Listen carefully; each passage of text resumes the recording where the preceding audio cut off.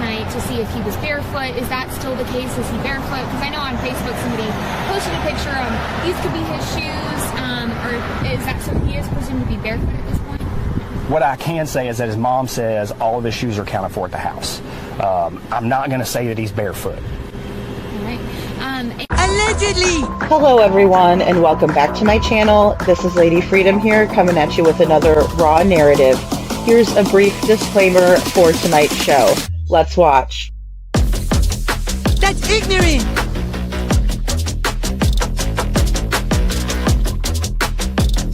Allegedly, that's ignorant! Ignorant!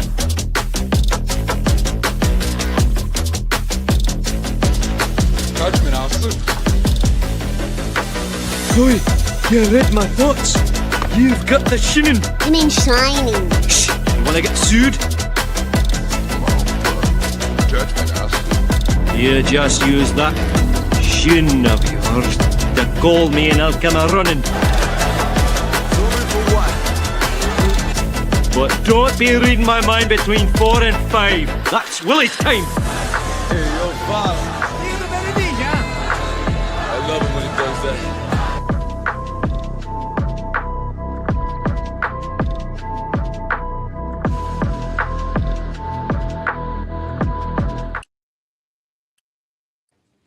Hello everyone and welcome back to my channel. This is Lady Freedom here coming at you with another raw narrative. I see everyone in here tonight. Thank you, God's Girl. Thank you for being number 28. We have Machete. Hey, Jude. We have VW Holla Girl. Keep up the chatter. Nice to see everyone. Holly S. Deanna, good to see you. Detroit Rock City's in the house. We got Star. Well, so good to see all of you guys today. Happy Valentine's Day. I'm more of a Halloween kind of girl, but nevertheless, happy Valentine's Day. And we have Limelit Girl. Nice to see you. Good to see everyone in here. And I hope you all have had a wonderful night. It's Friday, so you know, if anything, it's Friday. And we have Hope Floats, Elizabeth Smith. Good to see you guys. So good to see you guys. And I'm sorry if I missed anybody coming in. I tried to pop you guys up. Hey, Butter Biscuit, how are you?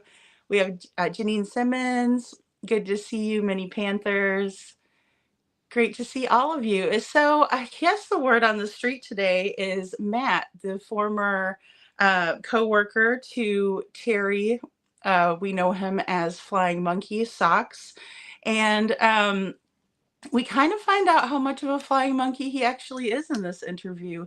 He definitely lets some cats out of the bag. And I'm grateful for him doing that. Hey, Mom of 3 boys, good to see you.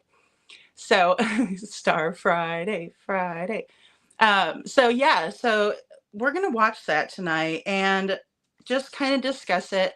I do have a special guest coming up later when I see her pop in. Hopefully I don't leave her backstage. But Khloe Jade is going to join us tonight. So I'm really excited to have her. So make sure that we all... Hey, Betty, thank you. She wished me a happy Halloween. Thank you. But I did, you know, try to wear like something festive. So there's that. And yeah, so we're going to have Khloe Jade on tonight. I'm really excited. I think she's going to be able to give us a lot of insight. And she's a really nice gal. So, no, it's Easter. Well, for some people, possibly. You know, maybe they're doing it like rabbits or something for Star. Don't make me go there. All right, let's go ahead and get this started. We'll just play the first part right here. Hold on, guys. Here we Matt, thanks for calling in. No problem. So just getting in. Yeah, so I'm glad you got everything squared away. Thanks for taking the time. Yeah, I wasn't preparing any sound boxes or anything. Well, I've heard that Chris Proudfoot is using a sound box on YouTube, so you never can be too sure. It wouldn't surprise me, but then I don't want to cuss because I don't know how your show goes. But no, you're okay. You can say pretty much whatever you want. They're definitely a bunch of weird individuals. Let's just say that. Weird how? And Now, I don't want to say that he was being serious, but when speaking about Nina, I mean, he's mentioned before about like paying someone to rid her, you know? Yeah. Now, I don't know if that was serious or just joking around. I can't say for sure. I don't know. Mm-hmm. But that was mentioned. He talked about worked with paying him. someone to off her. Like, people will say that when they're angry. I know I've said it before about my ex-wife, you know. I would rather pay this than to go through a divorce with her and her get half of my shit. Sure. People say that just in anger, you know, just spouting off. Right. But are you saying that Chris said that or Mr. Bowersox? Miss Terry said that. Terry said that. Terry said that. About Nina? And there's multiple witnesses. Wow. Because everyone there, someone started a joke with him. Instead of calling him Bower Socks, they called him Powered by Cox. And that's honestly what he seemed like, rather than a family man to us. And there's no judgment there. Power by cops? Do you think they're that infiltrated? No, not cops. Mixed up because people are saying they're infiltrated with law enforcement. They're very tight there as well. They are tight? Yes. Huh. How Very. so? Like, do you know the exact relation that makes them tight? Because I haven't heard anything definitively. No, I'm not sure. I can call a friend of mine that still works up there, and I'm sure he would probably know, but I know there used to be one, I don't know if it was lieutenant, sergeant, that would come by once or twice a week, and him and Terry would sit in the office and maybe 30 minutes every time he come in. And what were you working at? You were working at Champion, which is what? Motorhomes? No, that's where I work now. Don't tell us where you work now. No one needs to know that.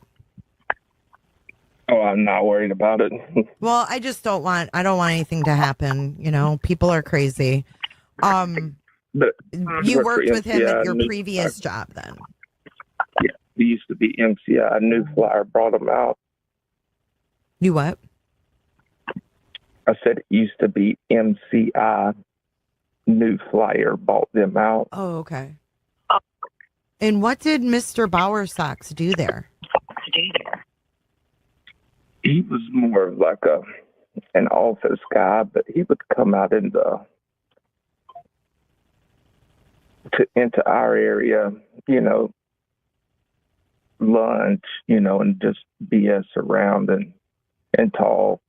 I mean, he was a pretty friendly guy, but he was just weird in his own way. Like, he seems like the type that would go crazy and mental and shoot the damn business up. Damn, those are some pretty strong feelings there. I mean, I'm just being straight up 100% with you. And I mean, I had a conversation with a buddy of mine that, you know, worked there as well. And he said, as soon as I was telling him the situation, he knew nothing about it. He said, that son of a bitch had something to do with it. I said, oh, I know. Mm. So you knew about the situation with Nina and her baby with Chris? I didn't know much about it until, you know, he would mouth off about it, you know, and then whenever I started watching, you know, the stuff about Sebastian, and I heard her talking about him, I was like, she has to be the one. Mm-hmm. Because that's the only one I know of in that time. That's the only kid that I know of in that time frame.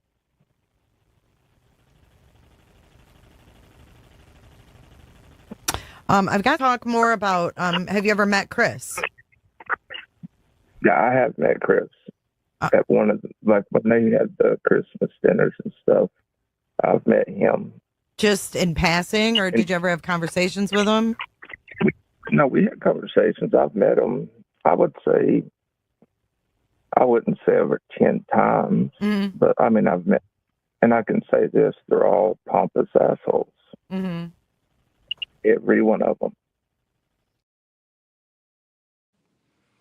Okay, guys. So he called them all pompous assholes. So that was the last thing we heard from him there. Um, he says that they were powered by cops and they were tight with the cops. And so this is something we've known about for a long time, right? This interview came out quite some time ago. And then also I was watching Justin's live before it came on, and he mentioned that he had this gentleman, Matt, on his show as well. So really interesting that he had a police officer that would come and visit him frequently during lunch, or maybe even just hang out around his office.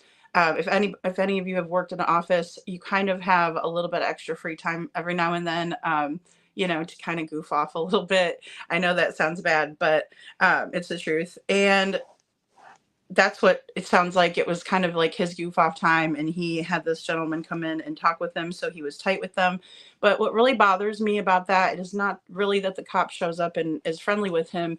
It's more that it seems like he wants police officers as friends for nefarious reasons. So the other case that I cover quite frequently is the Crystal McCrory Jones case. If you all haven't had a chance to check out my videos, my lives, please go do that. Another case where we see cops doing unsavory things that we wouldn't expect from our law enforcement officers. And in this case, it sounds like Terry liked to keep those people in his back pocket and pull them out when he needs to.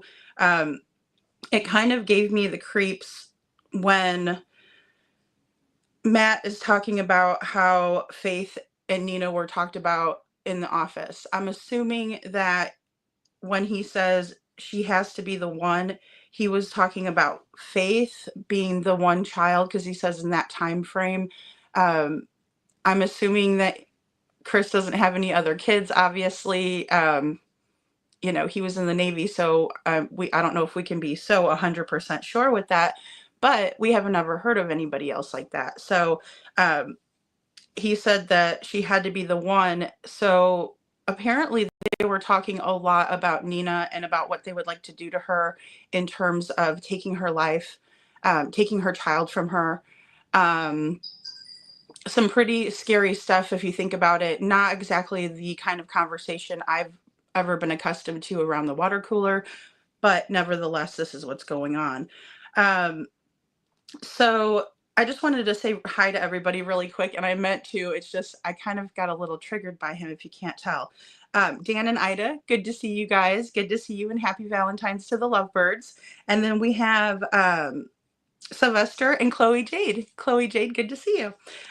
So with that being said, guys, this is a place where they sell motor homes, I guess, like fifth wheels, RVs, that kind of thing. Terry worked in the office as the office guy. I don't know what that means, if he's in like finance or something like that, or he runs all the numbers, or marketing. I don't know what exactly he does, but apparently he used to come out and hang out in the break room, hang out with them on lunches, possibly the sales people, and BS with them quite frequently.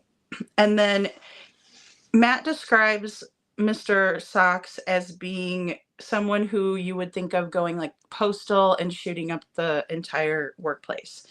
And then, which, doesn't give us much comfort. It doesn't me anyway. And then he said that when he heard about Sebastian's case, he said that SOB has something to do with it, right?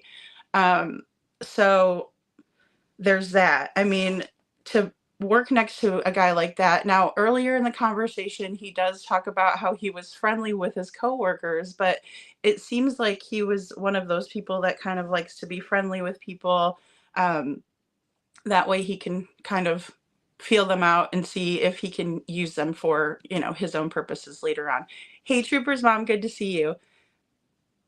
And Butter Biscuit says, can you imagine if stepfather-in-law wanting to hire a bit, it takes takes the stepdaughter-in-law out, not surprised. It's just weird that he would just openly talk about this stuff at work. You know, I understand that like when you talk with your coworkers, sometimes you get close with your coworkers. I've worked with a lot of people that I've been close with, and just, you know, kind of shoot the shit with them, talk about things, ask them how their day is, you know, how's your family, blah, blah, blah. Hey, Victoria's Tarot, good to see you. But it's like you never really hear about people saying, like, I've never had a coworker come to me, for example, and say, I want so and so to be unalived, or I've never said, as angry as I have or frustrated as I've been, like, I want my daughter's father to be unalived, right? Or I want someone to get him because, you know, that's her dad. So why would I want that? And that's weird. And so, hey, Mini Panthers says, I've heard that there may be another child of CP. He signed rights over allegedly. You know, I don't know. I mean, he's a guy, right? So I mean, ladies, we obviously know if we have a baby or not. Men don't. So he could possibly like have had, you know, relations with another woman, and then, you know, somewhere in another country, you know, because like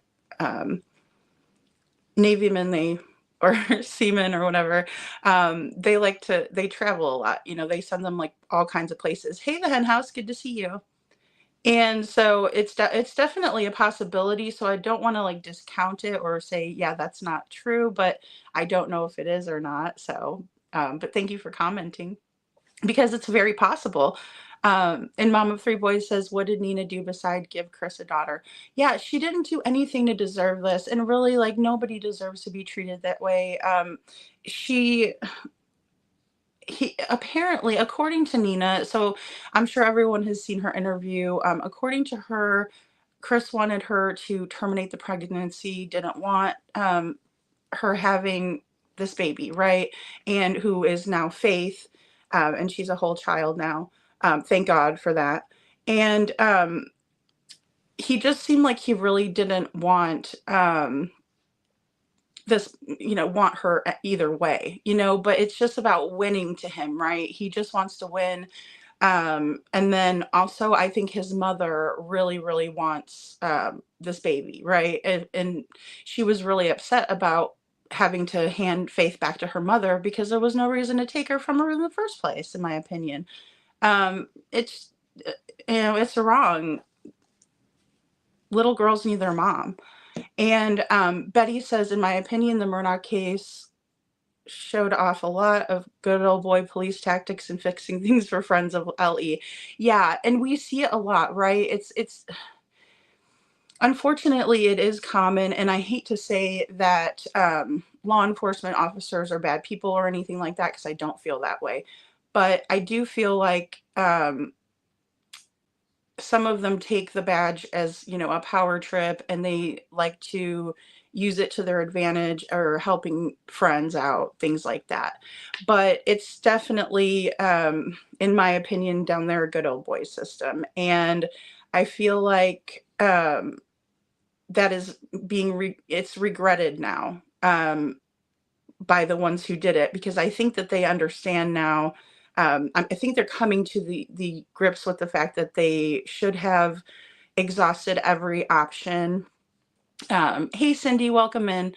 You know, they should have treated this like he could have been abducted. They should have treated it like his parents could be involved from the start. Instead, they were operating under the assumption that Sebastian walked off. They were very adamant about that. And that's unfortunate, in my opinion, because it didn't help anything. And now here we are almost a year later, and we don't have the type of evidence that we need to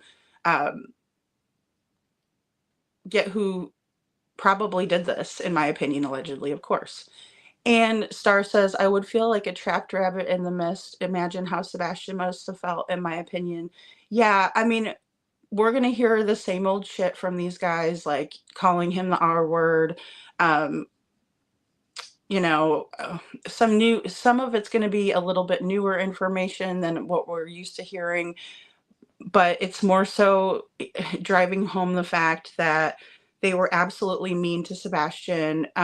They would talk horribly about him. And then they are just the type of people who would put a hit out on somebody.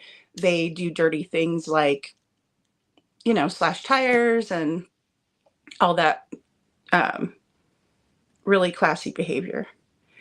And Butter Biscuit says Terry is the one who pulled baseball bat out on Nina. I believe it was Mr. Foot, the stepfoot's dad.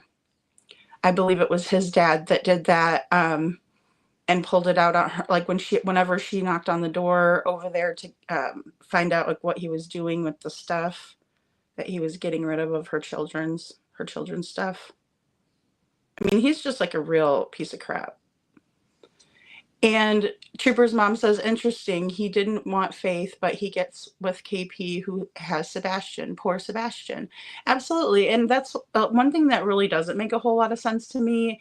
It makes me wonder if it was, kind of his mentality, like whenever he made her get rid of her cats, like it's not like he told her to begin with when he met her that he's allergic to cats, because if that's the truth, whatever, take some Benadryl.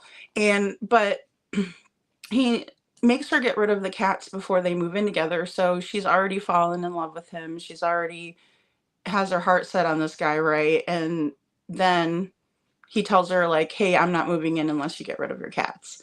And to me, I'd be like, I'm sorry, but my cats are staying. But we don't know what her state of mind was, like her mind frame. And we have to also remember that Katie has generational trauma, SA past and things like that. So she might not be, hey, meow. She might be not playing with the full deck, so to speak. And Victoria Tiro says children don't fit into the plan, shaking my head. Yeah, it's really sick. Like, why would you even, and it's true. Why would you even get together with somebody who has kids if you know that you don't like them, right? If you know that you don't like cats even, why would you get involved with somebody who has cats? That's like a first probably 3-4 date, conversation, right? Like, I have cats. I mean, maybe that's even the first date. I don't know. I'm pretty open. I'm a pretty open book. So I probably tell them right off the bat, like, I love cats. Obviously, if you have 2 cats and then you have a child with special needs who loves those cats. Chris even said that Sebastian never got over the fact that he had to get rid of his cats. And why should he? Those are his pets. He loved them. And Mama Three Boys says, I heard most of the women he has been with has had children before he gotten with them. Yeah, like I think the first wife, she didn't seem to have like much baggage. Obviously they were young. But then the second wife, I'm not quite 100% sure on. I really didn't want to go prying too much into their lives because I feel like, they're victims here and they didn't have anything to do with Sebastian going missing. And if anything, they're probably trying to forget they ever met him. But I don't recall there being any children between them. Before they got together with Mr. Foot. So, but, there might be. Again, I don't know why he would have gotten together with Katie. You guys are right. Yeah, called him the R word. Hey, Jude. I mean, it's just like everybody's saying that. It's not far-fetched to think, right? Because everybody has accounted that he said this. And I'm going to play the next clip here in a second. Reach for the sky. Good to see you. But it's awful, some of the things that he would say to his coworkers. And like, if that was me, I don't know that I would even want to be around that guy. Like I would, especially if he say the R word once, I'd have been like, bye, I'm not going to be talking to you anymore because you're a real shitbag. And I don't want to have this conversation because I'd be like, how could you say that to your stepson, or excuse me, to your step grandson? Because obviously they didn't look at him as a grandson. I mean, which they should have. And Michette says the baseball bat story fit right in with what his coworker said. Yeah, it did, especially like we're going to hear about slashing tires and No one, not Terry. It was his dad. It was Stepfoot's dad, his real dad. So like we hear that, like what kind of people that we're dealing with here. I mean, we heard from Nina, they were all involved in taking Faith. They were all involved in all the fuckery that's gone on. They've been involved in. So, let's just put it that way. Allegedly, in my opinion, from everything to my knowledge that I've seen, they've been involved in it. And even his dad's side, Stepfoot's dad, yeah, they enjoy it, Khloe Jade. They just have to enjoy it, because why would they do it? And it's just like Melissa, making fun of Sebastian at the birthday party. She could not stop antagonizing him, and he asked her to stop doing it. It's like, what is wrong with you? Like, seriously. And you're an adult, and you're supposed to be his aunt. I don't know. Ugh. And Karmar Y8S says it was TB that pulled the bat on Nina. I don't think so. So, whenever she showed up, she was telling the story, and I know it was a lot of information, guys, to kind of put together. But no, it was Stepfoot's father. He was waiting for Nina at the house because, he is a big man with a bat. And unfortunately, he was waiting there for her. And Hope Float says, what bothers me is Proudfoot is nowhere in the story that we hear of, but was following Nina out of town.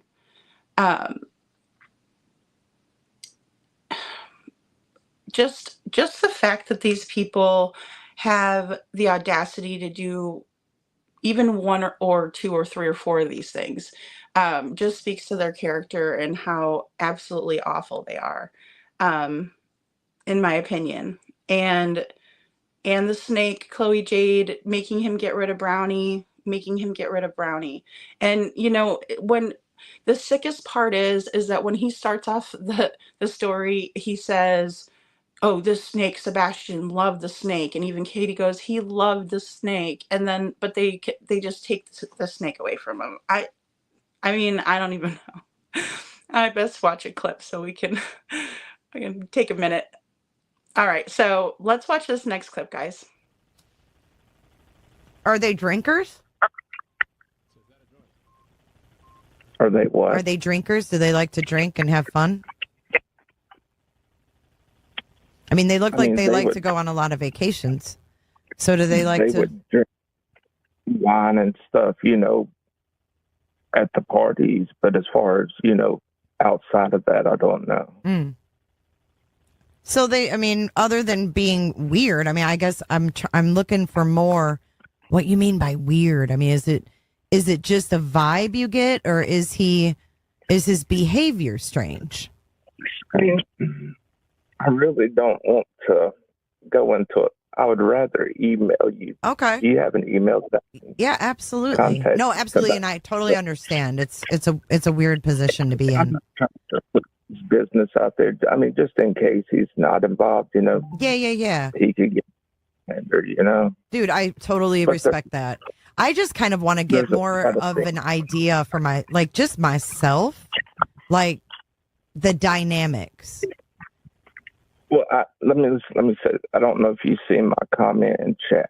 I've heard, I don't remember which podcast I was watching, where one of the neighbors said that Chris called him the R word. I don't use that word, but called him the R word. Mm-hmm. And Terry is just as bad, if not worse, as far as making fun of this kid.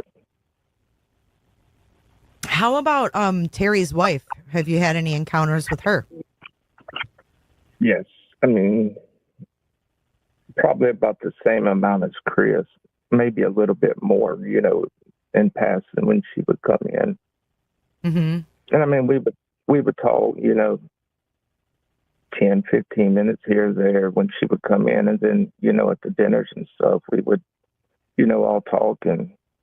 But I mean, he's told me talk to everyone there. Like, he would spill his beans to whoever. I mean, it was just like you needed an open ear to talk to.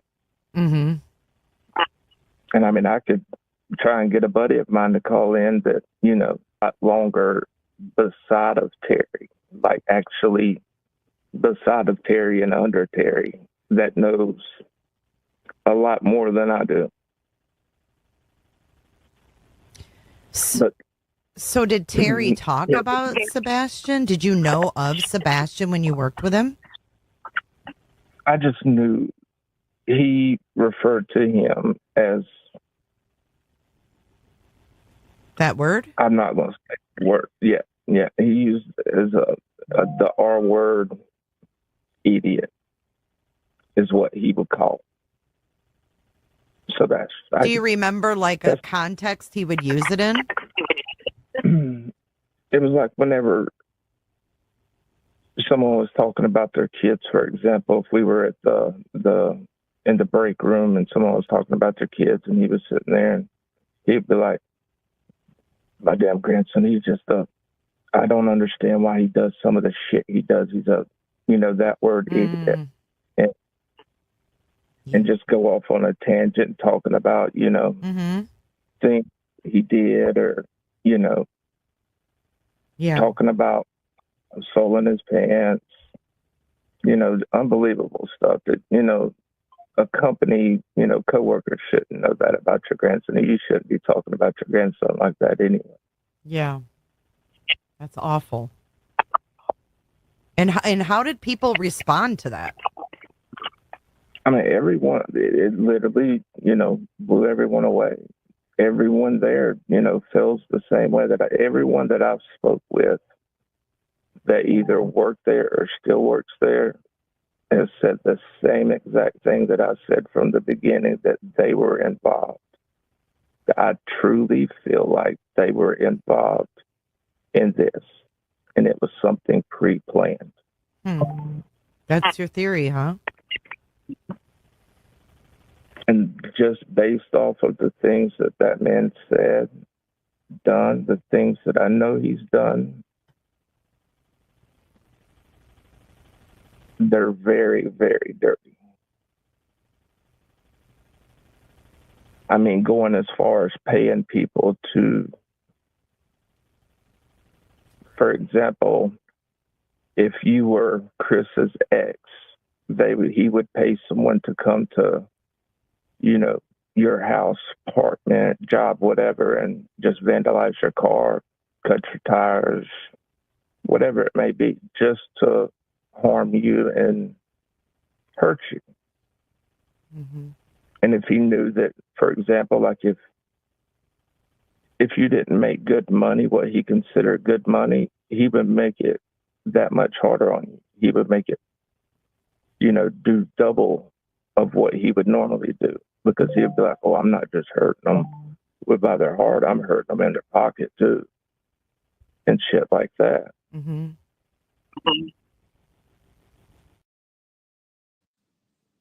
Yeah, so they totally terrorize people. Who goes to someone's job and does that? Well, people who are abusive, that's who does that.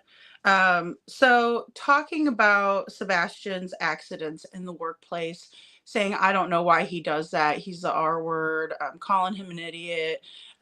It's like awful, right? And like this guy Matt is saying is, those are things that your coworkers just don't hear about. You might say that to a coworker in a way where you're trying to maybe troubleshoot the issue or something like that. Like I might say something like to a close coworker, my grandson's been having a lot of trouble lately with accidents, and maybe if they had a child with special needs, you might confide that in them, but you wouldn't definitely go around and shame him about it or embarrass him about it. It's definite bullying behavior, and it's terrorizing him, right? Because if we see this play out in a public space, in a workspace, there's no telling what's going on behind closed doors. There's no telling what is going on when Sebastian comes over to the house wherever they're having maybe a family get together. Is that who was saying, he needs more deodorant? Just makes me wonder, you know what I mean? Because it just, the horrible and vile things that are being said. The coworker Matt here, or former coworker, says he truly feels like they were involved based on what he would say. So what Mr. Stinky Socks would say. And he also said because of the things he knows he has done, like going after Chris's exes. So he would send people over that were paid to harass them at the workplace and to vandalize their cars. And he would gauge the level of terrorism based on their pocketbook. So if they were more wealthy or more well-to-do, he would really stick it to them. And so, he's a creep. And then also, hey, Sammy G, Born a Honey, good to see you. And then I also wanted to say hey to, let's see, Betty Wood, Suzanne, Couponing, Trooper's mom, Robbie, and Holly S. I think I got all you guys. But either way, these people are just very awful people. And then we have also a grown man like going after a woman or multiple women just because they're exes of Chris Proudfoot's. And I remember him talking about them on Smiley Stories World as if they were all hunky-dory, no problems at all, still very close with the family and all that nonsense, when really that's not the case at all. True Crime Housewife, good to see you. So in my opinion, I think that this just further shows what kind of people that we're dealing with here. People who apparently think that they have law enforcement where they want them, right? In their back pocket. I don't know if that's true. Again, we saw this in Crystal McCrory Jones's case where they're denying any type of, let's see, affiliation, collusion, any type of a friendship, outside of work. But in my opinion, there may be a little bit more to that. And I think that in the beginning, that played a little bit of a role. I think as we're going into farther and farther into the case, it probably didn't play as big of a role as it did in the beginning. Hopefully not anyway. I'm really hoping that I'm right about that.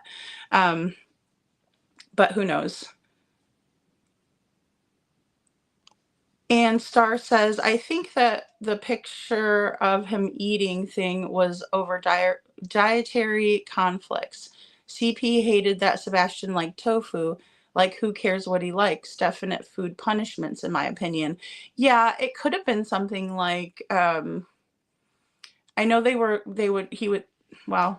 it's alleged that he would make fun of him for his food choices, right? We heard that on Crime Lines and Lies, that he was, dogged for what he liked to eat, and called homophobic names because of what he liked to eat. DC Primetime, good to see you. And Butter Biscuit says, not many step-parents would do that. They must be willing to do anything to save their deep pockets and reputations. Yeah, I think that Mr. Socks has been in Chris's life for a long time. I think it's one of those things where he probably enjoys the power trip of scaring someone else, making them feel like they have to watch over their shoulder, giving them PTSD, stuff like that. I think he gets off on it himself. I don't know that he does it for Chris, but he might be doing it for his wife, although we hear from the coworker later on some of the things that are said about even his wife. So there's no real love lost in this situation, in my opinion. Just hearing that, because typically, again, you don't hear people speaking like that about their spouses. You might hear like they're mistreating me, or they're being horrible, or I had a really bad day, we were fighting. You don't typically hear some of the things that we're going to hear. But with that being said, let's go ahead and listen to the next clip. What do you think about Katie's position in this? Talking about, like, what do I feel like if I feel like she's involved? Yeah, like, I mean, where do you think she stands in this? I think my honest opinion, I feel like her and Cassie have set, down, playing something out. Excuse me, playing something out, and it happened. Wow. I mean, we heard from Nina, the ex-wife, that Melissa Proudfoot was saying to run her over with the truck. Oh, I'm telling you, I can have some people contact you to tell you some stories about what now this is coming from Terry telling us. Now, I don't know if it's 100% true. I never looked into it, but he's told us stories about, things that he's done, and it's kind of shocking, and it makes you wonder, how is this man not in jail, Is it something that bothered you before, or did you just never really think much of it and just think, oh, this guy is just a prick? And then when Sebastian went missing, it made you like look at everything, or? To me, I thought a lot of it was just blowing smoke, and a lot of us did, except for there's a few things that I knew he wasn't blowing smoke about. I've seen that with my own eyes, or seen proof of it. You know what I mean? Mm-hmm. But there's some things like, paying someone to off your, future ex-daughter-in-law, who is the mother of your grandchild. That's going a little far. Yeah. If you're being serious about it. Well, I think it's very alarming to hear Nina's story and what all they went, the trouble they went to. Like I told you earlier, yes, I said that about my ex, about doing that, rather than divorce when we was going through the divorce. But it was strictly in 100% a joking manner. Well, yeah, I get it. But Matt, it's probably not something you want to say, even jokingly. But I mean, how many of us have heard the term cheaper to keep her? I mean, there's always, things flung during a divorce. Yeah. And I mean, I didn't say, I just said that to like my parents. That was it. I didn't say it like anyone in public. Mm-hmm. But yeah, he would go on a tangent, and I mean, he said some of the most vile things about Kathy that, I mean, it just, when he's pissed, he's pissed. Let's just say that.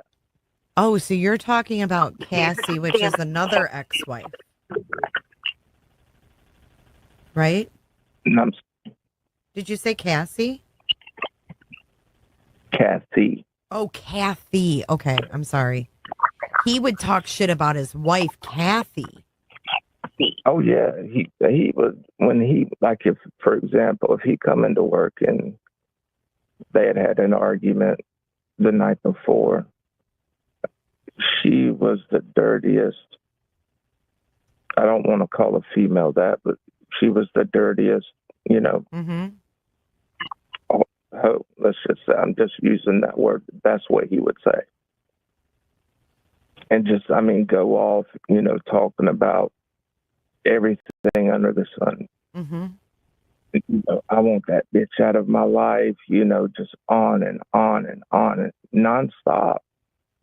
Now, this is around a group of people, in the break room. There would be, 20 people in there, and this man's just sitting here spouting all bullshit like this in front of everyone, and everyone's looking at him like, this man's fucking crazy. Wow. And if I didn't hear all these stories prior to this call right now, I'd think you were out of your mind, that people could not be that And evil. I promise I will email you some stuff that will probably shock you even more. And I'm going to see if I can have one person call you. Okay. The one that I support under Terry, and beside Terry. And, Okay. I don't know exactly where he stands with Terry at this moment. Okay.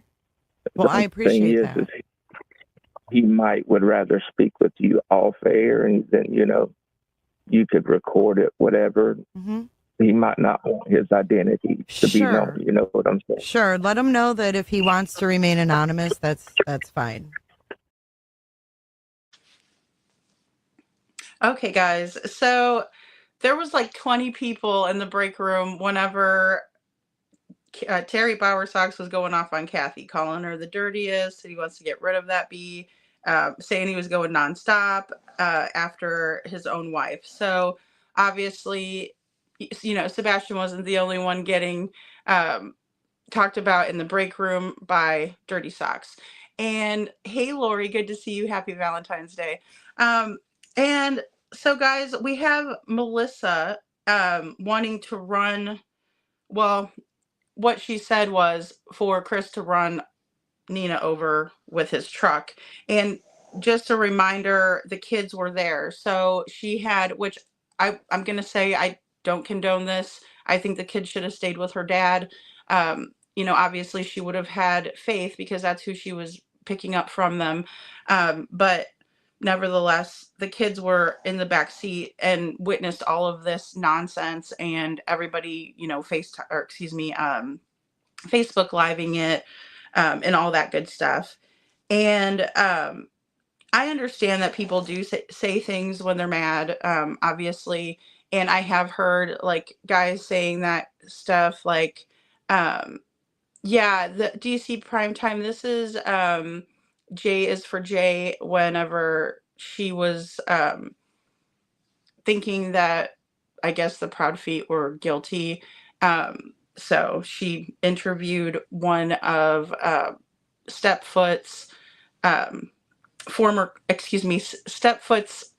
stepfather's former co-workers, Matt. And we're just listening to that interview. Hey, just me. Good to see you. Good to see you, Scranton Strangler. And also I saw Miss Pris and Kaika. Good to see you guys.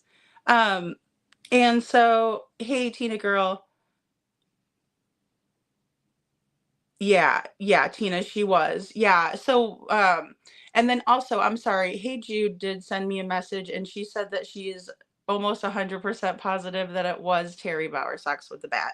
Either way, guys, whoever it was a man, and it was someone that was taking a bat or threatening Nina with a bat, and it was one of the men in the family. Not that it would have been better if it was a woman, but at least it would have been a little bit more of a, more even playing field, if you will.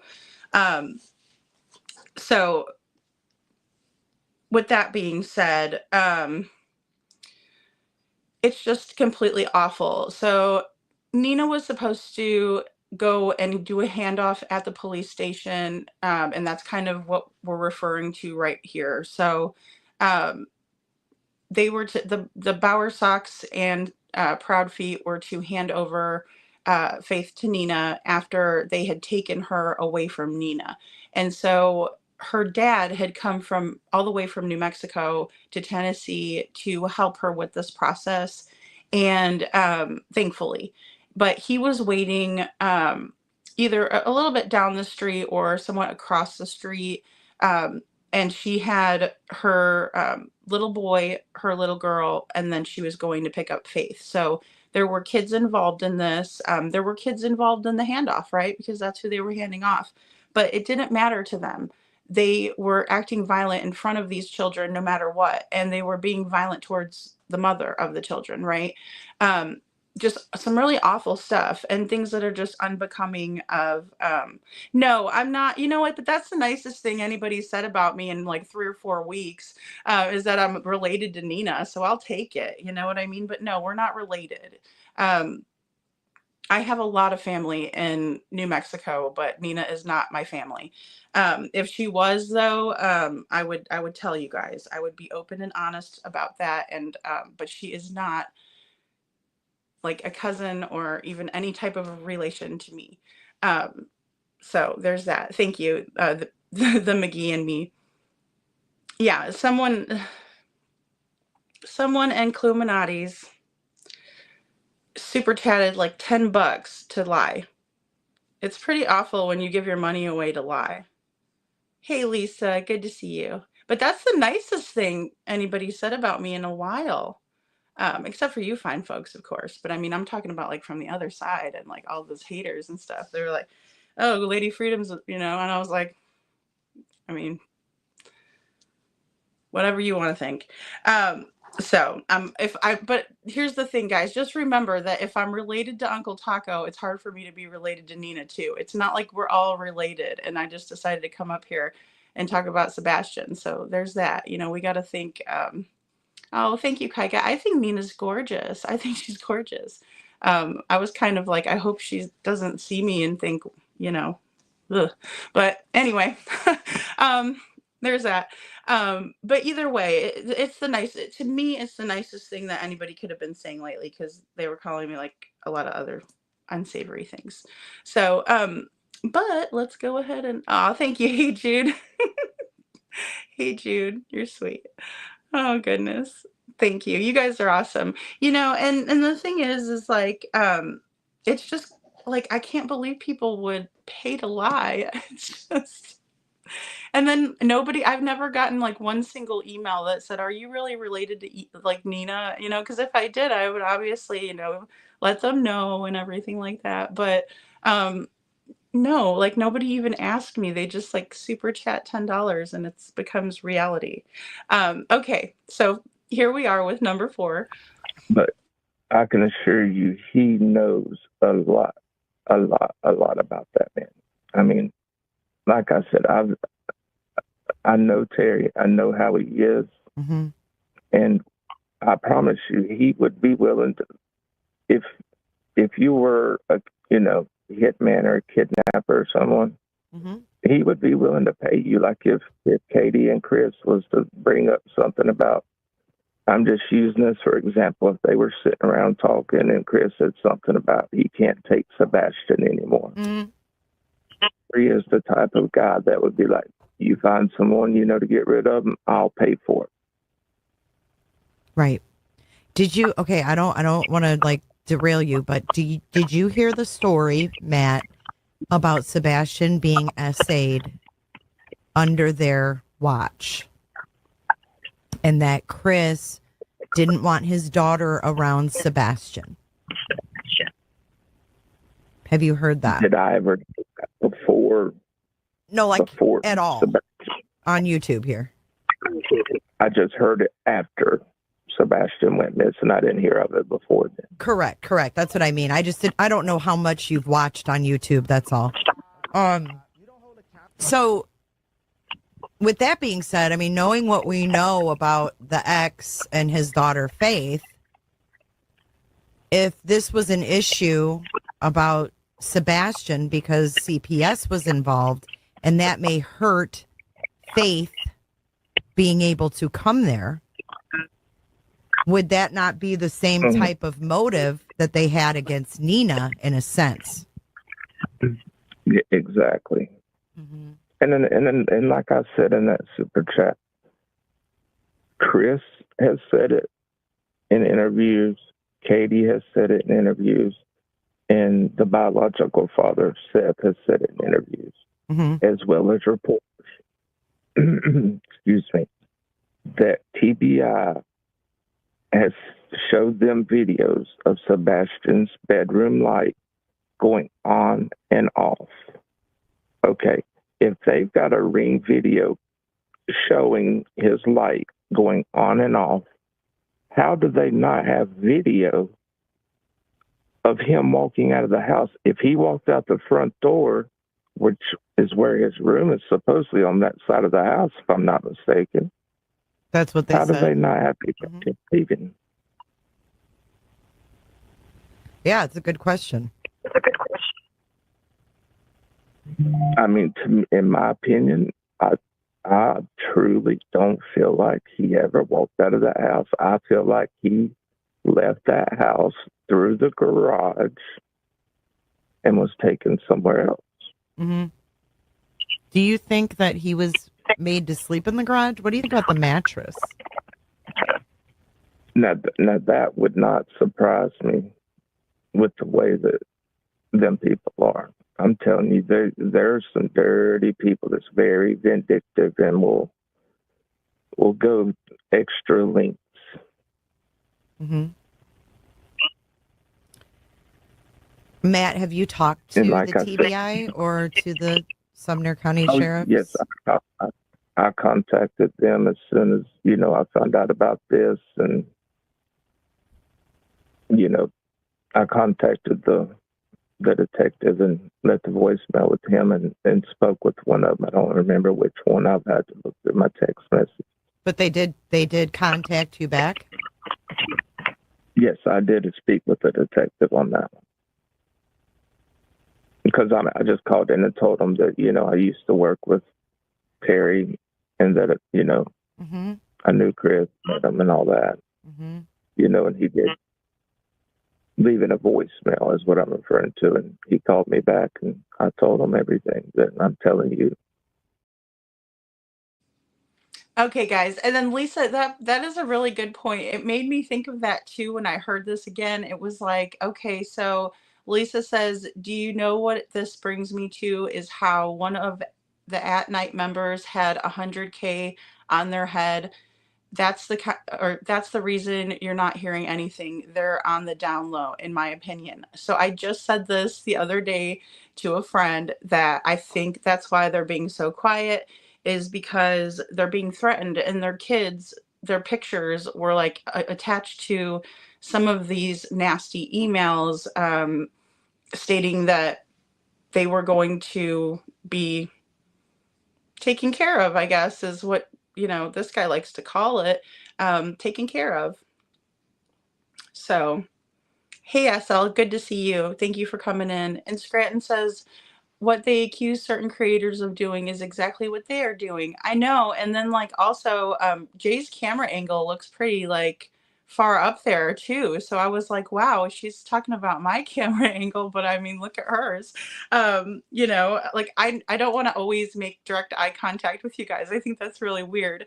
And so that's why I have it like this. But it's like, then also, like when she did believe, what we all, are seemingly believing, about the Bower Sox and the Proudfeet. I mean, she was trying to find out the information and the truth, and I think that it's really sad that this person went on her show when he could have went on so many other shows, and they could have been. He could have been more proactive, because obviously there's a lot of things that he wouldn't say on the show that he was going to email her about, right? And so with that being said, I think that's like a waste, isn't it? Because now she has all that information and she's on the side of all of these other creeps, right? And so it sucks. It sucks because, it's valuable information from someone who knew TB on a day-to-day basis, saw him every single day or every single work day. Hey, G of Twins, good to see you. And I agree with this dude too. DC Prime Time. I do too. I believe exactly what he's saying. And Kaika says, "Yep, through the garage." And yes, definitely had him sleeping in the garage. 100%, in my opinion. Me too. And I even wrote that down. He said it would not surprise him if there was a mattress in the garage, because that's the kind of people that they are, that they just, that kind of person would do that. He also says that that TB would brag around the office and say things like, if you can find someone to get rid of them, I'll pay for it. So just kind of flaunting his money around, flaunting around the fact that he would be willing to pay for someone to do a bad deed, right? Whatever that may be, getting rid of somebody is probably the worst one, right? And then Matt contacted the TBI, it sounds like. Jay kind of asked him both questions, but he only kind of said that he talked to the detective and left a voicemail. Somebody called him back. But either way, they're aware of it, apparently. So that's the saddest part, in my opinion, because, hey, Cal Gal, because, yeah, he came forward and he told these things, but unfortunately he might have told these things to the wrong creator, because now we don't hear anything about these things. It's like they're overlooked. Hey Tam, good to see you. AMC 52, good to see you. Oh, no, I'm not Nina's sister, not her cousin, not her aunt, not her uncle. God damn. And Butter Biscuit says, I got threatened on Facebook that Mama Socks could get me for slander, but put me in jail. I told them I wanted to go with Betty. Butter Biscuit. Oh my goodness. Yeah, like that's what they were trying to say about the photo I enhanced. And I was like, yeah, I'm real scared. I'm shaking in my boots. I don't think the FBI gives a rat's patoot about the likes of me, but And Trooper's mom says, this man called Justin too. He's going to look for it. Yes, I heard that earlier. I'm so glad. I'm so glad that at least he reached out, or Justin either reached out to him or he reached out to Justin. I'm not sure which one happened, but that is a good thing. That is definitely a good thing, because now we're dealing with somebody that has like all of this information, but they're not going to come forward with it because their friends would be upset with them. And that's the saddest part, because then again, Sebastian's lost in the drama, Sebastian's lost in the crap. And it's just like, it's kind of makes me mad in a way, but I'm glad to hear that Justin has it. So, because I know that he's diligent about trying to find out what happened to Sebastian, where he is, helping Seth, that's in the forefront of his mind, in my opinion. And Kaika says the Shamefoots have definitely nothing to be proud of. Yep, thumbs down. Yep, they suck. And Sandra, good to see you. Sandra says that's probably why she got sucked over to the other side due to this interview. Yeah, I mean, it's definitely for money, right? Because you're going to make more, you're going to get more views for drama. We all know that. All of us creators know that, right? Even me, I'm a new one. And, yeah, Khloe Jade says there was a mattress, and I believe it. I do believe it.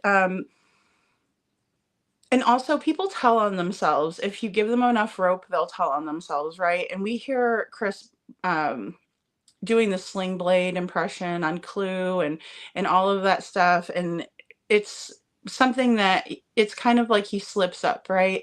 And the way that he looks at Sebastian is very obvious. And we can just see that in all of the things that he does, all of the ways that he acts. And in my opinion, he told on himself during the interview.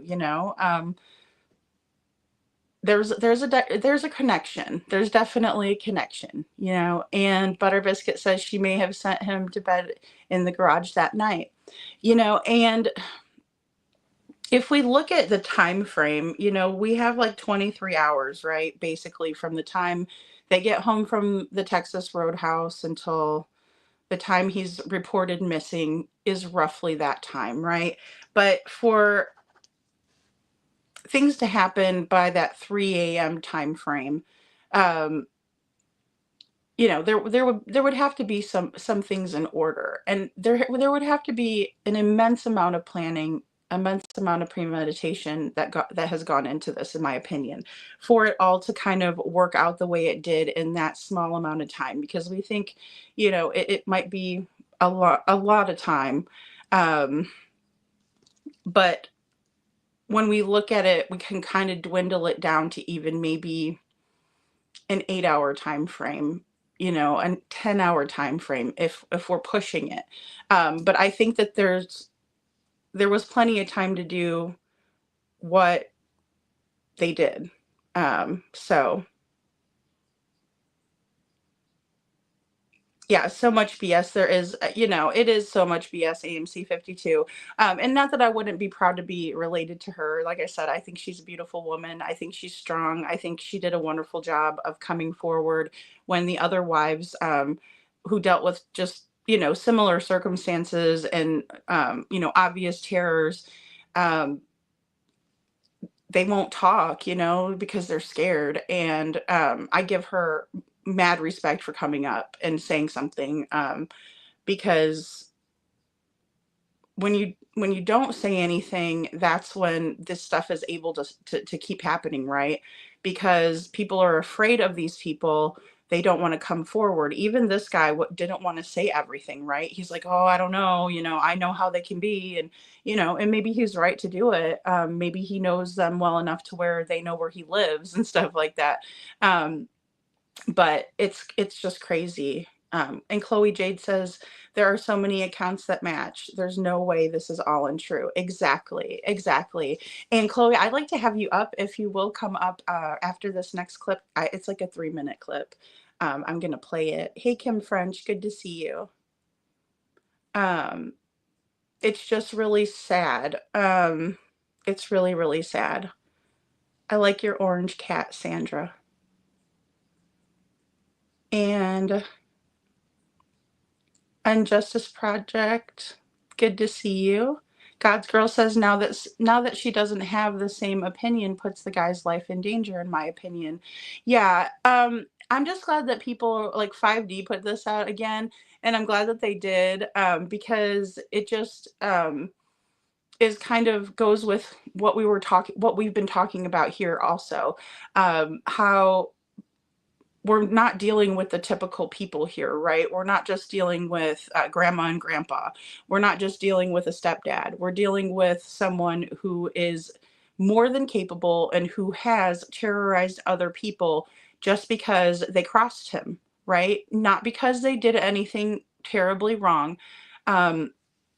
As a matter of fact, he is the one, based on court records and court documents that I have. I am not going to blast those over the internet, but just know that I have them, and I would never say something that I didn't have a receipt about unless I would tell you all it's allegedly, in my opinion. But I have the court documents showing that his ex-wives were put into the hospital from what he did to them, that there were ROs in place. There were other instances from all 3 of the past wives where he physically harmed them. And I mean, it's in the court documents. You know what I'm saying? There's nothing that I can do about that. That's on him, Kaika says it's definitely not Terry's first rodeo, that's for sure.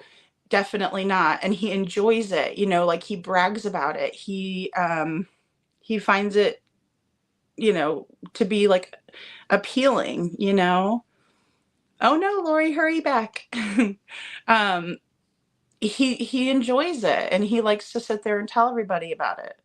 And Lisa says now that this is going way back when JJ was in, yeah, B with an H. Yeah, exactly. Yeah, she used to be for justice. I don't know what happened, besides the money bug. That's the only thing I can think of.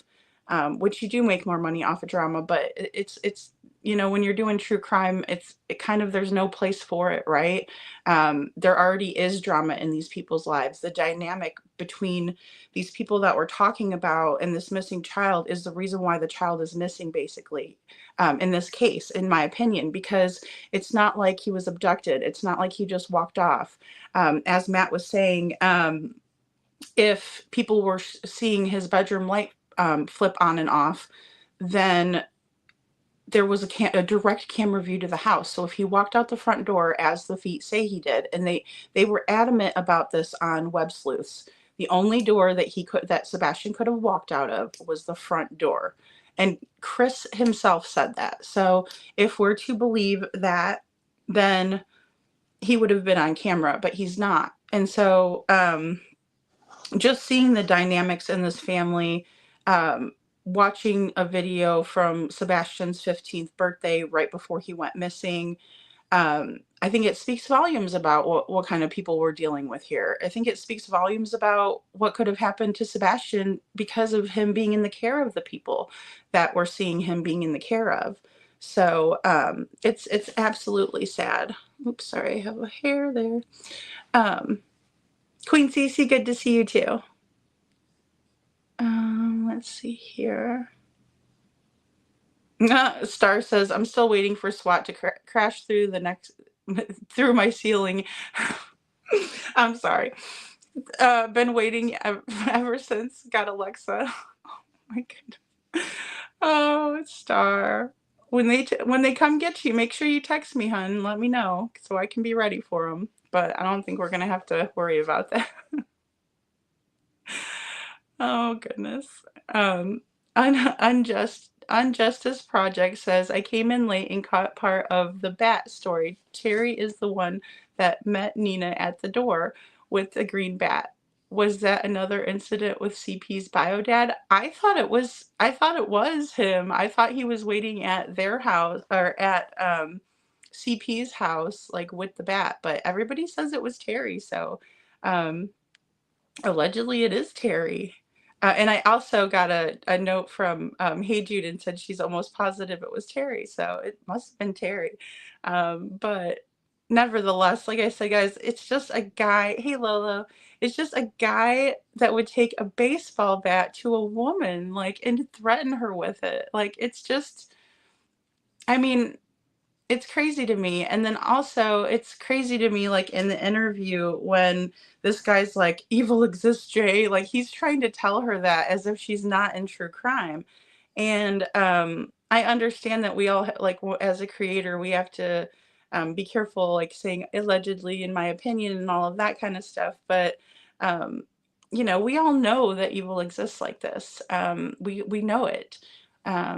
Just watching true crime every day. I mean, look at poor baby Boswell, at little Evelyn Boswell, and her mother Megan taking her life. Just pure evil, in my opinion. Just the cutest little baby you'd ever want to see, and her mom took her life, And Lisa says, apparently, though, there's some corruption going on in the TBI. That's what I seen over at Justin's. Like, this shit needs to be looked into. Yeah, and then also there was a lot of corruption that was caught, and there were a couple of news stories out about that too. And I'm not sure. I think he said earlier that he showed some of those instances too. But yeah, I mean, and there's always going to be people who will take a position of power and abuse it, right? Like, for instance, we see it all the time. I mean, in the police force, we even see it in churches, just any type of authority figure. Even like BTK, for example, he was a Boy Scout leader. He was a church official. He was, by all accounts, a pillar of the community, if you will. And then he is out there doing these things. And, it's awful. Thanks, Star. Yeah, these are the little kisses. Sorry, I don't know. I have they're like little kisses. This one's got like stones or something on it. I don't know. I just bought it today to be festive, but thank you. And Tam says CP admitted there was a mattress for Faith. Yeah, right. Yeah, and see, and that's the thing, Tam. Like, apparently, Faith stayed with them, and Sebastian went and stayed with Seth the Christmas right before he went missing. And so if they were going to make her bed up for her and like set up her room for her to come, I would think that it would be something that they would have done, you know, prior to her coming for Christmas, because that's when she stayed with them. And the next time that they were scheduled to have her per the parenting plan would have been June, or around June, when she was there, or the summertime visit, if you will. Yeah, he's a total arse, in my opinion. He is. Pamela Roberts, good to see you.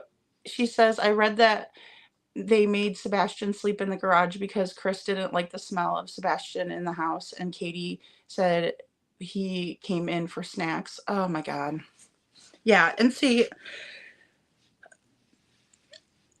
instead of getting him the help and like the care he needed,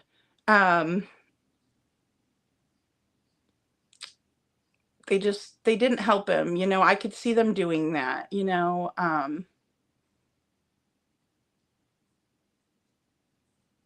Oh yeah, dress up the cussing, guys, if you will. Sorry, I know I cussed a lot tonight already. It's just I get upset about this kind of crap that goes on with Sebastian. No matter how many times I hear it, it's like I'm not desensitized to it somehow. It just always makes me feel gross. And Kaika says, who was the first second law enforcement names that used to visit Terry every Friday for half an hour or more when the ex-coworker would like you said, you know, Kaika, I don't know exactly what the guy's name is who did that, and I don't know like what jurisdiction he was or anything like that. I just know he was a law enforcement officer, you know. Okay, Troopers Mama, look. SL says, if you take a good look at SF's video, or excuse me, SF's vehicle video, if it's authentic, you can see someone being carried in it. I haven't seen that one yet. I tried to go on X today and do some research, and I didn't last very long on there. I'll be honest. It's kind of one of those things where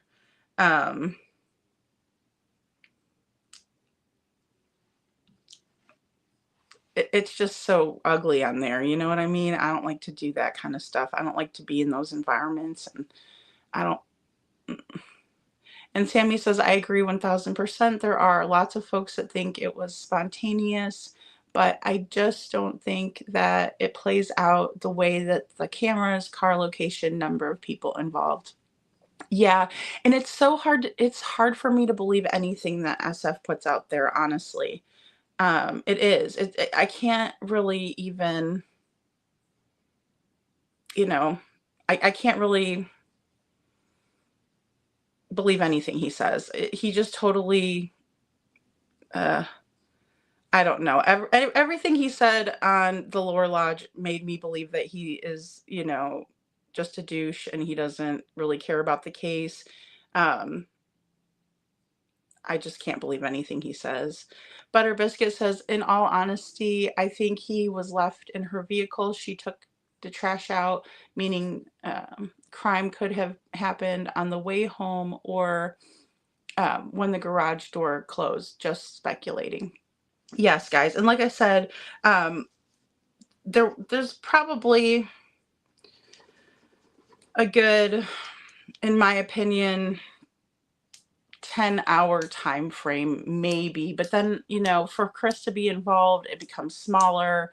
There's just a couple of different working theories that I have, but of course, it's all speculation. You know, it is. Troopers Mom, I didn't get your email, but I don't know if my internet's just being slow or what.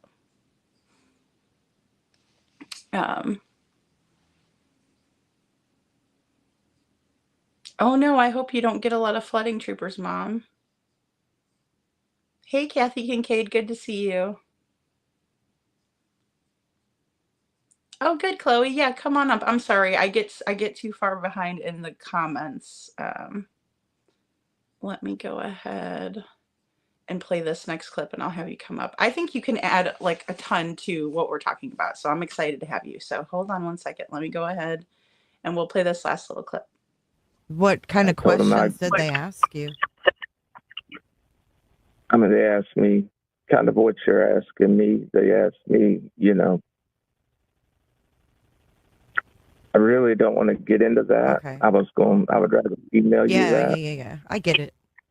I appreciate With the others. you stopping when you don't want to go too far, and I do appreciate that. I just don't want to, them to get mad at me for, No, and I don't want that telling, either. so or ruin anything with their investigation. Right. And I don't want that either. Like, I was telling another creator whenever he was like, "Are you sure?" I said, "I can send you my credentials for I worked with that man. I don't care. I'm not hiding anything." You're telling the truth. I believe you, Matt. I was like, and I sent him everything, and he was like, "Now what was he like?" And I told him, I said, he was excuse my language, but he was a dickhead that thought he was, better than everyone else, but then, would sit there talking about hiring a hitman for, his future daughter-in-law. Crazy. What do you think about their trip to Alaska? The Bower Sox. That's very weird too. I find that very weird. The timing of that, from what I've heard, that it was right there, right as Sebastian went missing. I don't know exactly when it was. Yeah, I don't either, to be honest. But I can tell you this, it wouldn't surprise me if they didn't have him hid somewhere with, a family member in another state or possibly even Tennessee. They're that grimy and dirty people. Mm-hmm. Thank you for your testimony to that. I mean, it takes a lot to come forward and speak out about people that, know who you are. Are they going to be angry if they hear you up on a YouTube panel, do you think? I don't give a shit. I said my piece to them the day I walked out of that building. Good for you. Matt, do you know Bobby Worsham? I guess he owns the Beach Market across the street from Beach High School. That name sounds very familiar, but the Worsham name sounds familiar, but off the top of my head, I just wondered. I'm better with Frankie. I just wondered. I guess there was camera footage from that store across the street from Sebastian's high school, and Chris went off when someone mentioned that his mom was caught on camera at Worsham's. And, it was the PI, I think, that mentioned Worsham's or something. And this was close to the time frame of when he went missing. This was the morning of. He was called out about his mom maybe being seen on camera at Worsham's, and he got very angry about that and cut her off, and they stopped. I can't remember the exact wording, but it was strange. And then to see Katie's SUV is very similar to his mother's. Yeah, my bingo card is too on Justice Project. And then let me just go grab Chloe from the back. Here we go. Add to stage. There. Hey, Chloe. Hey, how are you? I'm doing great. How are you? Can you hear me okay and everything? Yes. Can you hear me? Yeah, you sound great. Okay. It's been a while since I've been on StreamYard, so I was just making sure. Oh my gosh, I've had my share of wars with StreamYard. Oh boy. it's been easier to operate. Like I know it now, but when I first got onto it, it was like, oh my gosh, Yeah. I used to be able to use it well, but it's been a while, like I said. So if I need to adjust anything, just let me know. No, you're good. You're good. That's what I was thinking too. I didn't know if I was like too loud and I haven't had anybody up on panel in a couple of weeks. So, Oh, wow. I feel yeah. privileged. Yeah. Oh gosh, no. I'm happy to have you. So what was your experience like with, because I know that you've spoken to some neighbors and you're really familiar with the case. So what was your experience with speaking with the neighbors? Was there anyone that said anything good or was it all bad? Like what was your experience? From from what I know and what I've heard, and the people I talk to, just, I want to say this is all in my opinion, and this was a while ago because I have been kind of away from YouTube for a little bit, but I do know that they were not liked by the neighbors. There's reports by the neighbors. I know that there was a lot of things that were seen that were, as mentioned earlier, like him being called the R word and things like, the pressure washer story, the mattress in the garage. That was seen by many people. So I have a really hard time believing that that is not true. I absolutely do believe those stories. Yeah, I do too, unfortunately. It's not something that we would want to believe, but it's like, it's hard. It would be hard not to believe it, like you said, with the amount of people that have mentioned it or said it. And then just all of the stories are different, yet they're similar in what's being said to Sebastian, the names he's being called, things like that. There's so many similarities and stories from so many different people that there's just very hard to believe that they're not true. And we've seen so much. We've seen so much bad behavior.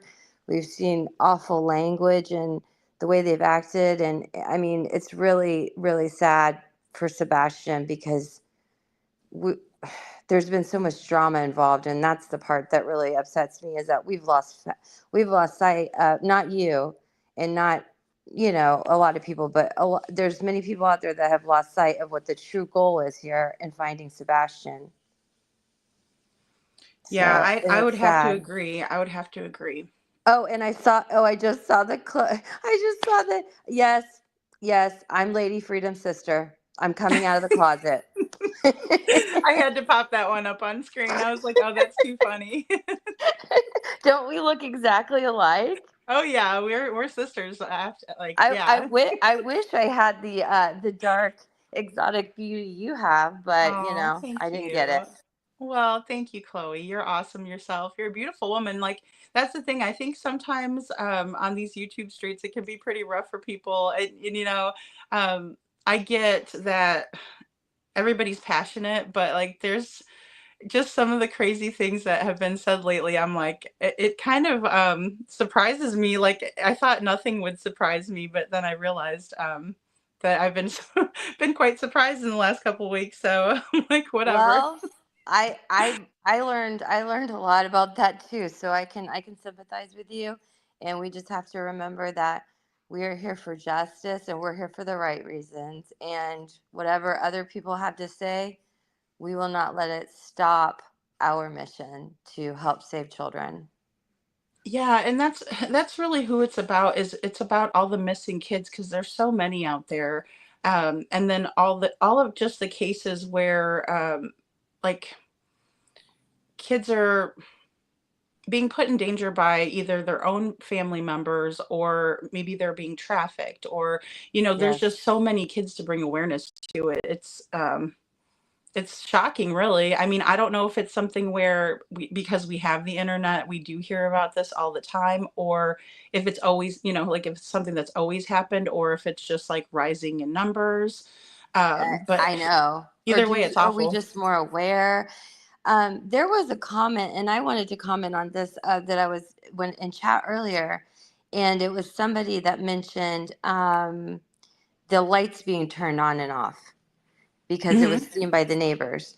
Um, I agree with the person, and I cannot remember. I apologize that I don't remember the person that commented that, but um, I actually believe the same. I believe that Sebastian was made to sleep in the garage, like we've been told, and that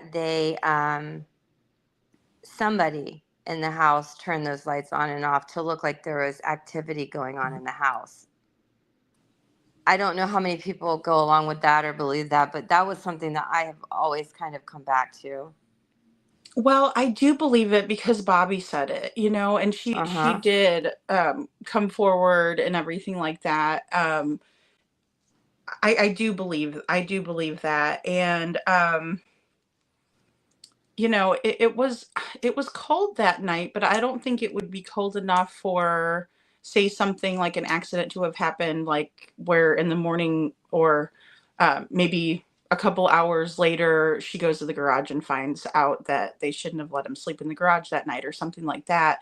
Um, but I do believe they were doing that as a punishment. I do. Oh, absolutely. Absolutely. I mean, I think that was,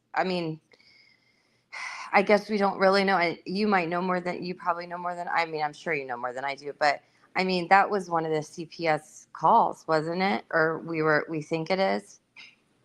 Yeah, and I don't know exactly. Obviously, we don't I know was exactly told like that what was anyway. in. I was told that. But, like I said, there's been so many stories told, and I will not spread misinformation, disinformation. I'm just here to, give my opinion and the things that I was told.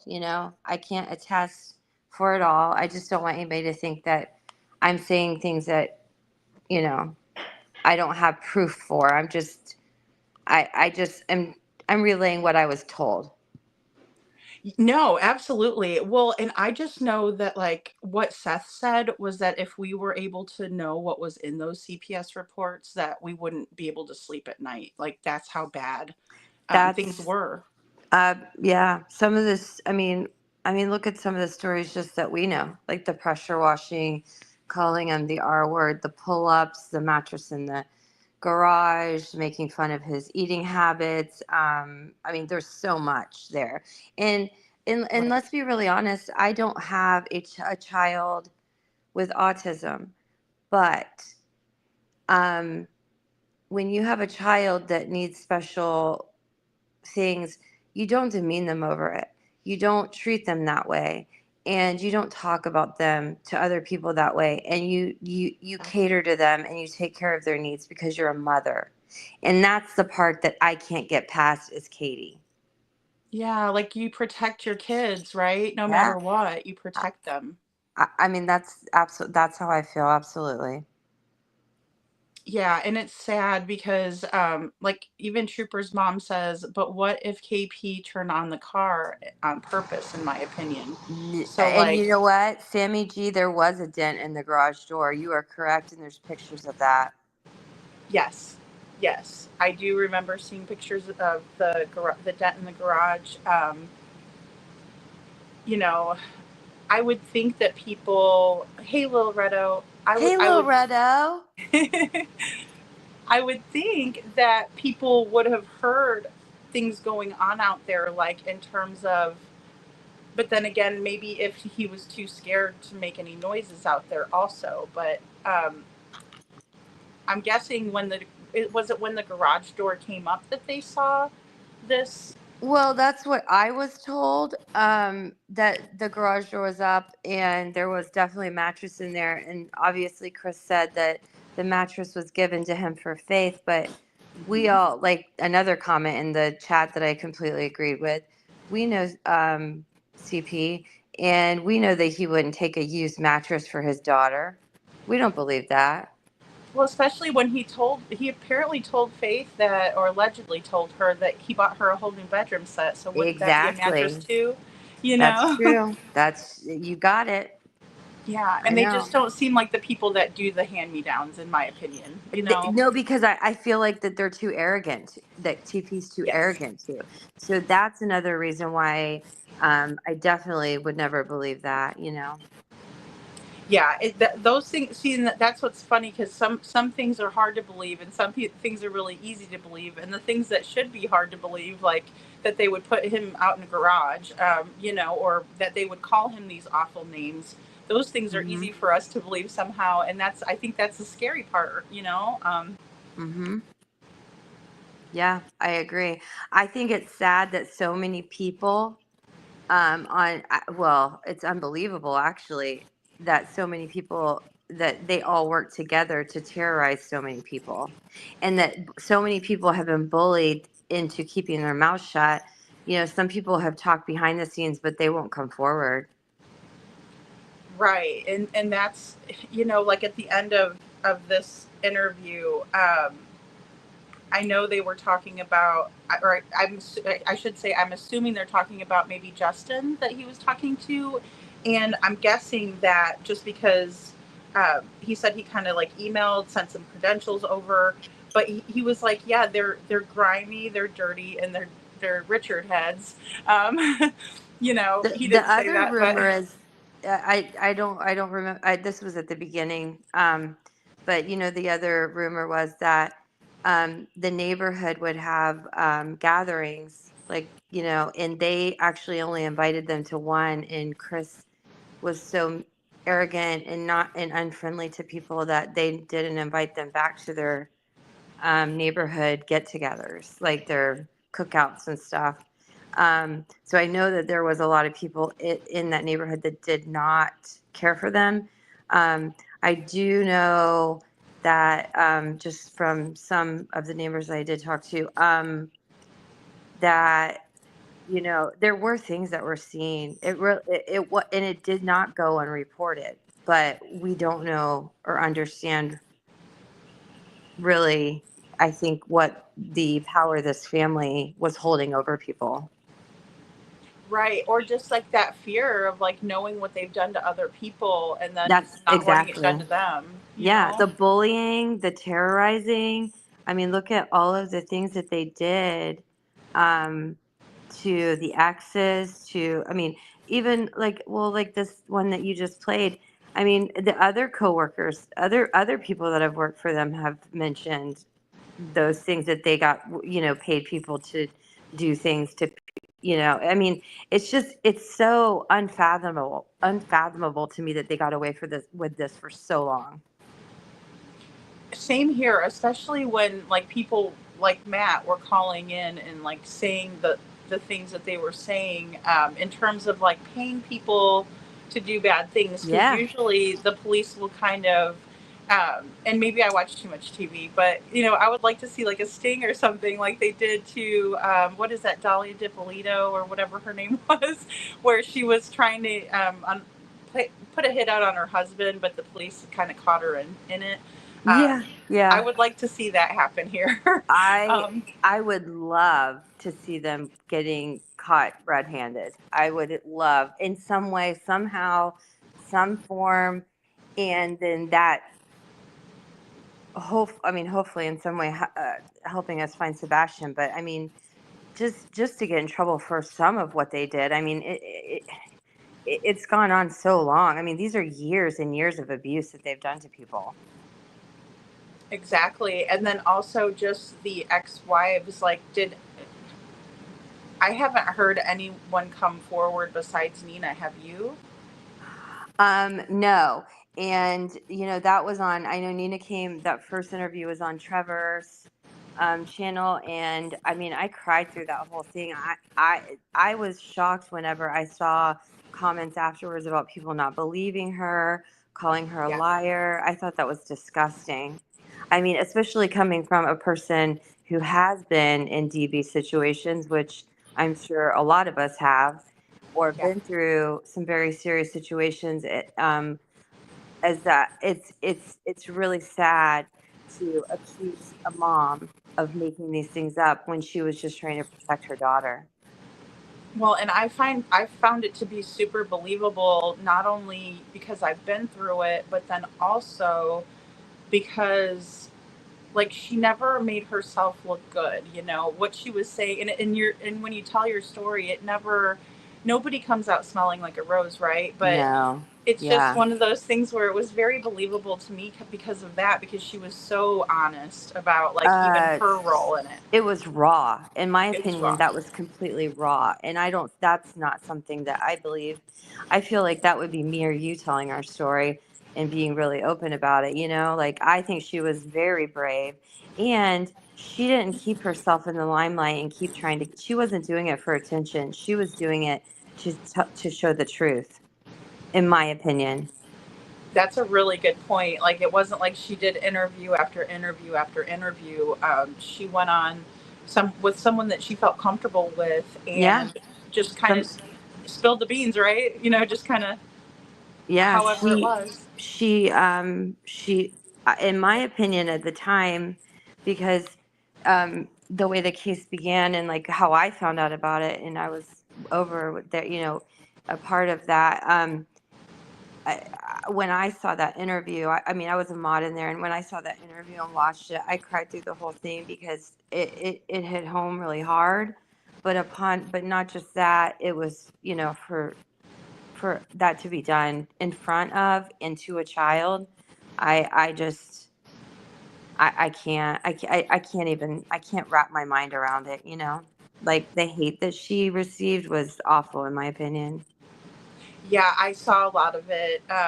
And, it really reminded me of when I would comment, and even on the 3-year anniversary of Gabby Petito's passing, um, Yes. people would like say horrible things to me in the comments, like, Really? she was the aggressor and like all of this stuff. And like, No. Brian deserved to, go to the hotel. And I Oh was like, no. what in the world? Like, but there was a Well, lot of hate associated with like sticking up for Gabby or saying anything. I went to CrimeCon and Gabby Petito's family was there and they've started a domestic violence foundation. They Hmm. have done so much in a short period of time now after losing their daughter and put all of their energy into that. And I have a lot of respect for them. I think that's really sad that anybody would say anything about a young lady that's beautiful that had such a life ahead of her that was robbed from her, that anybody would defend the other side of that. I can't, it's just it's so hard when you watch YouTube and you watch different channels and you see how many people can side with abusers and, it's hard. It's just hard to watch. It is, and I understand like everybody gets their own opinion, and that's okay. But like, just some of the things that were said were just very also insensitive to the time period. Either like, I understand like Very. maybe when people first saw the Moab footage and things like that, but it was crazy. And then that's what it reminded me of though, was when Nina was getting that hate. I was like, I chalked it up to, well, they were doing that to Gabby too, and it's horrible. Yeah. Um, It's awful. I think we need to stop. I think that there are people that lie about abuse and different things. I mean, I think we all know that. But we need to stop attacking the abusers, questioning that. I mean, the ones that are abused, attacking them, questioning them, and all of that, because what we're doing is we're silencing other women from coming forward. And I know that because I lived that. You know what I'm saying? Because we Most know that we're definitely. going to get heat from it, and we're going to have people that are saying we're liars or we're drama or it was our fault, and that's sad because we are survivors, we are warriors. Exactly. And, and that's the way I looked at Nina always, was that she was just so brave to come forward, especially because of all of the negativity in the case. But it's also very hard to get up and tell your story and be, um, so truthful about things that are so personal. Well, It's not easy. it's therapeutic though. So once you've gotten through your therapy and you've come to terms with it, it never goes away and it still hurts, but it can be therapy to share your story because so many of us have been through the same things. And there's so many of us that feel alone. And I just think that it's very important for us to stick together instead of tear each other down. Yeah, absolutely. I'm all for that, because I think, like you said, even telling, a little bit of what happened can be so helpful, and just for your own mental health, and then also to help other women too, because like you said, it is something where you feel like isolated, because you are, the abuser likes to isolate, and they also like to break you down, mentally, so Yeah. you don't have that confidence that you used to have. And Um, they mess with you. They tell you it's your fault. You really become where you start to believe it, and you start to feel bad about yourself. And when people don't believe you, it oh, it's so hurtful. It's so hurtful. Yeah, it is, and that really messes with your self worth as well. Just knowing that people don't believe you, or that they're questioning your story. It can be really, it just can be really tough. But like you said, that warrior comes out like, hey, I survived way worse than people talking bad about me online, That's type of a right. thing. We So we it's actually we talked about that earlier today, didn't we? Yes, we did. Yes, we did. And I think that's important to remember. Because it's the same. It comes from the same ugly place, in my opinion. Yeah, It does. It's like bully mentality, or it is. yeah, It that. is. But And I will always be here to stand up for not only us survivors, but I mean, these children is obviously where my heart is. And I came to YouTube because of Summer, which of course will always be my heart. And then there, Michael and Sebastian. So it's like those three cases, I just wish we could get some answers and get some justice.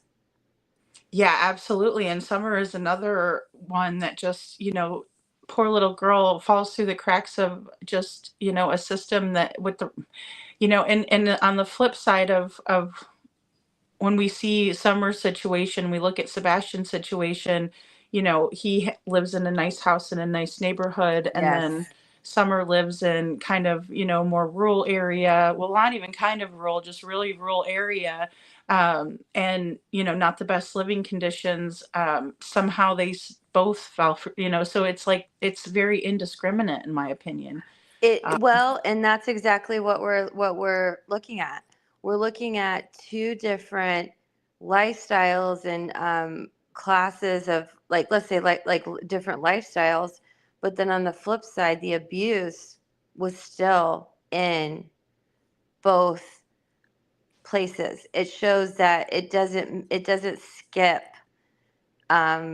like a middle class or upper class, or it doesn't, there is nothing, it happens across the board, and there just needs to be so much more um I can't think of the word, but it's just, we just need to be so much more vigilant on watching and seeing and saying something when we see things that are off, because I think a lot of people don't say things right away because they're like, oh, maybe I'm not, they don't want to, but you know what? Even if we're wrong, maybe we should have just went ahead and said it, or come Yeah. forward. It's like a preventative, like even if you see something like a little bit out of the ordinary, Yeah. because I did like See how, something, say something. I mean, that's what we all live by in this community, as far as I know.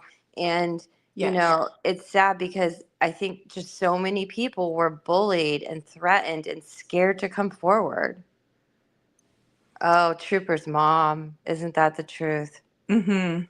Yeah, that's so funny. You must have saw that right when I did. Yes. um, it's the truth. Children are scared of the monsters under the bed. It's horrible when it's their parent, in my opinion. Yeah.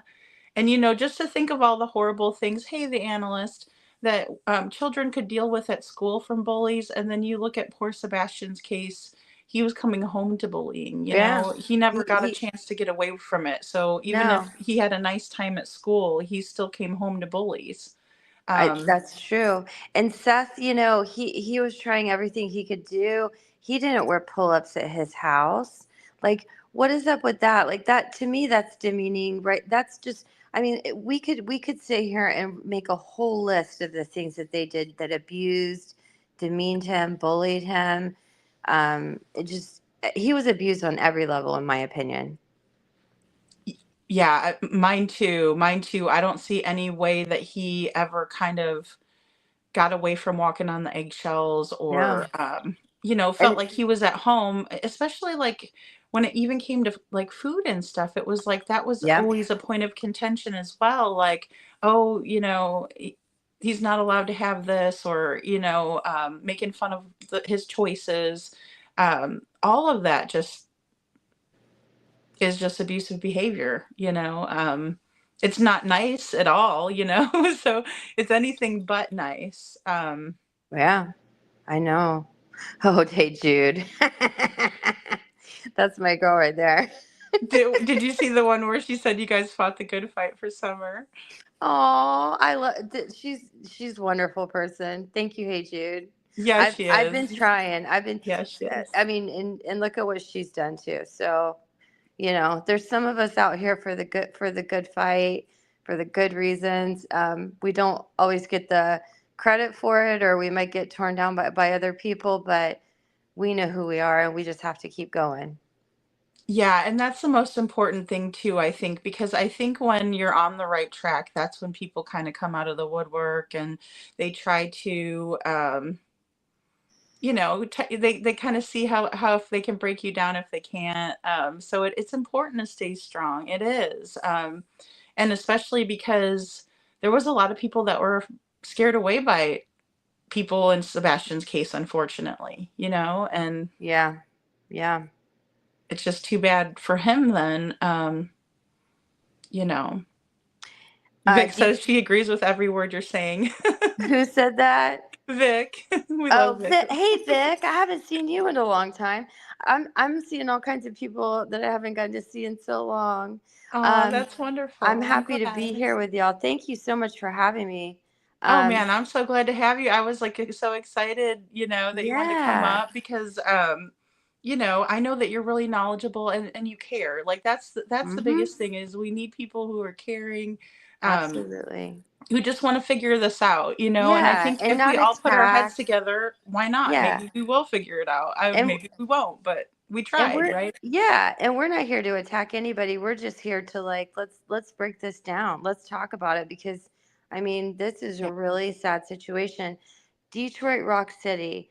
You just said you made a comment that he wanted Seth to continue punishment when he went to his house for the weekend. That is Yes. so true. That is so true. Luckily, though, Seth wanted his son to have a better life than that. And Right. I know Seth has gotten heat as well, and I know he's done things that some people don't agree with. Sure. But I do think he was trying to, he wanted Sebastian to have more of a normal life because he was not being allowed to with Katie and Chris. Well, yeah, and who does that? Like I would never even No, expect another parent to like use their weekend as a pun, because I think that's just really like no, absolutely no. asinine to think that you would, well, you're gonna do what I say when he's over. It's just weird. I think I would laugh if someone said that, like the punishment's gonna stick. I'd be like, okay, yeah, sure, but Yeah. that's just me. But Um, um, and but like you said, Kathy, lucky for Sebastian, because what if he was on the same page as them? well, see, I know that's the truth too. And I still think that Seth was bullied by them a lot and probably um, threatened. And he was probably blackmailed by them, in my opinion. But see, there again, like I said, this is all in my opinion. So please don't anyone get upset if you don't agree with me. Sure, and it's it's not as far-fetched as somebody saying that that was, the opposite of it is my big thing because, like I said, it's all these little things that they're easy to believe that shouldn't be easy to believe, Right. like all of the horrible abuse and things like that because um most people don't want to think that this could happen or that a parent would say, call a child with special needs, a derogatory term, that we all know what that is. Yes. Awful. It's Something awful. that should never be said ever by anyone. I actually work with special needs children and volunteer and have worked with Special Olympics and different things like that. So that is a word that actually makes me cringe, and one Right. that it just, I can't imagine ever calling your child, your stepchild, any child that, but especially one that's in your family.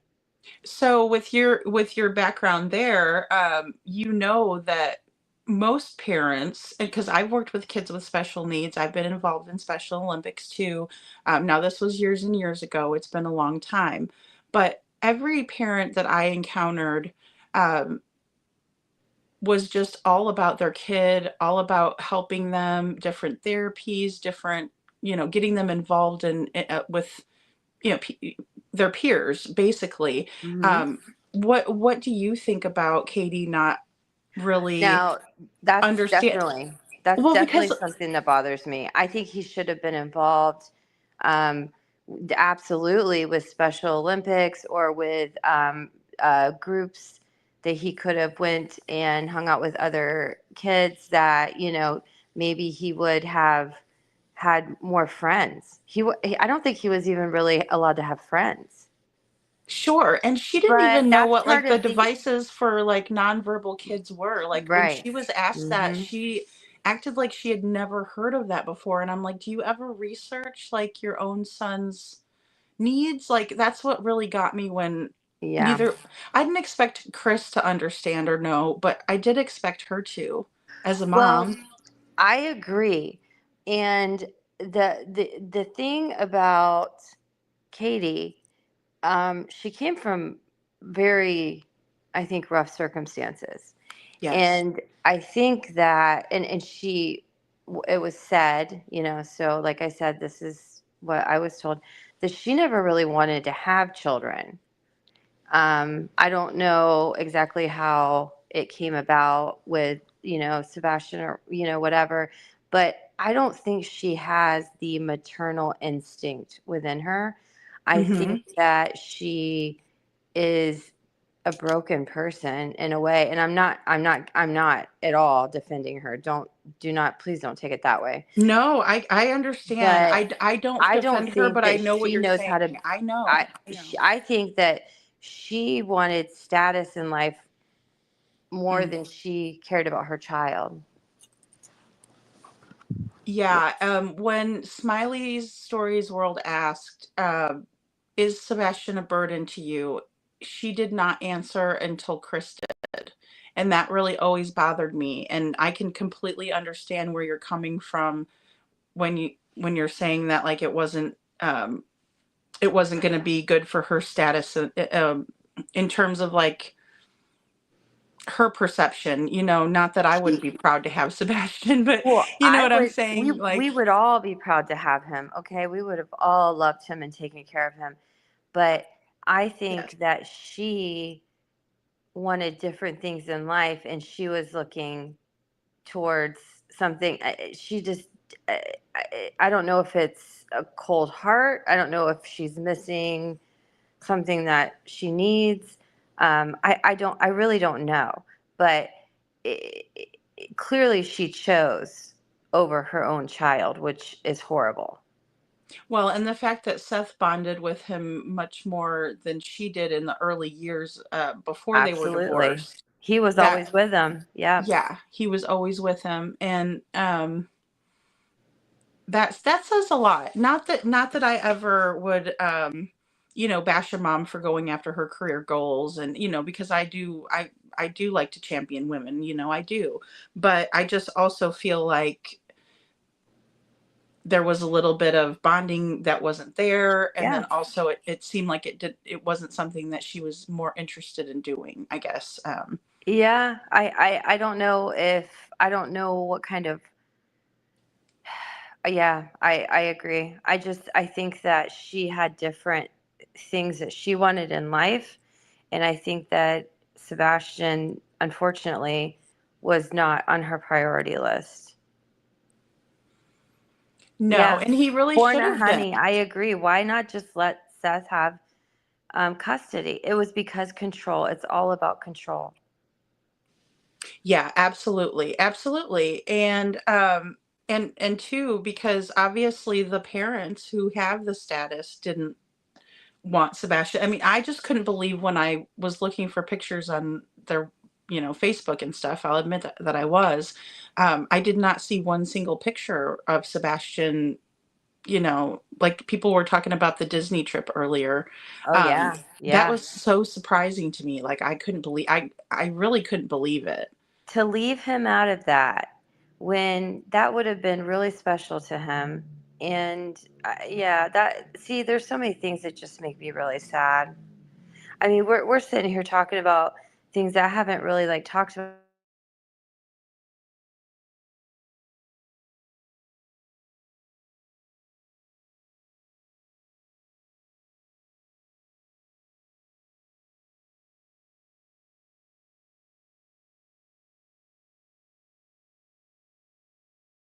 We just had technical difficulties. Oh, hopefully it wasn't on my end. There we go. Let me see. Can you hear me?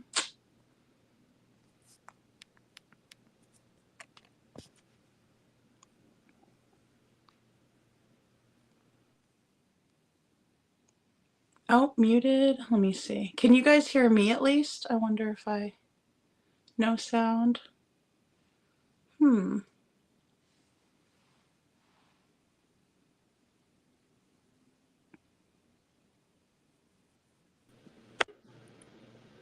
Hey, Chloe. Sorry about that. Yeah, I don't know what happened. So I just dropped down and came back up. Okay, perfect. I think I got you. Okay. There we Good. go. Oh, good. Everyone's like, no sound. I was like, oh, no. Goodness sakes. Yeah, all of a sudden I couldn't hear anything, and I didn't know if it was on my end, so I just dropped down and came back up. Awesome. No, it's great now. It's great now. Okay. But yeah, I don't know. Do you have any like questions that you want to ask me, or do you have anything that you want me to talk about, or? I was thinking, I mean, I was really just very interested in, just kind of some of the research that you were able to do, because I know all of us do a little different research than the other. We might be looking down, one rabbit hole or the other, but I'm just interested to know kind of, some of the Well, things, because even like Nina's interview, I could have swore it was the stepfoot's dad, and then everyone's like, no, it was Terry, and so I'm like, oh yeah. gosh. So And just see, little that's things the like thing. that. There's so much here that we've forgotten some of this. That's why you have to go back to the beginning and the basics and really start Yeah. to like make a list and like add all these things up and say like, wow, this is huge. Yeah, it is huge. And then just the history, I think with his ex-wives are a big thing, because I don't know how you feel. I do get kind of mixed reviews when we talk about it, but I almost have a feeling that allegedly Katie had something to do with it, but I think the reason why she isn't talking is because she's kind of under control of Chris, like a coercive control type of a thing. And I've bounced that back and forth, I agree, and I think they probably all have stuff on each other actually. So they've all kind of kept quiet, Yeah, Well, that's a or really done good what point. done what they've done. I don't know if we can say keep quiet, but done what they've done. Right, because if they all have, if they all have a hand in this, which I do think logistically there'd have to be more than two people, just, allegedly Chris and Katie. Um, there would have to be more involved for the time frame. And I think I misspoke earlier. I was thinking 13 hours, but I think I said like 23, which I misspoke on that. But I mean, just for that small time frame, it's amazing to me, Absolutely. Hey, Jude. Okay, I saw your comment.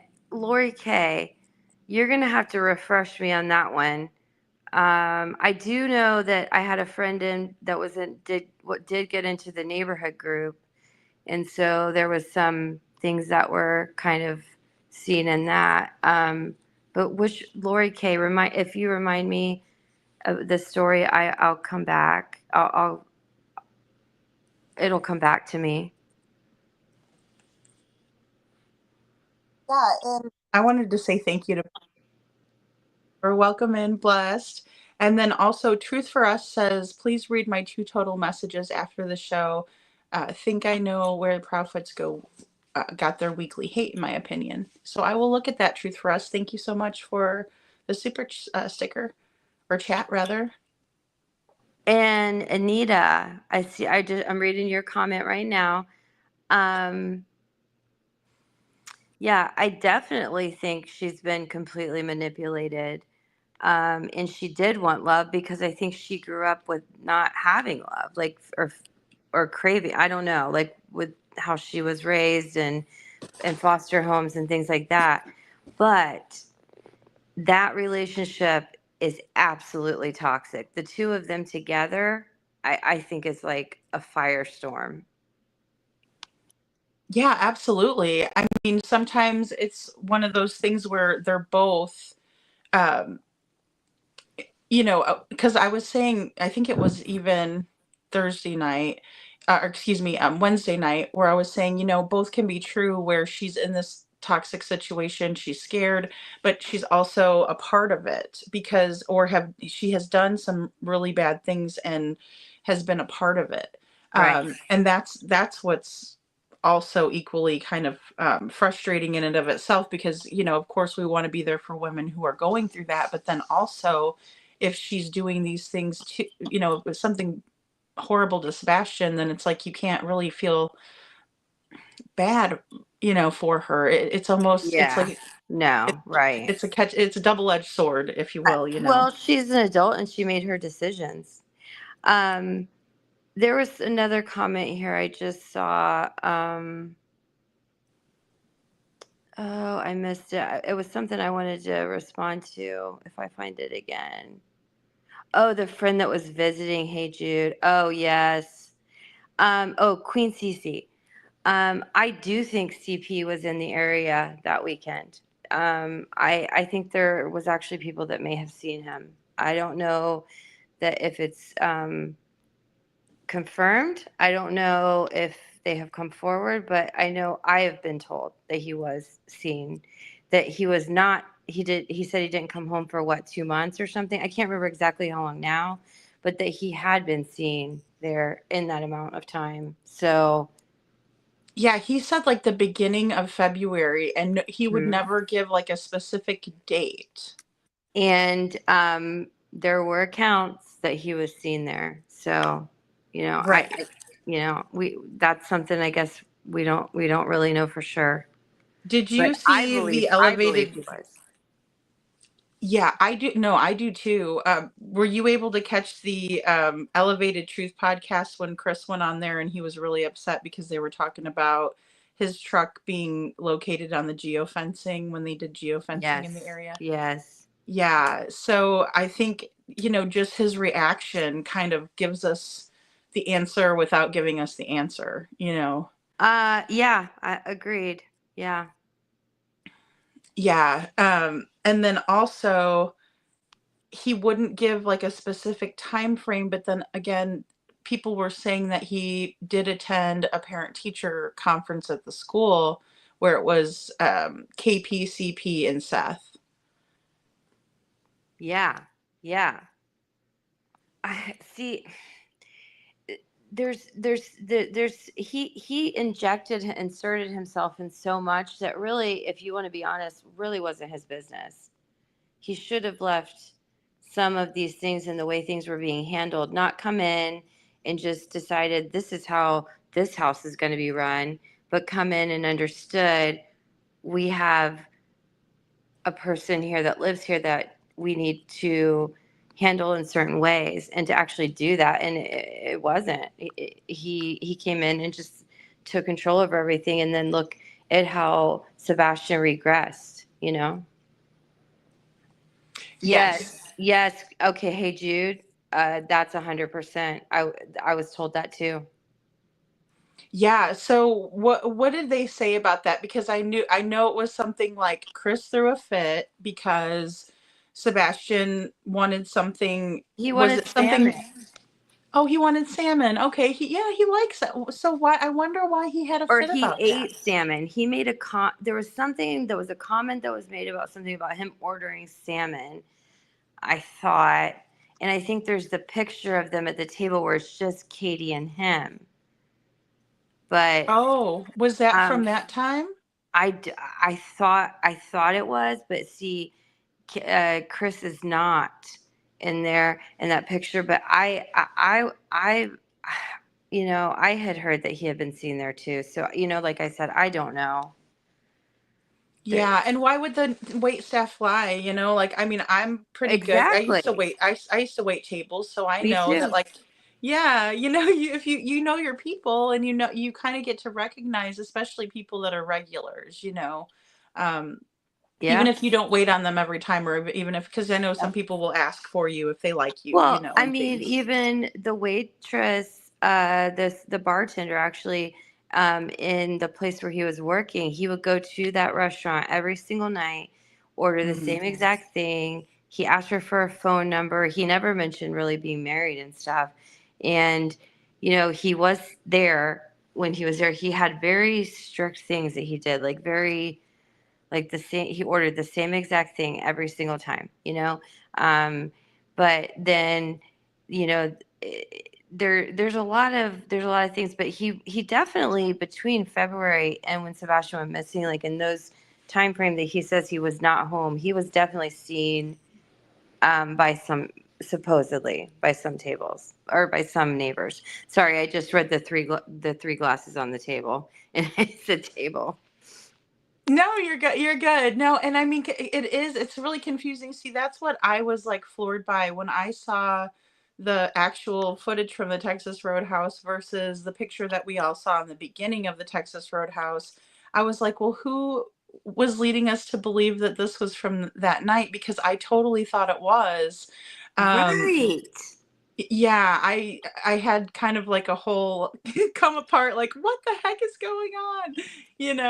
Type of a thing. And And why? And it's the same as okay. Like, I hate to compare cases. Please forgive me for this, but it's the no, same it's as fine. summer. Why I is do it that. his last day? There's so many stories about things that they did, and Sebastian would have been overstimulated by that much in one day. Oh gosh, I would be, in my opinion, I think I would be like wrecked and ready to go home and get pizza or something. Yeah. And Yeah. just cuddle up because it's Sunday. I mean, like a Saturday's a little different for me. Well, and I'm also thinking back to when my daughter was, younger too. So, but like, to me, it would be like, if it's a Sunday, it's a school night, it's a work night, Right. that kind of thing. So, Yeah, you would be, and there was never any mentions of, like his bedtime routine, like making, mhm. helping him get ready for bed, or if he took a shower, and changed his clothes. What about that? Like, like just different things that you normally would do with a child that has school the next day. And Yes. don't you think he was on medication? She didn't mention that. That's the weirdest thing too, is no mention of like what time she would have given him his nightly medications, right? Because if that was a nightly Hmm. thing, that was part of his routine. She said Hmm. she let him stay up a little later than usual.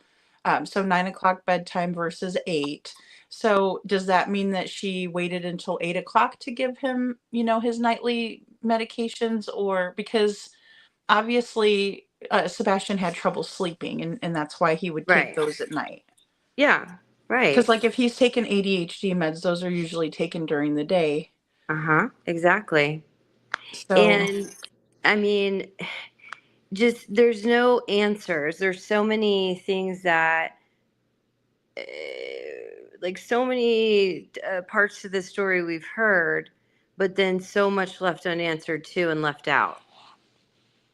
right. Exactly. And just those really important details, in my opinion, too, not just Well, like, well, important details to moms, right? Like important yeah. details that you and I would talk about our kids. Like, well, I mean, she took a shower and like I made sure that she took her meds and brushed her teeth and I put her in bed and gave her kisses and said and all this stuff. None of that. And I mean, A I know he bedtime was, story. yeah. I mean, I know he was older, but he wasn't. He wasn't He also, I don't know. I just feel like with the way, like, his needs and different things, that would be a part of a routine that you would have every night with your child. Because when you have a child that has issues and things that they need, they have to be very scheduled and structured. They love it. Like that's what really will send them into a meltdown when you don't, do exactly how they like things to be, how they're used to things to be done. Um, it really upsets a child that has autism not to have that routine. Um, Mm-hmm.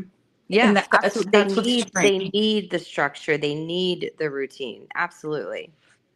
Yeah, and I mean, I think all kids do, but to the point where, it's stressful for them if they don't. And for Katie not to really understand that at the point, I mean, that's what kind of gets me. Did she not understand it, or was it because maybe she did live like kind of fly by the seat of your pants kind of thing, or was it something that she did understand but still didn't, you know, implement or however, Right. you know. Right. Because, Um, I mean, it is strange to me. Like I said, I know that Sebastian's very high functioning, and I know the yeah. autism diagnosis was supposed to be like recent and, a later diagnosis, but it's just still strange to me that, Well, she wouldn't have that in place. I agree because I mean, like I said, I don't have a child with autism. I do have a child with severe ADHD, and I know that just one little break in a routine will cause a meltdown. So we had schedules and we did things at certain times. We made lists. You know what I mean? We did so many things. So I can only imagine with him that he would need a lot more than that.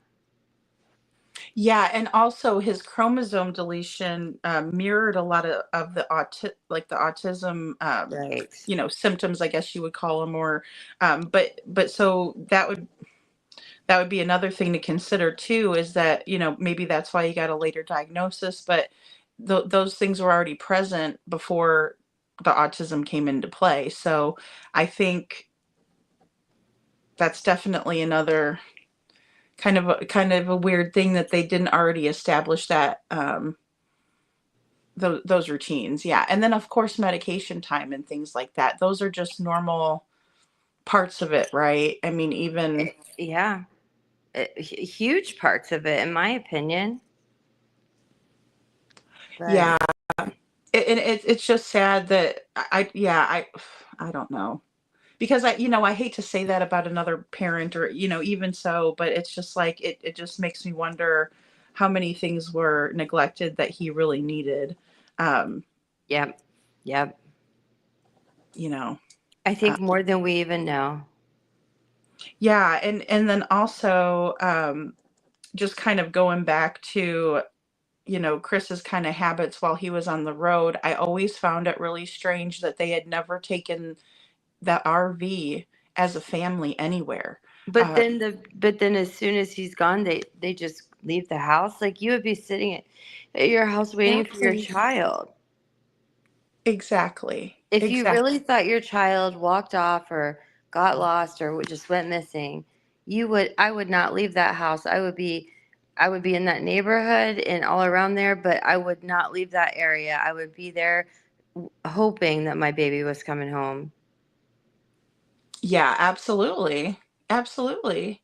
I would never leave, if I thought he walked out, or that if I Exactly. thought someone took him, because I would always have that hope that he would come back. But that's Yep. the hardest thing, because like it just almost seems like they knew he wasn't going to come back. Yeah. Well, exactly. I mean, exactly. You wouldn't do that if you thought your child was coming home. You would be there waiting with open arms and praying and crying, and you would, I don't know. I mean, let's just compare um, the way she acted compared to moms that we know that aren't guilty, and the way they've acted in searching for their children. Right.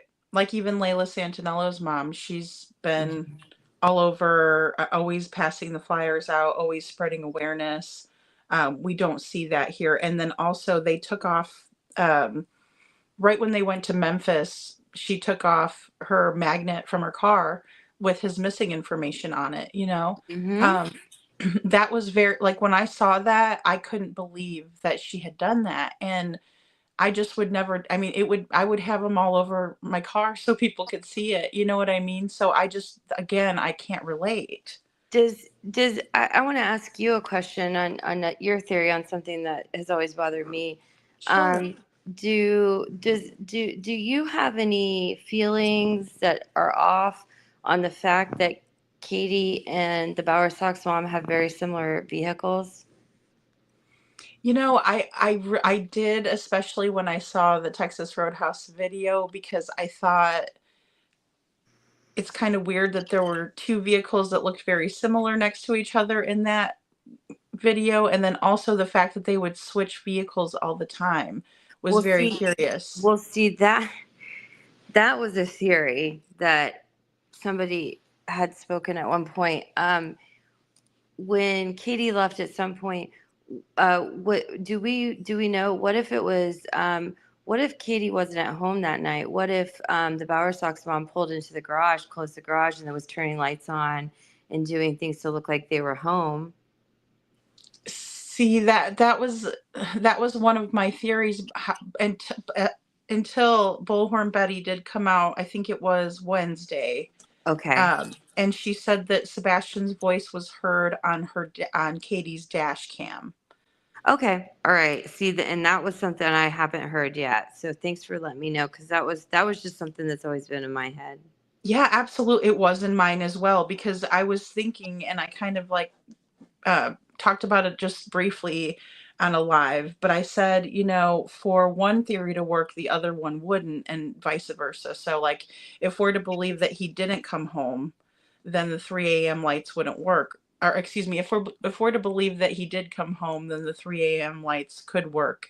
But if he was already past, you know, maybe they did like a handoff sometime before, you know, she came home and he didn't make it home, then the 3 a.m. lights wouldn't work, because what would be the reason for them to be lurking around at 3 a.m.? You know, there wouldn't be. Right. Unless they forgot something, which we all know that when you're doing something you're not supposed to do, sometimes you do mess up, you know, you mess up.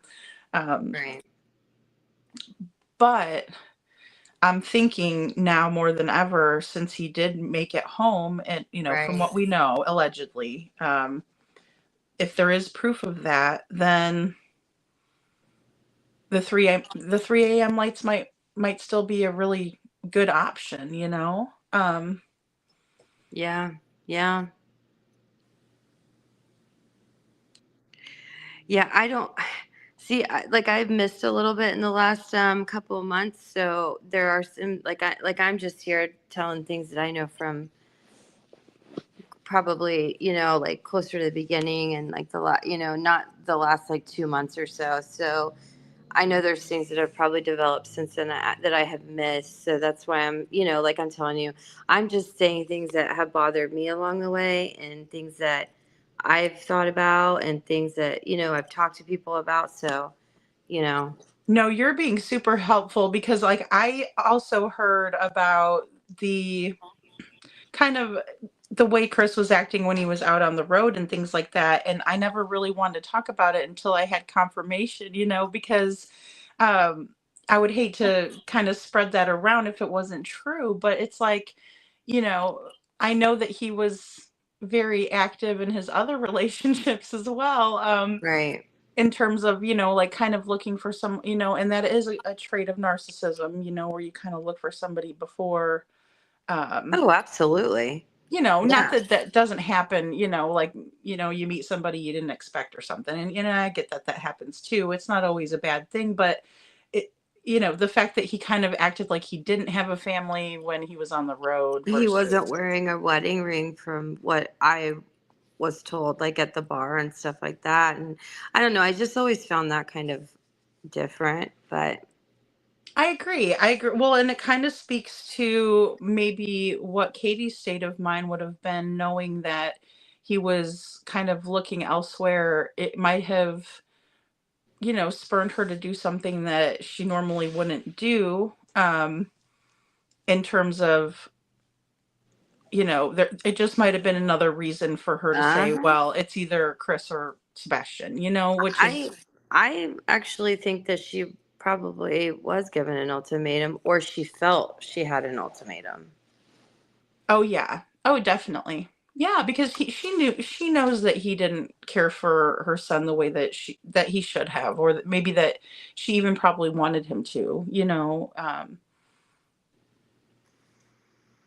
and that would be a hard pill to swallow for anybody, anybody that's loves their significant other, wouldn't want them to be with somebody else. And I think that she absolutely wanted to be with Chris, that's just my Yes. opinion. You know what I mean?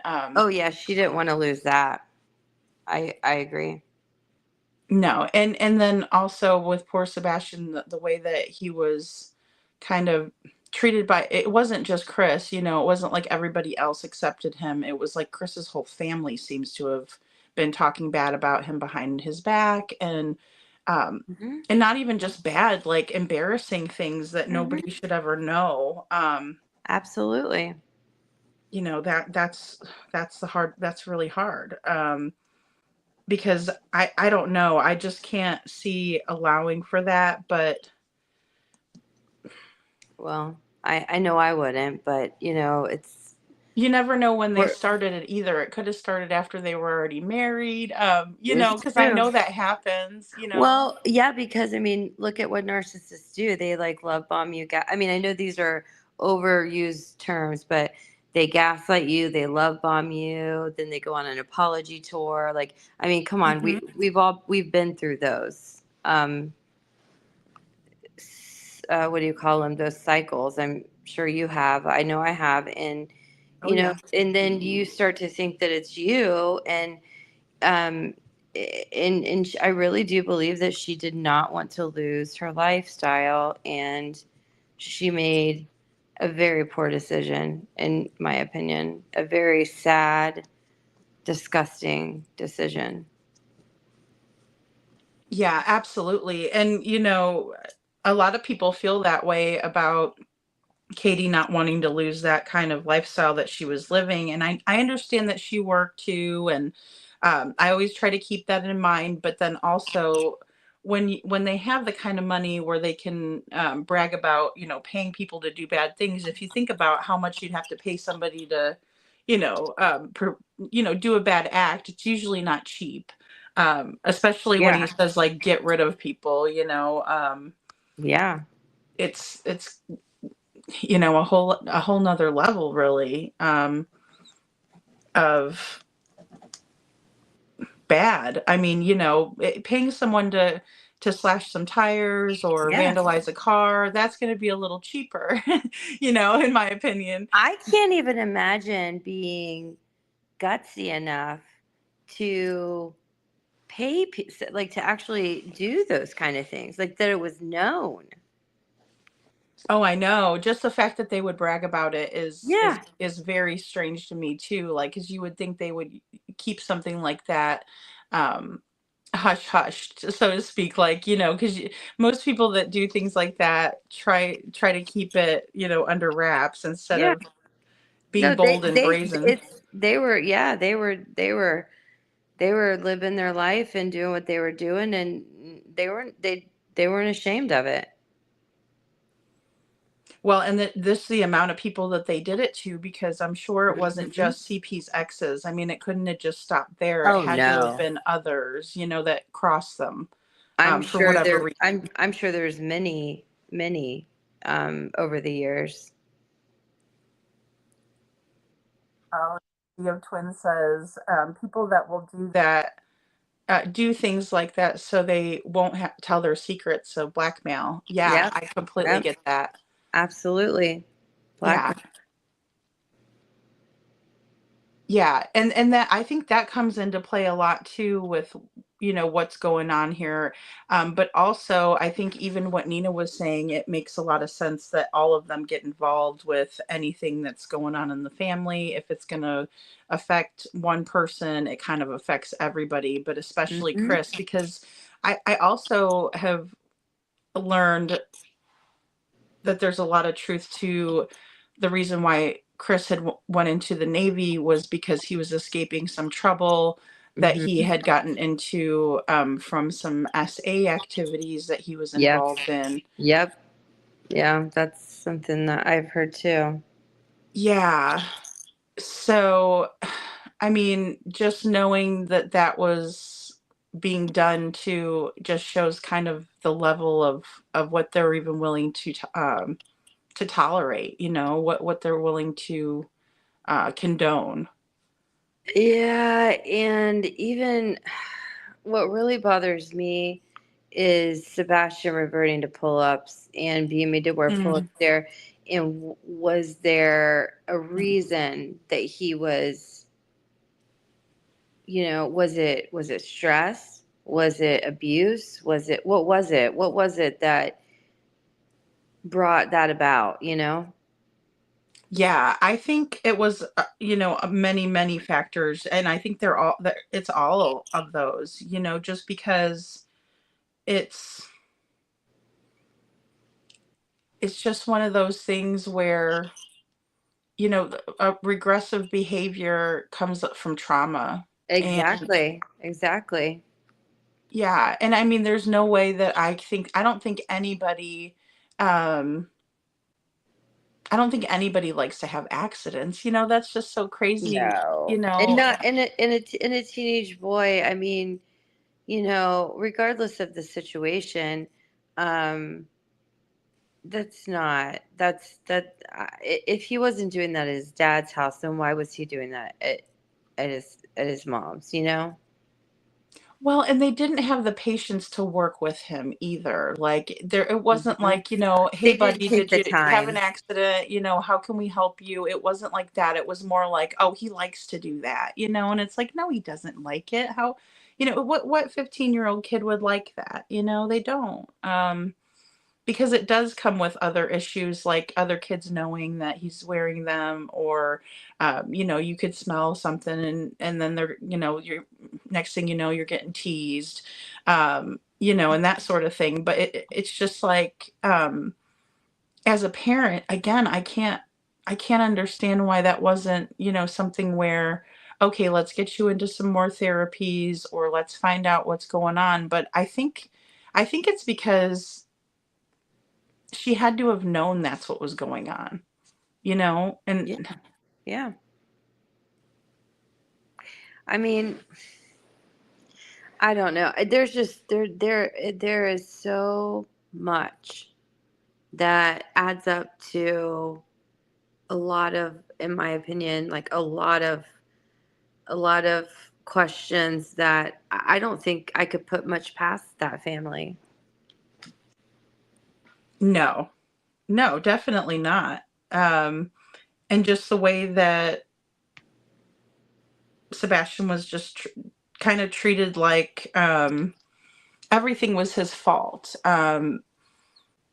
Like little Redo said, oh gosh, let's see. I just saw her comment. Basically that he was walking on. Okay, here we Our go. next Lil felt, Redo says yeah. he was a nervous wreck at that house, Yeah. like, but then Yeah. when he went to Seth's house, it was a little bit of a, kind of, probably, I don't know, not refreshing, but like he could a relief, like he could go over there and not feel like he was gonna get in trouble for every little thing. That would be a fear-based trauma response, being, I'm getting, Absolutely. I'm getting in trouble for everything type of a thing. Um, Hmm. so it is absolutely sad.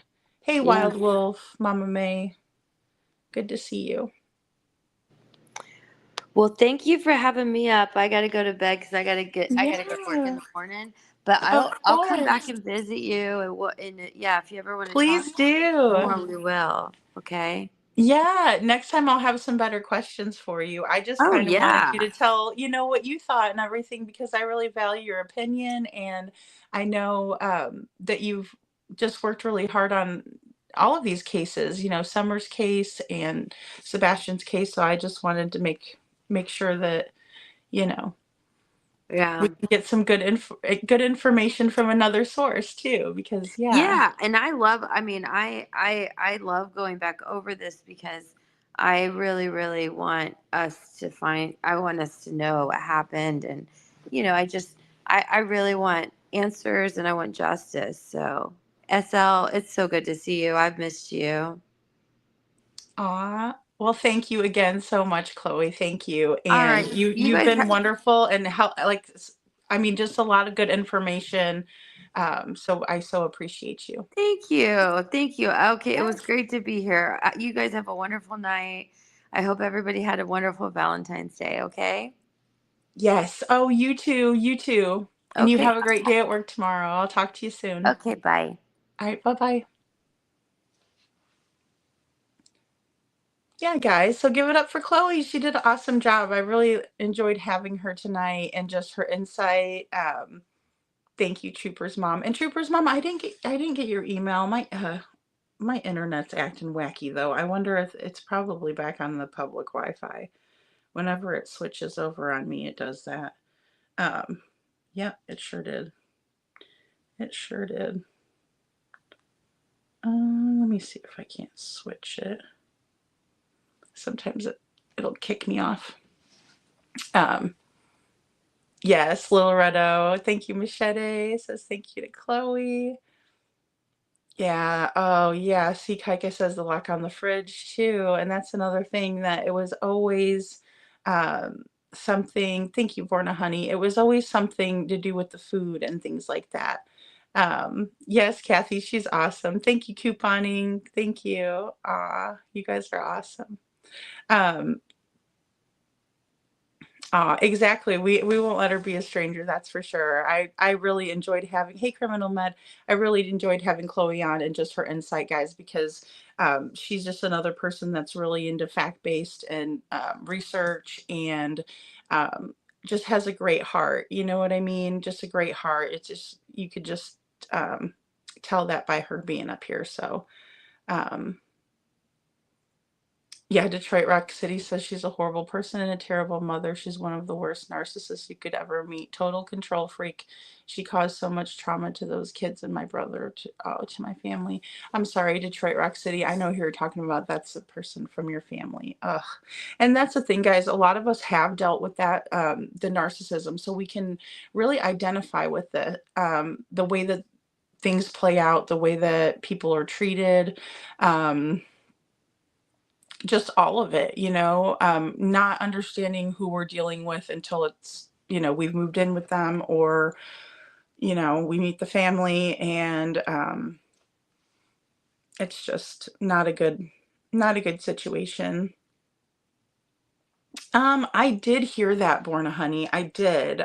Wasn't there a camera pointed at the fridge or the kitchen to watch Sebastian? I did hear that. And then also, Chris is not shy about saying that he was on the phone all the time with Katie, during dinner hours and things like that. Because I remember even Smiley asking, didn't you guys ever just like, have a dinner where it was just you and Sebastian, you weren't on the phone? And Katie's like, yeah, there were, but most of the time we would be on the phone. Um, oh, hey Jude, have a good night. Thank you for being here. Thank you so much. Thank you, thank you. Yes. Oh yeah, we'll definitely have Chloe back. She's amazing. Um, and so it's just one of those things where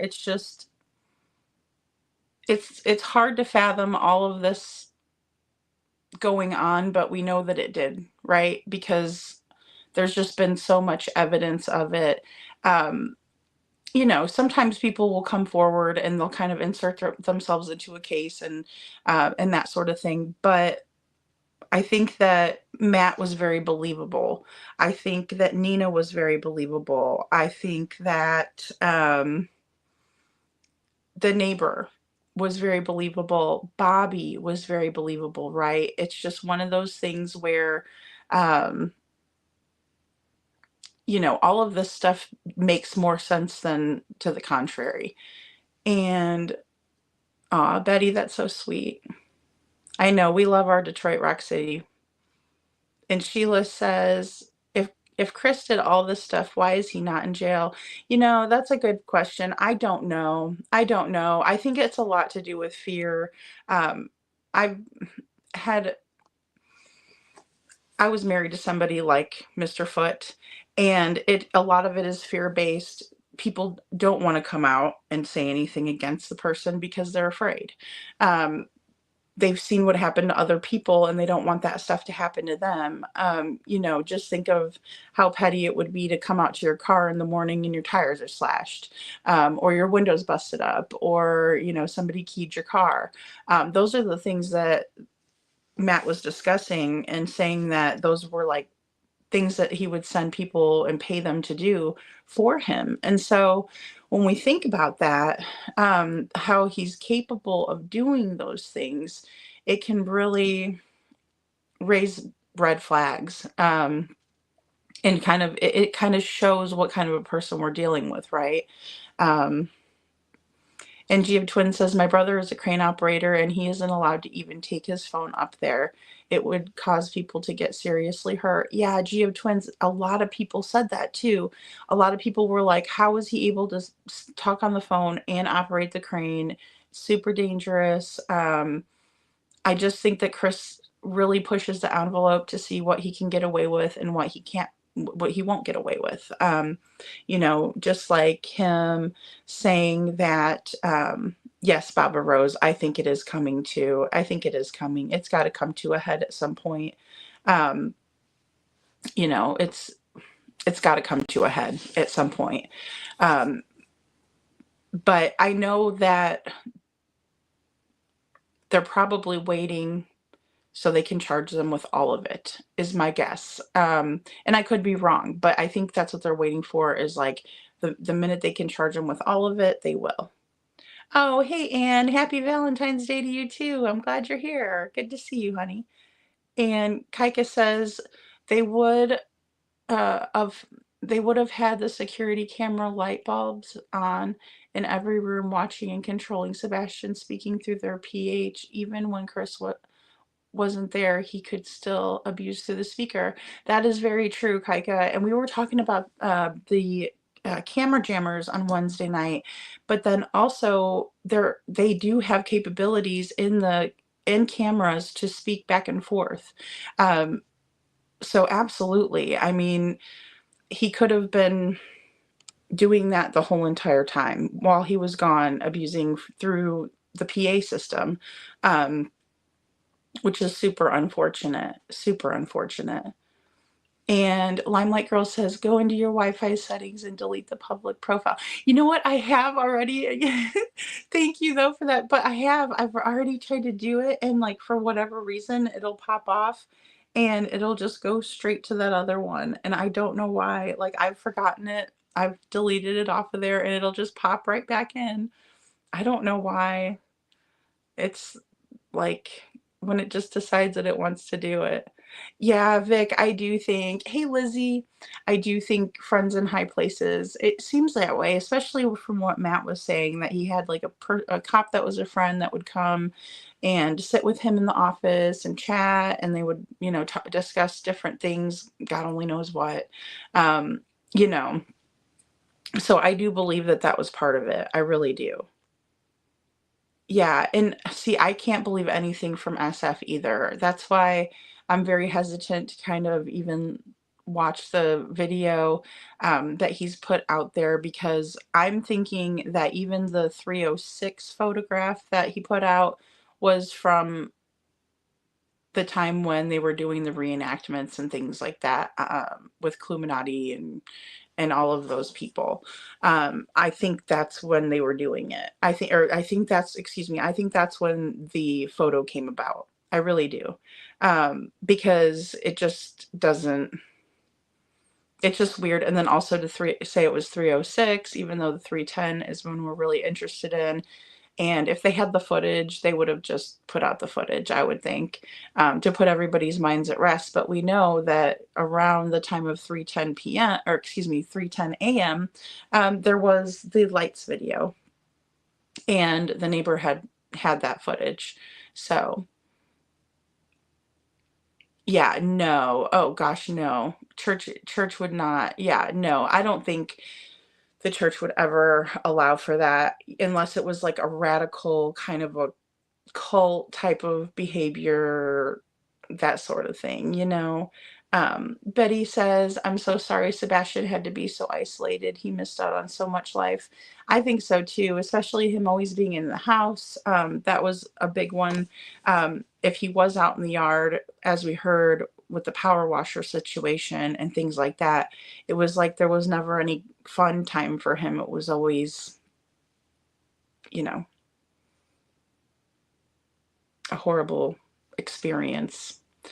And Sammy says, also coupled with possible sensory issues, hypersensitive kids have a hard time feeling the urge to go to the bathroom. If you coupled with anxiety or fear, that may not feel, or they may not feel the sensation at all. Exactly. And you know, it's the truth, where if you know that something was happening, excuse me, let me rephrase this. If you know that everything was okay and then all of a sudden something starts happening, then you know that something's wrong, right? And why not try to fix it than to make fun of someone or let it go or make them sleep in the garage, for crying out loud? It's absolutely insane to me, you know, it's absolutely insane. And Trooper's mom says, G of twins, you're absolutely right. CP was doing interviews while in the crane too. Crazy. Yeah, he was up there and you could hear like the backing up, the like the beep beep beep, you know, of the different machinery. In my opinion, he was definitely using his phone, and he was on like live streams while he was doing it, according to him, because we could hear him in Smiley's interview, and he was, you know, he's like life flight coming in and stuff like that. Like he said he was operating the crane. Then same on Khloe's channel, he was operating the crane. Vic says liars do what they want in their minds. Absolutely. Absolutely. And they justify it, right? The end justifies the means. So as long as they are going to get what they want out of the situation, they'll do anything they can to do what they're going to do, and they'll justify that, you know. And Kathy says, I personally think the 5 a.m. crane is BS. Yeah, oh, definitely. Me too. I think that they didn't start until 7, I believe, is what Silvers had said, if I'm not mistaken. But either way, I don't believe it. I don't believe he had, you know, the earbud. And he might have, but I don't think he was up in the crane. Yes, and Little Redo says exactly, that baby had no confidence because of how he was treated at home. Yeah, and I mean, again, you know, even if he had a great day at school and he comes home and he's dealing with all of this, it's just kind of like negates everything that happened at school. And apparently he was being somewhat teased at school. Thanks, Loretto. You know, somewhat teased at school, or he wouldn't, you know, they wouldn't have said he didn't have any friends and things like that. So it's absolutely sad. Yes, Kathy. So Kathy says, I can speak through my security cameras. Yeah. And a lot of, that's what I was watching, the expose, or it was like a news story about how, people were hacking in the cameras and then talking to people through the cameras and kind of scaring the living crap out of them, because you know, there's somebody on the other end and they don't know who that is and things like that. So yeah, they're like little two ways on there. And G of Twins says, I remember hearing that. Of course, he thinks he can do whatever he wants. They are using connections with LE, in my opinion. Yeah, it just seems like they have in the past. If they didn't in this case, that they definitely have in the past, according to what Matt's was saying tonight. And then Trooper's mom says, my chicken cam has this capability. You can't convince me they didn't have cameras in their house. Yeah. Oh, definitely. Definitely. And I think they even make them like for pets and stuff like that. I think is that the one you're talking about? Like where you can talk to your pet through there and everything, through the camera. Oh, see, there you go. Kaika says, yeah, I've got him in 2 rooms speaking to my dogs through it. Aw, see, that's cute. Aw. SL says, Chris from the mob crew thought they blacked out vehicle footage was legit. Oh, okay. Did he think it was legit? I haven't seen anything on that yet. So, but I'm interested to see it. I just couldn't get through like a whole bunch of the X feed because then I was like reading all the X feeds and stuff like that. So, ah, oh, that's cool, Betty. Yep, my mom was Polish and Irish. Yep, she was. Know a lot about Polish swear words if you need them. I know how to say like give me a kiss, and then I know some Polish swears, yeah. That's funny. I might hit you up for those, Betty. That's funny. It's always the swear words we know, right, guys? It's always the swears. And Kaika says he would known when Sebastian was moved from the motion sensor notification coming up on his phone. See, and that's terrible. Like, I mean, talk about walking on eggshells when you know you're being watched in the camera. I mean, oh my God. It's awful. It's awful, awful, awful. Mm. And Mama May or Wild Wolf says, yes, Chris told Seth, if you want to see your son go to church, he's so heartless, in my opinion. Yeah, I did see that. I did see that. Absolutely. Absolutely. It's absolutely terrible. And it is heartless. And I think he was just saying that to mess with him, you know? Yeah, exactly. Wouldn't even be able to fart without him knowing. Yeah, I know, Kaika, and that's the saddest part. And you know, God only knows if Chris would yell at him for that and be like, "Well, I didn't want to have to smell that." Well, you know, nobody likes to have to smell Chris either, you know. And Kathy was put out the CYN that the Sox Church is a fundamental Baptist and autism is from. Oh, I see, Kathy. Okay, I see what they were. Okay, oh boy. And that is absolutely so sad. That is absolutely so sad. Um, you know, and I do have some theories about people, well, just people in general that don't care for kids that have special needs or don't think that there's people out there that actually think that if you know that your child is going to have special needs, that you should not have continue with the pregnancy. I know that there are people out there that do that. So thank you for sharing that, Kathy, because that has definitely crossed my mind before.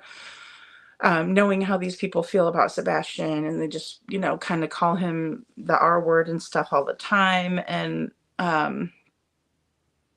it's absolutely awful.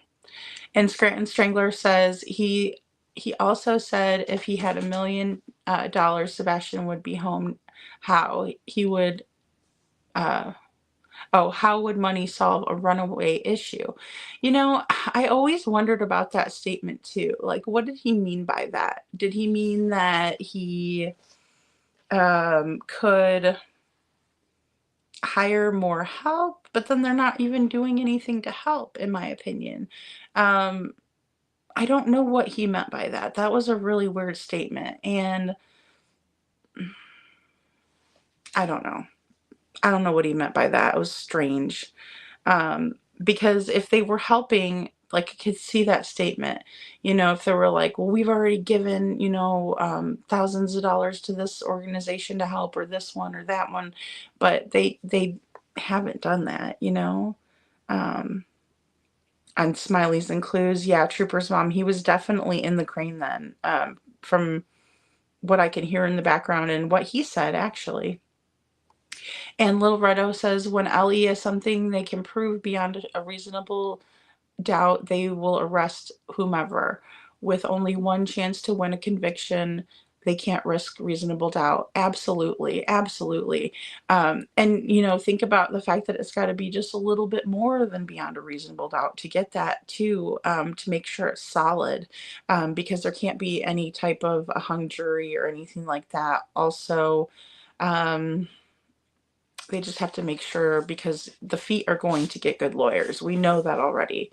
Unless one of them, you know, flops on the other one. Yeah, Trooper's mom, maybe that is why he got fired in Memphis. You know, he likes to blame other people for his shortcomings, for the things that he does. He doesn't like to take responsibility.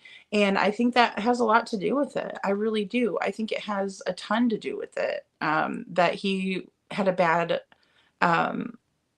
demeanor and people were sick and tired of it. You know, nobody really liked him in the neighborhood. Nobody liked him at his job site, according to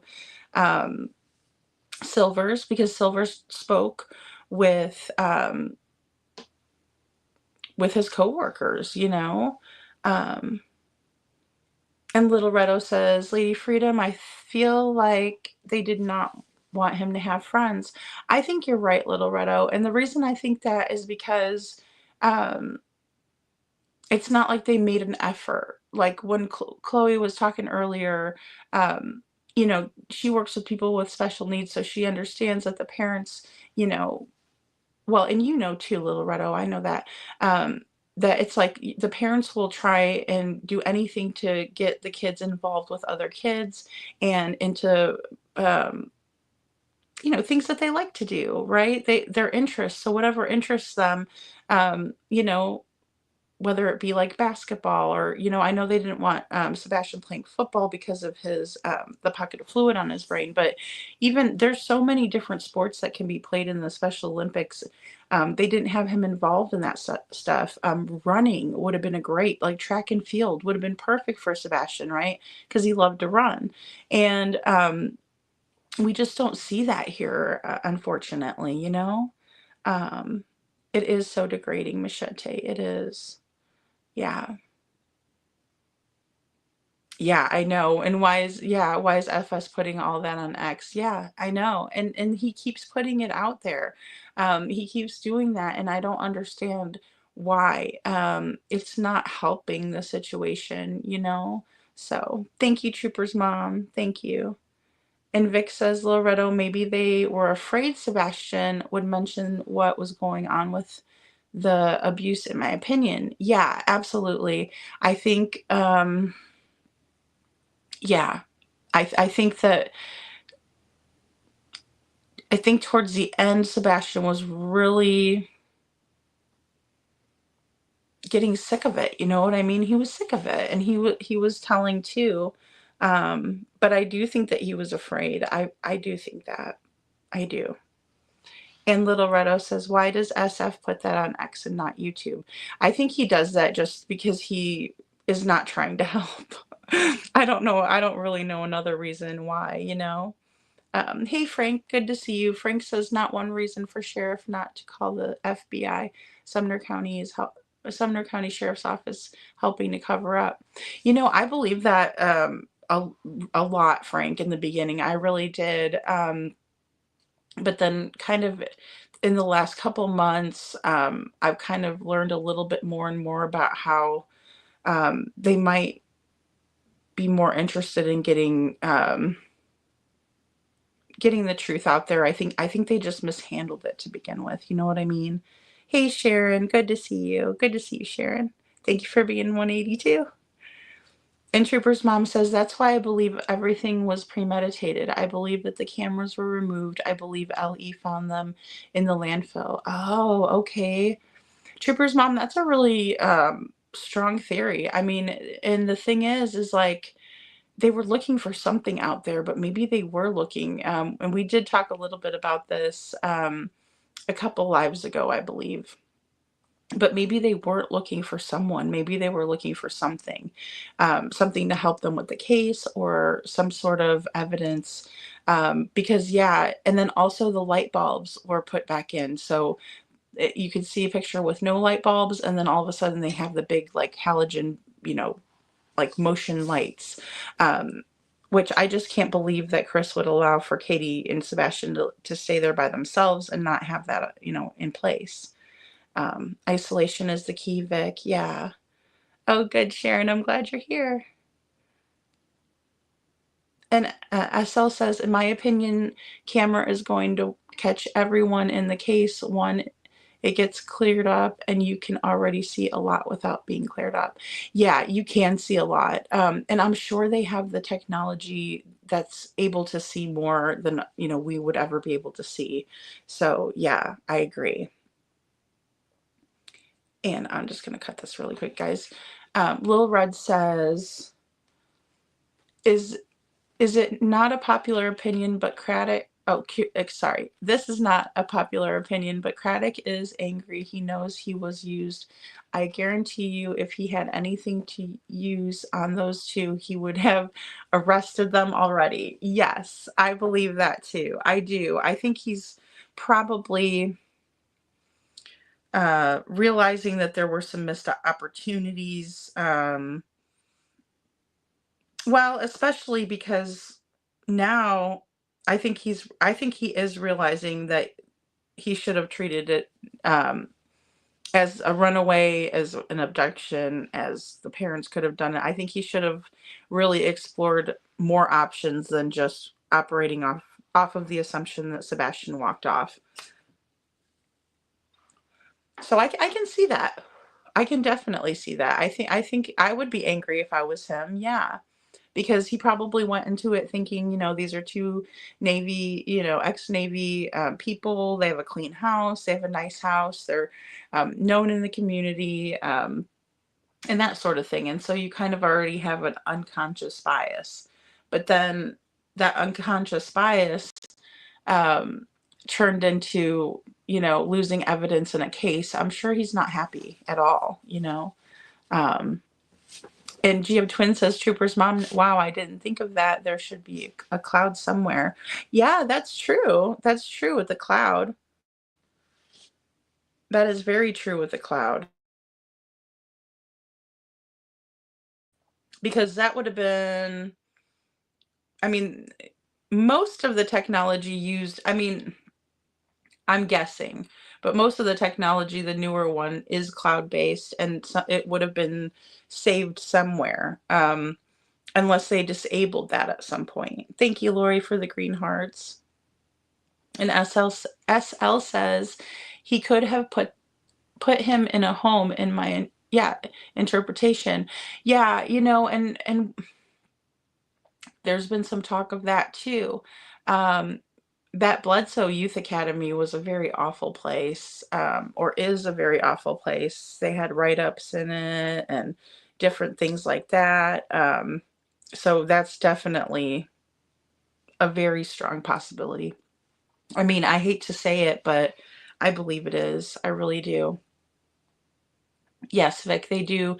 They want to put out as much confusion as possible. And we saw that from the beginning. We really have. Them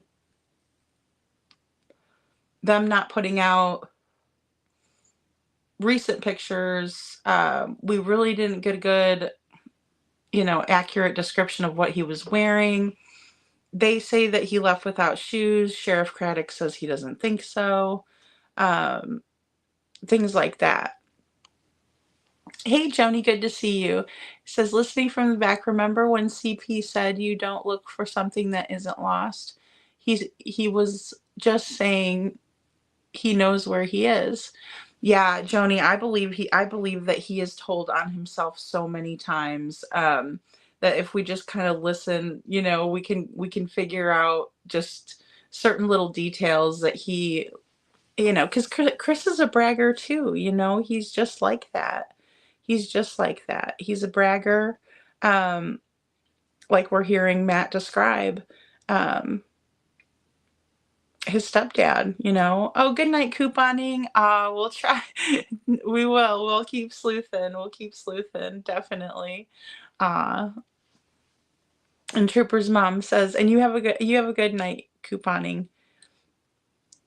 And Trooper's mom says, do you have twins, right? I believe LE has that information, hopefully, or working on it. I think they are. I think they are now. I don't think they were, but I do think they are now. And I'm really hoping I'm right about that. You know what I mean? So, uh,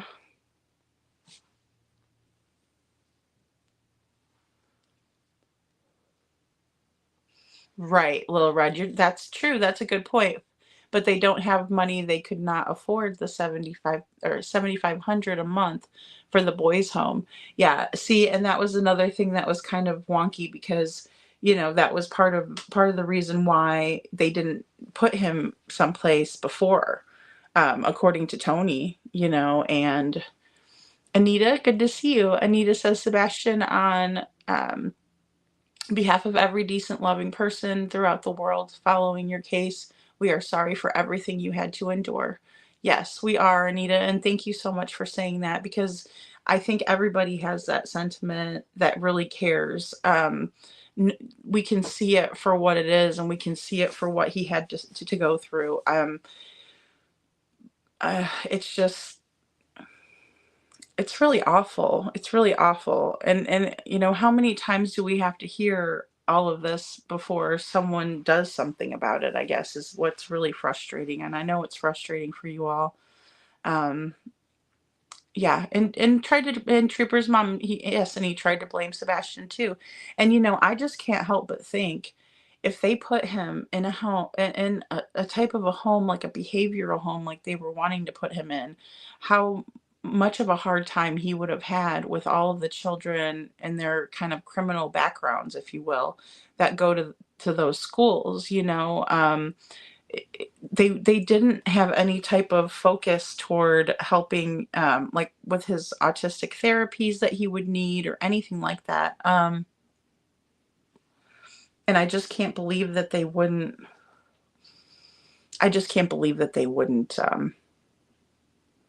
have taken that into consideration. You know. Um, Kathy says, my opinion, SF was hired to create reasonable doubt. I think so too, because I've never seen a PI come out and say, um, like, defend the parents of a missing child. I've never seen that before, I guess. And Lori says, I think they need to really check out the church. I don't know why, but I think it might have a lot to do with all of this, in my opinion. Yes, Lori, I think so too. I think every avenue needs to be checked and rechecked, because it just seems really strange that they didn't say anything or have any type of a vigil or anything for Sebastian there. That is extremely odd to me. It is. And I don't want to blame a church, but it's also, it's just still bizarre. And Sharon says, in my opinion, CP was not being safe at work at the work site that morning. I agree, and I think he was in a hateful mood too.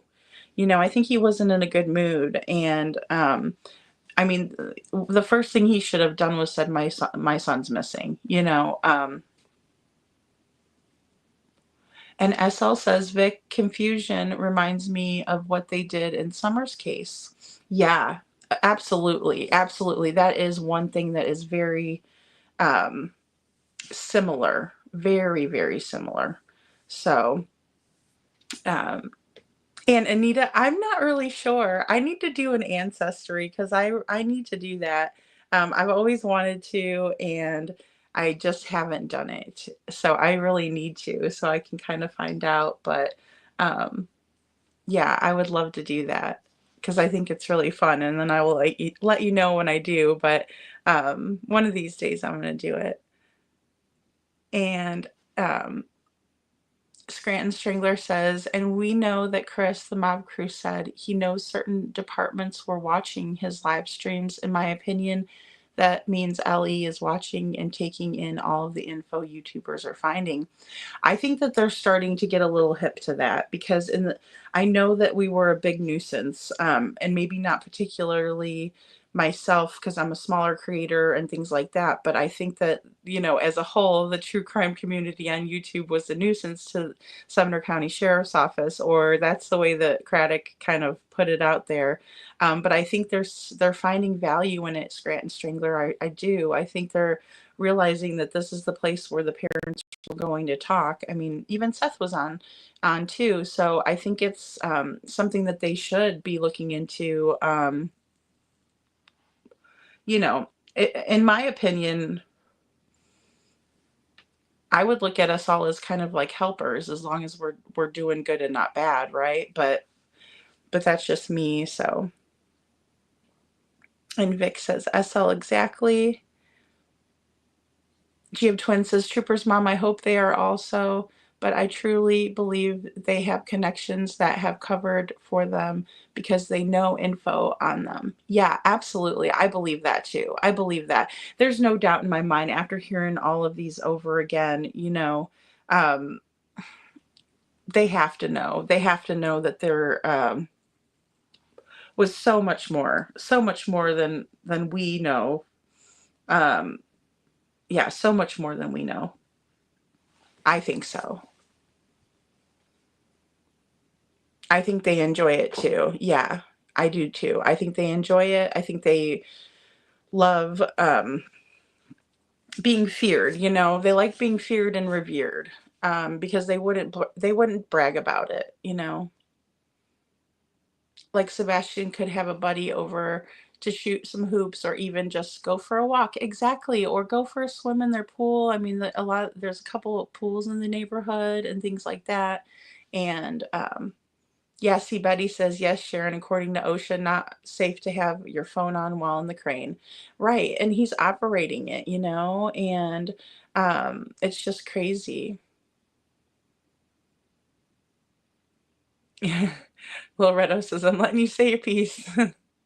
And Analyst says, yeah, oh gosh, that is such a good point, and a scary one too. No friends and no one to tell. Yeah. And, and how many people would really want in the neighborhood would really want to send the kids over where Chris is like screaming and yelling all the time, what did he say? He would say stuff like, I'm mowing the effing grass, and so, like, when people are screaming like that, they don't want their kids over there listening to that profanity. It's almost like Chris made it a point, at the first barbecue, not to be welcome back, and then he made it a point again, not to have that trust of letting the kids stay over or come over. What about birthday parties? What about barbecues up at their house? They never had anything like that, because he didn't want anything to happen like that, in my opinion. In Detroit Rock City says they didn't want anyone hanging around that would see their true colors, in my opinion. Exactly. And it only took that one barbecue for people to say, this is ridiculous. Like, what is going on? And G of Twins says, Betty, maybe that's why he isn't working there anymore. Maybe someone reported him.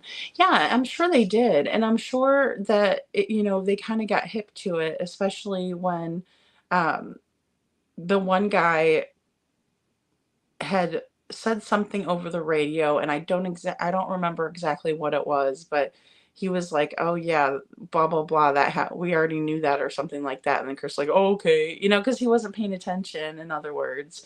I don't know if I explained that correctly, but it was like a little nuance that I remember from Smiley's interview, where he was saying something to the other guys and they were like, oh, that doesn't, like, kind of like, pay attention, but he wasn't. Yeah,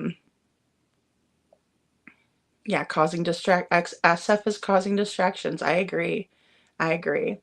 Anita says, in my opinion, SF is a fraud, and I had dealings with him with Kylie Rodney. He went one way, then in 2 days he backpedals. When questioning him, Yeah, he blocks me on X. Oh, I'm sorry to hear that. He's blocked everybody, and like I won't even talk to him on there because I know he's just stirring the pot, he just stirring the pot. Yeah, I agree, Betty. And Little Red says, I feel like KK does not want children up her ass with when she is at home, so no reason for kids to come play. That's true. If she didn't even want to deal with Sebastian, she doesn't want to deal with all those other kids, absolutely. Then she'd have to get snacks out for everybody and things like that. Like we all know, moms that have had the kids over in the neighborhood. I used to always like to have the kids over. I preferred having the kids over, over sending Olivia or my daughter, excuse me, I shouldn't say that, but over sending her to different places, right? I would rather have the kids over and that sort of thing. But you have to get the juice boxes out. You have to get the snacks out. You have to make sure that everybody's playing nice together. Sometimes if there's too many girls in one spot, they get a little catty. And that was my experience because I have a daughter, not boys. So, I hope someone did report him. Yeah, I think people reported them. I really do. I think people reported them. I think it was just another falling through the cracks situation, unfortunately, sadly. And so Trooper's mom says she has the pictures with and without the light bulbs. Yeah, and I mean that was a huge deal, right? Because it's like they're saying that we don't have motion sensor lights, but then all of a sudden they put some up, and it's like, I wonder when they were taken out, because it looks like they put them in there afterwards. So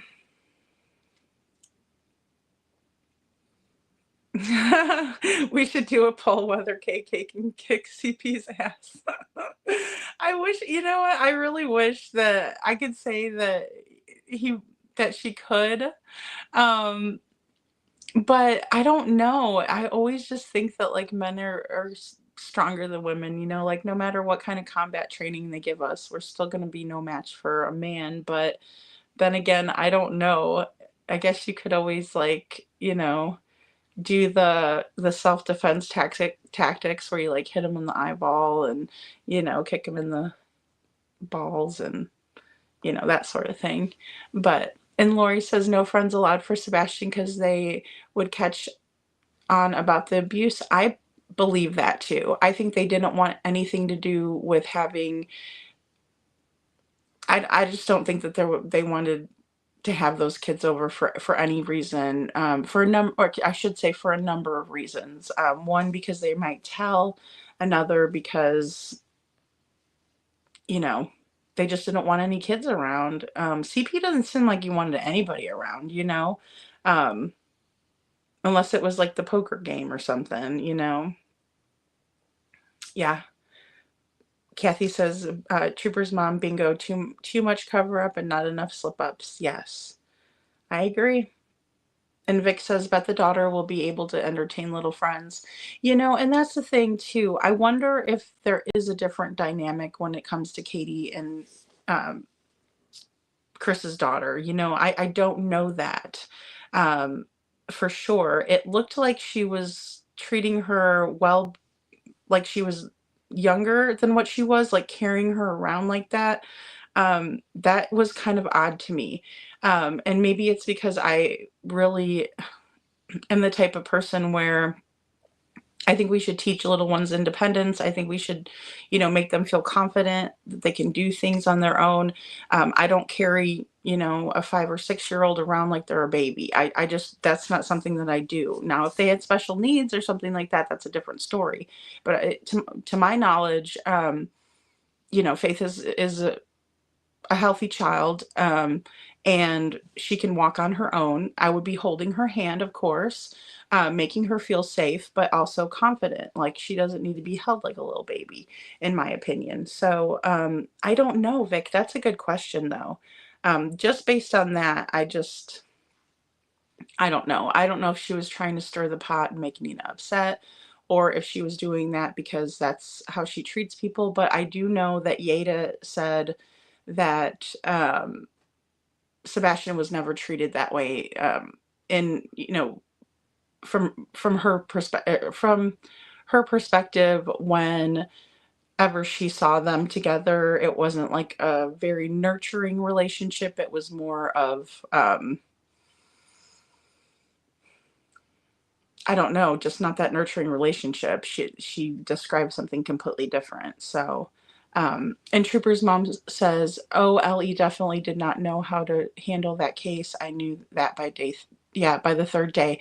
Yeah, absolutely. I think they were just fully operating under that assumption that Sebastian walked off, and for them to do that was detrimental to the case, in my opinion. I think they do know that now. I hope they do. I hope they can look introspectively and recognize that. Um, Lil Redo says it was his friend. He thought they could not lie to him.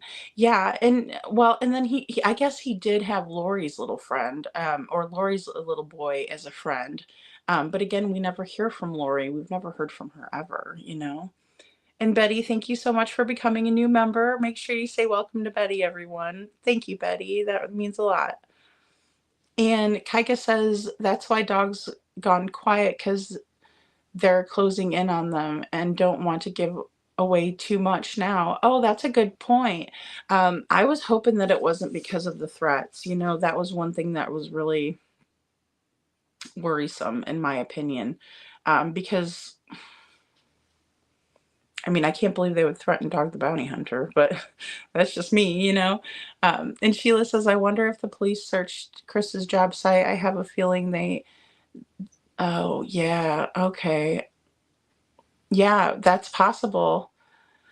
That's possible. And I wonder about I always wonder about the RVs or fifth wheels. That's it. I don't want to say RV. I want to say fifth wheel, because that's always something that has been in the back of my mind too. And Sharon says, 135 timestamp on Smileys. I don't have any domestic. I was raised not to hit women. Chris, that's false. I sent the proof to Trisha. Yes, so you're lying, in my opinion. Yes, Sharon, and we did get into that a little bit tonight. You know, and that's the thing. I was very hesitant until I saw the proof to say anything. So I so appreciate that, Sharon, because whenever somebody says something like that, it kind of raises a red flag to me, like, oh, I was raised not to do this or that. But I get that that is something that people say. But in this context, I think that him saying like, oh, I was raised not to do that, I would never do that, is like him saying, yeah, I did it, you know. It's weird. But yeah, it definitely, and we know that these women were very severely hurt by this.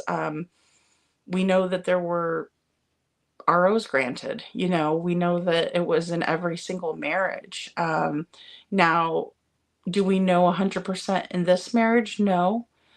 With KP and CP, we don't. But if we listen back to Tony on Mr. and Mr. I'm going to say it wrong, Mr. and Mrs. E's Crimecast, Tony says that there was, and he said that Katie was afraid.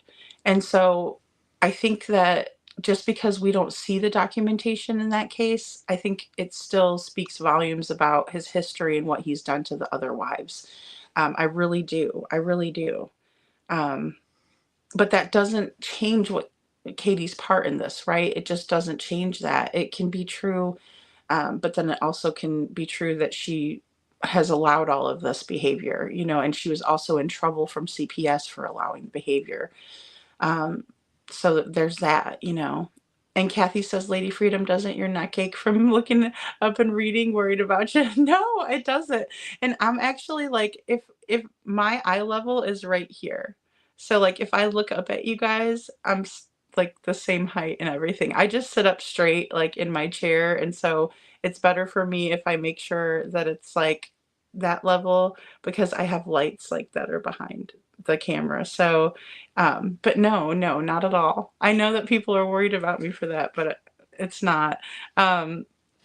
Actually, it's better for me to look and read you guys like this, because if you were lower, then I would actually be looking like above you. Like, I'll show you.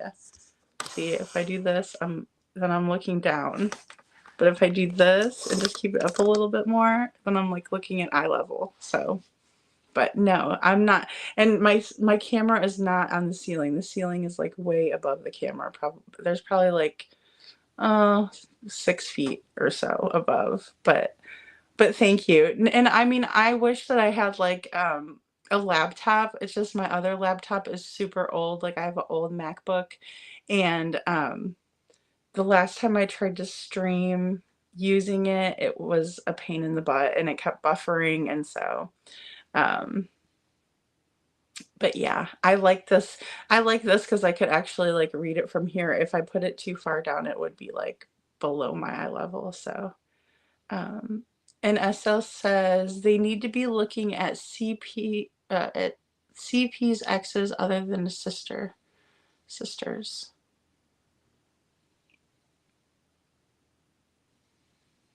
Like his sister Melissa, maybe. And Lil Red says Kathy B is not going to pay the monthly fee to put that child somewhere. They don't stay for free. Yeah, I know. And that's what makes me believe that, that's really, really what makes me believe that it's possible that they did something nefarious rather than putting him in the school, right? Because if they put him in the school, they'd have to pay for it. Somebody would have come forward by now, I think, especially with all of the attention the case has gotten. I think that somebody would have come forward by now if he was there. I know that there were a few pictures that came out of possible sightings in schools of Sebastian, but it turned out not to be him. So, yeah, it's just, I don't know. I don't see that as being a big option, although it's very possible that if they did send him to one of these schools that doesn't care about kids and that they don't care about hurting them, maybe they did bring him to one of those schools and then something bad happened to him from there. But again, I don't see them being able to get away with that. I don't know. It's tough. It's a tough one. And Vic says they better hope Sebastian is safe and well at home, in my opinion. Yeah, I mean, it's just terrible. It's terrible to think that something could have happened to Sebastian. He'd never deserve it. No, nobody deserves that, but especially not him. And SL says financially is what I mean by that. If they had money at a home. Yeah, I mean, nothing is impossible in this case, is in my opinion. Nothing is impossible, but I think that just with all of, I don't know, I would think someone would come forward. I'd like to think somebody would. I really would, but you never know. You never know.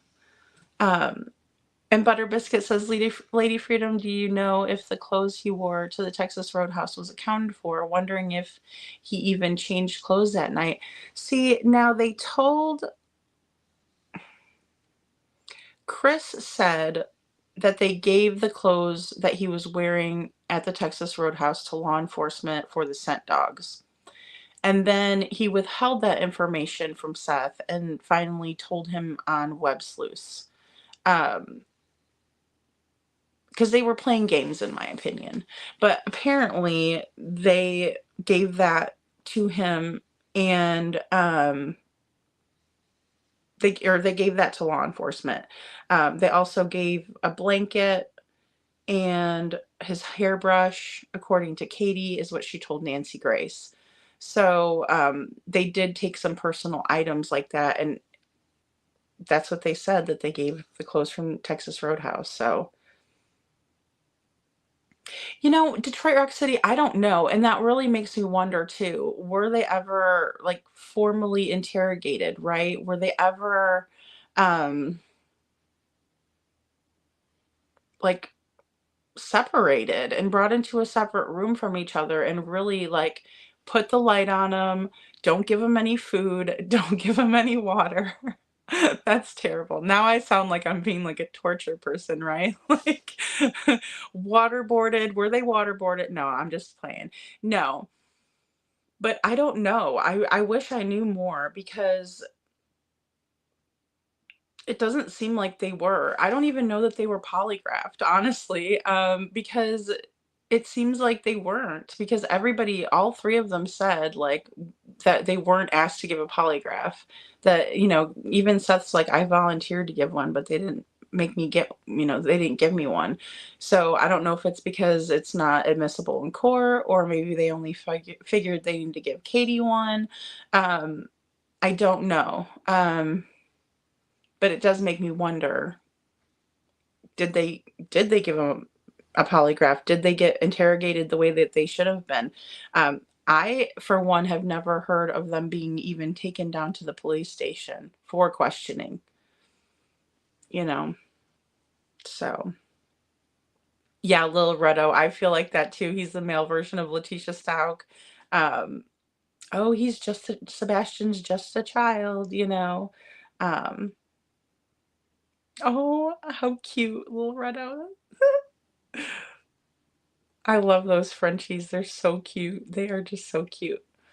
And Kaika says, "Yep, those loose lips sink ships, Chris. They certainly do. They certainly do. You know." I know, Vic. It is a horrid thought. It is. It is. It's terrible. It is. It's terrible. Hey, little Miss Sharon. Good to see you. Hi. That's okay. You're not late. No worries. No worries. And Lil Red says, "My child does not have any chromosome issues or disabilities. Really, he's more on the Asperger spectrum. Like the world is literal and there is no gray." Yeah, and that's the thing too. It's like when Chris was telling things to Sebastian, he's going to take them literally, and that's such a great point, and just the fact that he liked to confuse him and things like that was awful. Um, Kaika says, "Oh, foot in the mouth, shame foot." Vic says, "Chris said look for Sebastian at church." Yeah, he did. That's what he told Seth. He's like, "If you want to find your son, go to church." Little Miss Sharon says, "In my opinion, SF is after the reward and stopping anyone else from getting it." That's possible. And the thing is like, he's just not doing a very great job of looking like a credible source, in my opinion, So, okay, good. Yeah. Yeah, CP tried. Yeah, he's tired and bit up. Yeah. Yeah, definitely. I agree. I know, but yes, Lori says, "I know, but it needs checking." Yeah, all of it does. All of it does. I think they need to recheck and check everything, especially because they just operated under the assumption that he walked off. And Joni says, "There is a place in Oregon goes off donations that is for high functioning autistic kids." Oh, really, Johnny? I didn't know that. Okay. Um, like I said, when I called the ones in Missouri, it was only for autistic children. It was not for behavioral issues. Um, Silly me, Silly me. I thought they were trying to look for a place for him, for his needs specifically. Apparently not. Um, and Vic says, "Scramble our brains so we have a hard time finding anything out." Absolutely. I mean, it's enough to make our heads spin, really. I mean, it's very nerve-wracking and confusing. So, and Detroit Rock City says his coworkers didn't even know about Sebastian or that he was married, allegedly, in my opinion. Yes. And we were talking about that earlier too with Khloe while she was up. He was over there asking waitresses for their phone number and different things like that when he's married. And that doesn't make him, a red rummer, in my opinion, of course. But it does speak to kind of his mindset and how he felt about his family, Sebastian, Katie, and himself, right? They were a little family. And he wasn't doing a very good job of being the leader of that family. And, I'm a little bit old fashioned when it comes to things like that, but I think that, you know, the man is the leader of the family. He might be the head of the household. We're the neck. We can turn the head whichever way we want. That's from the wonderful movie My Big Fat Greek Wedding. But I do feel like that's the truth. You know what I mean? I feel like he's supposed to be the leader of everybody, the provider, the protector, the lover, and he's not. He is anything but that, right? He's the antagonist, the bully, the asshole. You know. Oh yeah, I don't understand them either, Little Red. I can't even wrap my mind around what they're thinking about, how they can be on the side of these people. I don't know. I think that's what the point of it is, though, too, is to they're making money off of being controversial.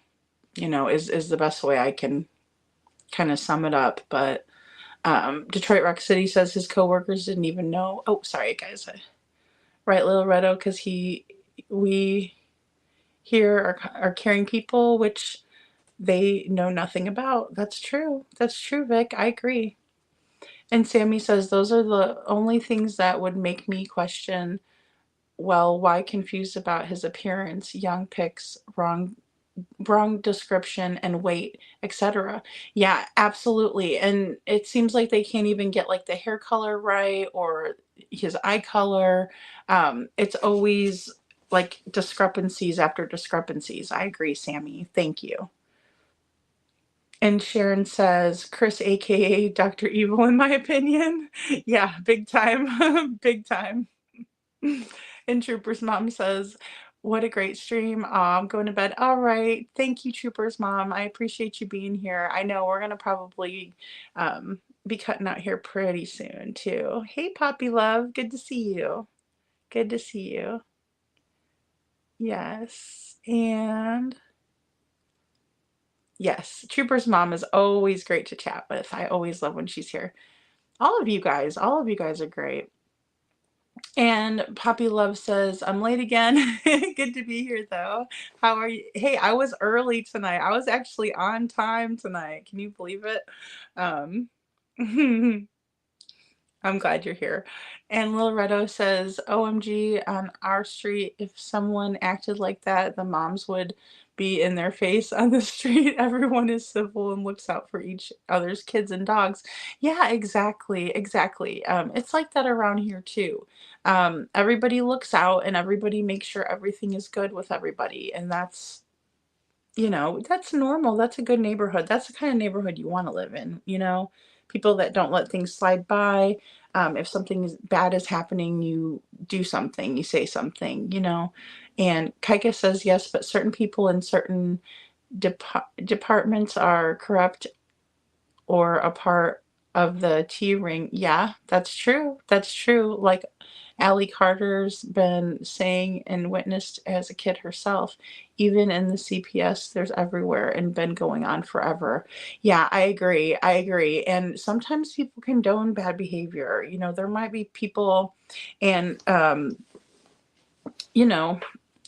because a lot of us have grown up in the eras where it was, just kind of regular or normal for corporal punishment. But then, now it's getting less and less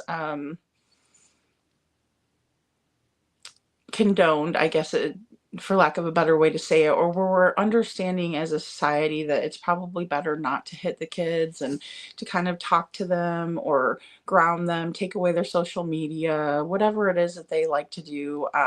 It's better to do that and teach a lesson than to just like smack your kid around, which we all experienced that when we were younger. So, Poppy. Yeah, so that I played an interview. It was from Matt, it was an ex-coworker of Mr. Flying Monkey Socks. So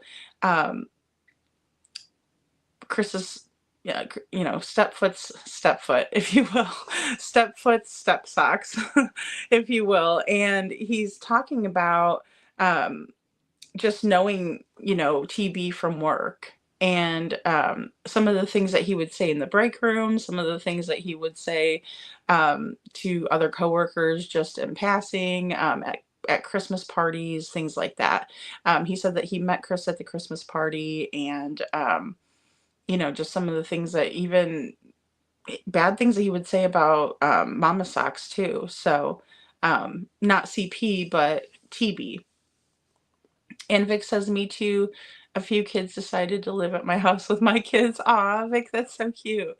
Yeah, I mean, like, it's just one of those things. Like, for a while there, I even had a a deal with the lady across the street. Like, she would take the kids in the morning to school, and then I would pick them all up, and they'd hang out at the house for a while because she didn't get off of work until like 5 o'clock, and so she needed somebody to watch the kids after school. And she was like, hey, she knew that I worked overnights, and so she was like, I'll take the kids in the morning, and then so I just get my daughter ready for school, and she would drive the kids together, and they'd come home, and I'd pick them up from school, and just regular day.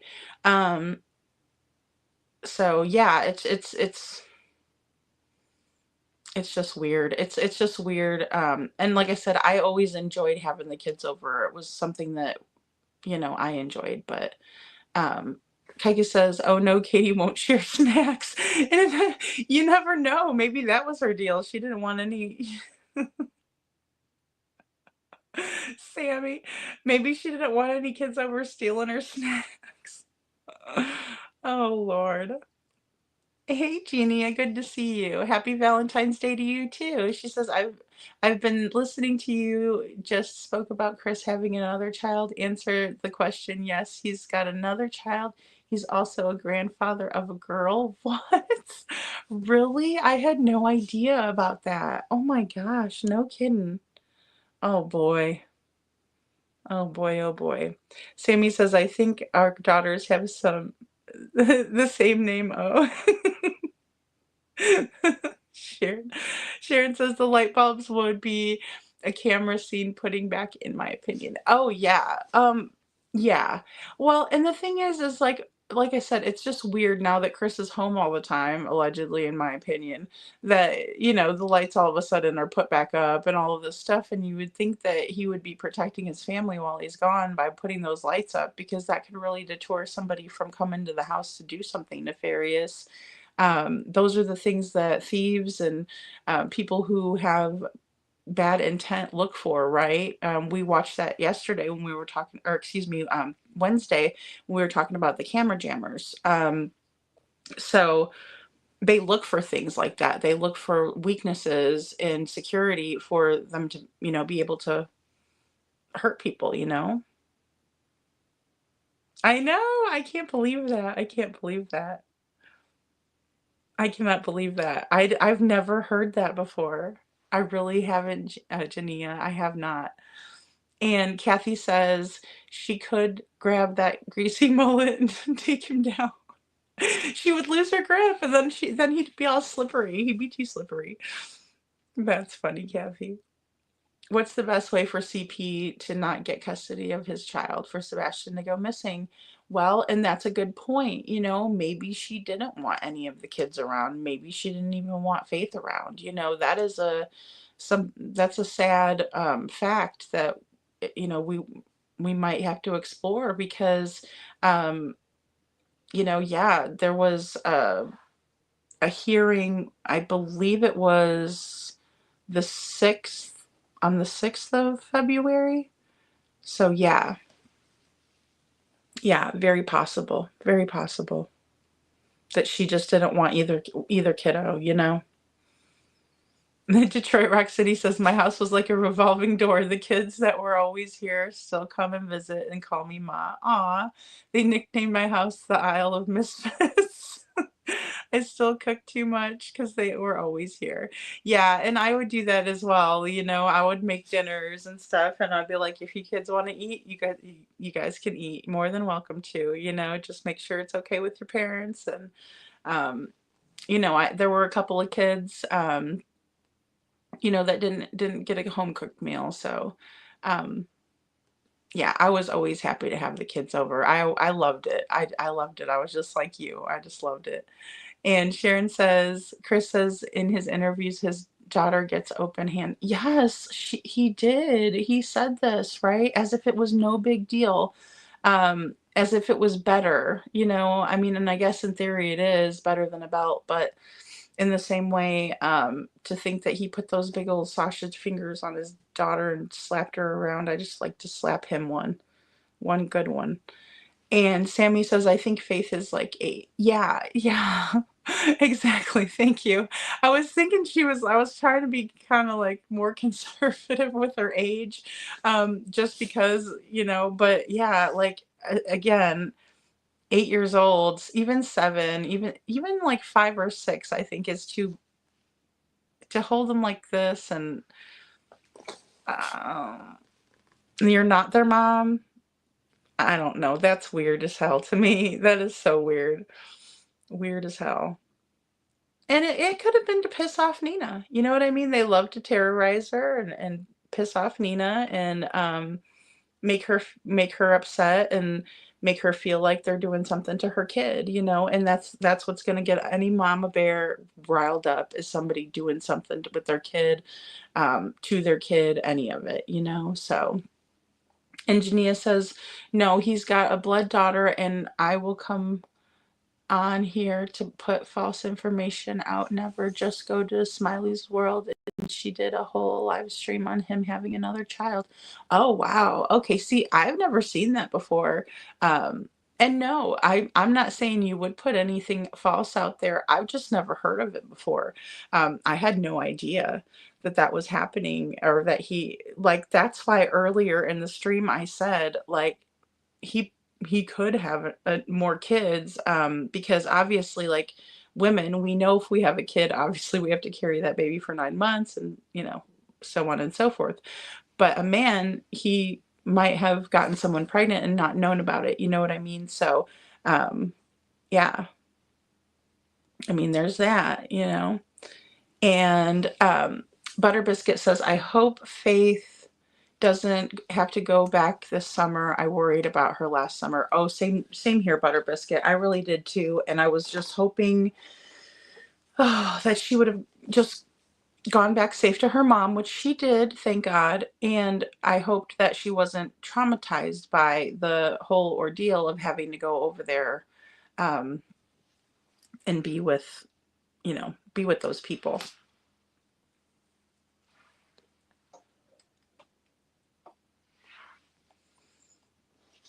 And it was nerve-wracking, and I'm sure it was terrifying for her sister, for Nina, her family, all of that. And Net Detective, good to see you. Net Detective says, I think Sebastian was constantly criticized or corrected, in my opinion. I think CP went too far hitting Sebastian. He was done for, in my opinion. 5 CPS cases. I know. I mean, just way, way, way, way too many. Way, way, way too many. Yeah, absolutely, Lil Redo. We're just shocked to hear that. I've not heard that. I never have. It's crazy. It's just crazy.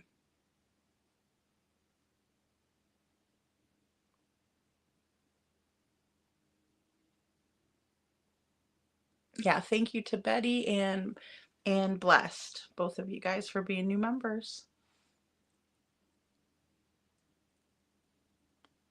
I actually talked to Margaret earlier today, Miss Lori. I did. I did.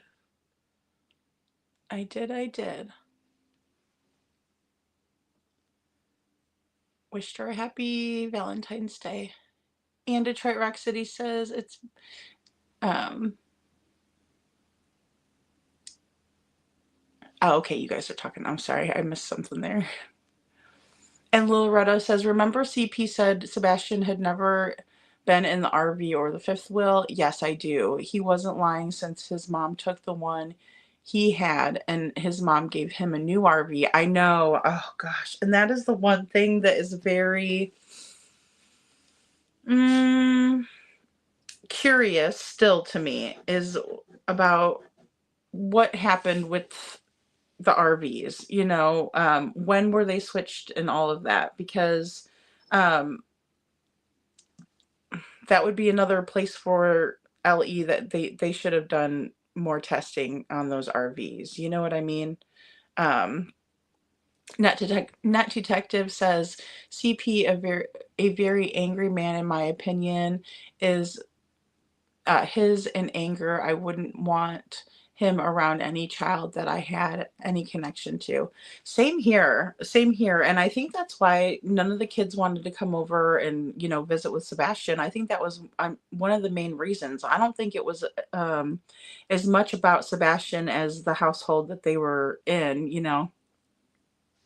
I wouldn't want my kids over there, that's for sure.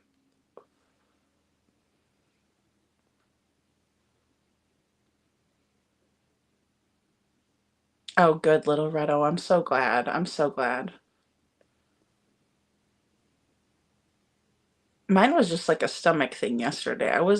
But I was sneezing a lot this morning, but I think it was just because the weather was changing a little bit. Maybe it was more humid or something, and Lisa says, KP is trained MMA fighter, not to mention hand-to-hand combat from the military. I believe she could beat the dog shit out of CP. Lisa, thanks for your comment.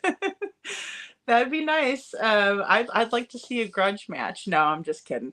But really, you know, that's a strong possibility. I just know I couldn't take on a guy, and I wouldn't try it. I wouldn't try it.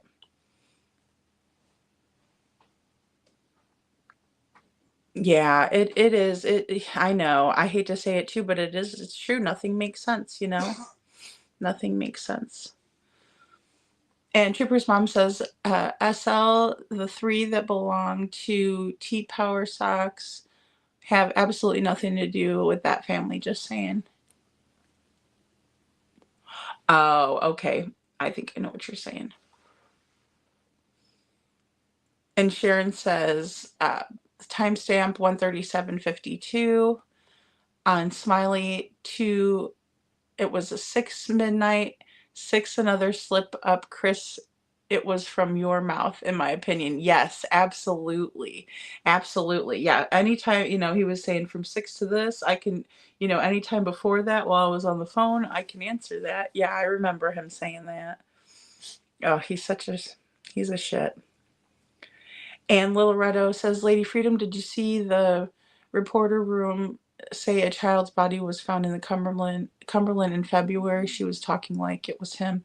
I didn't watch that. I did not. Oh, how sad. I'm hoping that isn't Sebastian.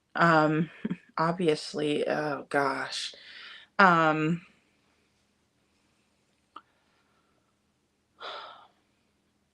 Yeah. And then also there was another, and I can't remember what state park that is.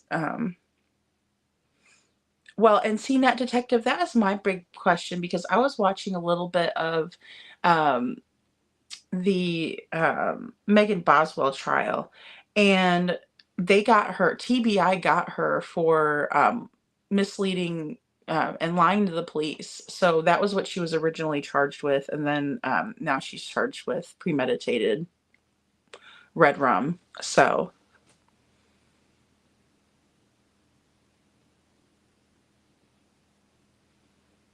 yeah, thank you for that, Jania. I really appreciate you letting us know, hun, because I didn't know that. I've not seen that.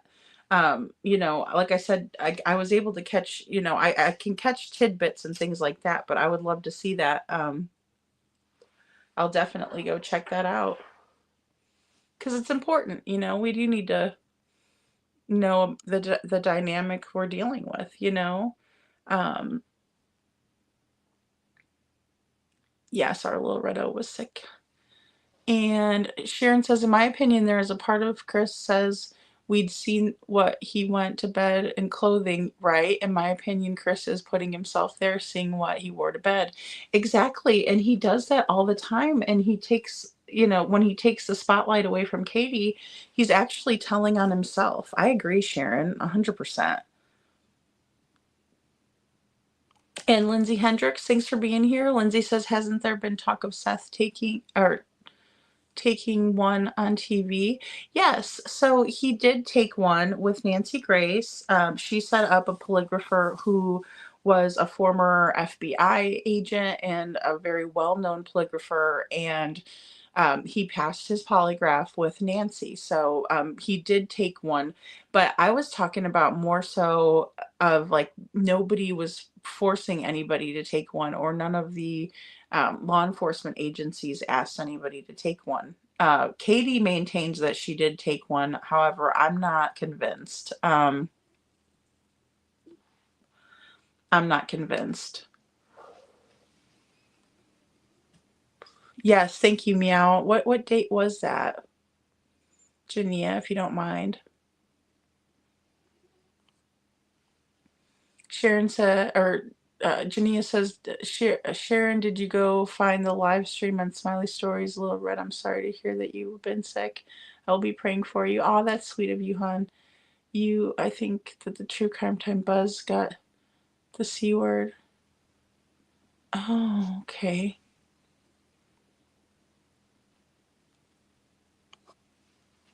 Sharon says, in my opinion, Polygraph is an open cheat test. He knows what to take to lower the breathing and make you calm down, in my opinion. I agree with that. I think that they could have skated the poly. There's been people who have skated the poly. Just look at Ted Bundy. There's ways of doing it. There's definitely ways of doing it. And unfortunately, it's sad. It's really, really sad. But it definitely happens. So there's that.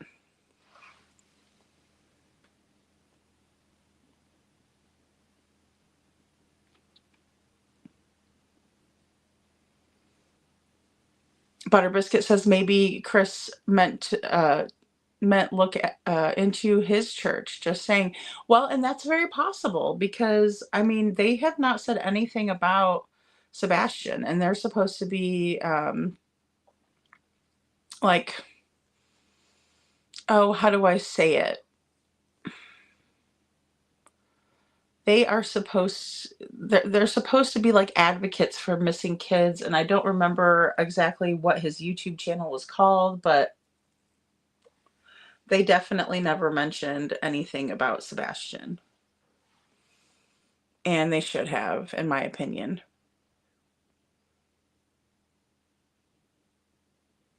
And Sharon says, in my opinion, Katie put her phone in Seth's face. See, he's having a good day. And yes, I do remember that. So whenever Seth got to Katie and Chris's residence the morning of the 26th, Seth recalls Katie putting her phone in his face, showing him the picture of Costco and saying, see, he was having a good day. He was having a good day, So yes.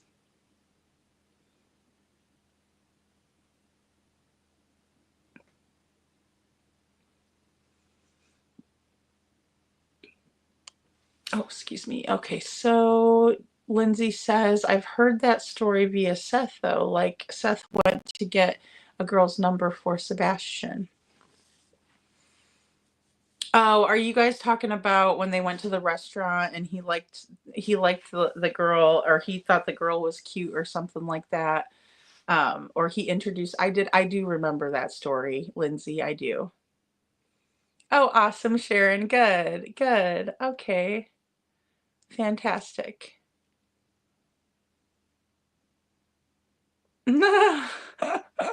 Well, Red, you're so funny. That's cute. Polygraph, in my opinion, Chris knows medication can make you pass a poly. Yeah, well, absolutely. There's a lot of different ways that they can do it. There really is, guys. There really is. There really is. Thank you, Lori. Oh, good night, Vic. Thank you for being here, honey. Thank you for being here. Yeah, thanks for looking, guys, because I'm very curious. I'm very, very curious to know. You did? You did have the best Valentine's, Lindsay? I'm so glad. That's wonderful news. I love hearing that. I love hearing that. Remember, Chris said my PlayStation was hacked, in my opinion. I don't remember that, Sharon, but that's interesting. Huh.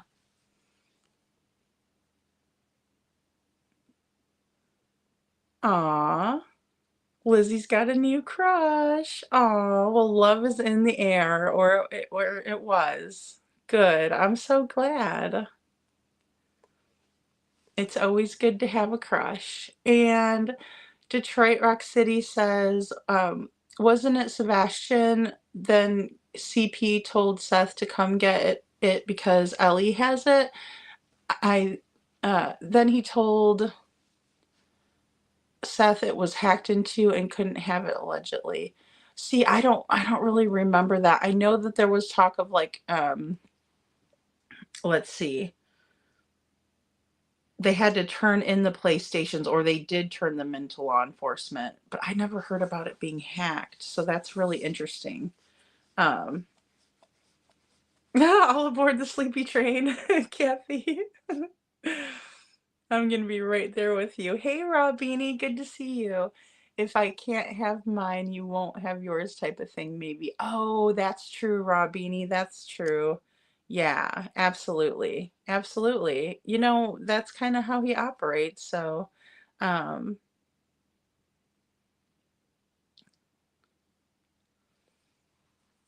it's a son and a granddaughter. I thought, oh my gosh, that's so crazy, guys. I did not know that. Um, no. BHB talked about it too. Okay. Oh my gosh. I've never heard that. I'm so serious too. How did that explain Sebastian being gone to F? I don't know. Oh, that is so weird, guys. Hey, Lisa. Good to see you. Lisa says, well, let's hope that they're behind bars before the summer comes, all four of them. Yeah, here's to hoping that. I am hoping that for sure because, gosh, Sebastian doesn't deserve it. He just doesn't. It was months back. Okay, Rob Beanie. I'll definitely look into it. No, Trooper's mom went to bed, SL.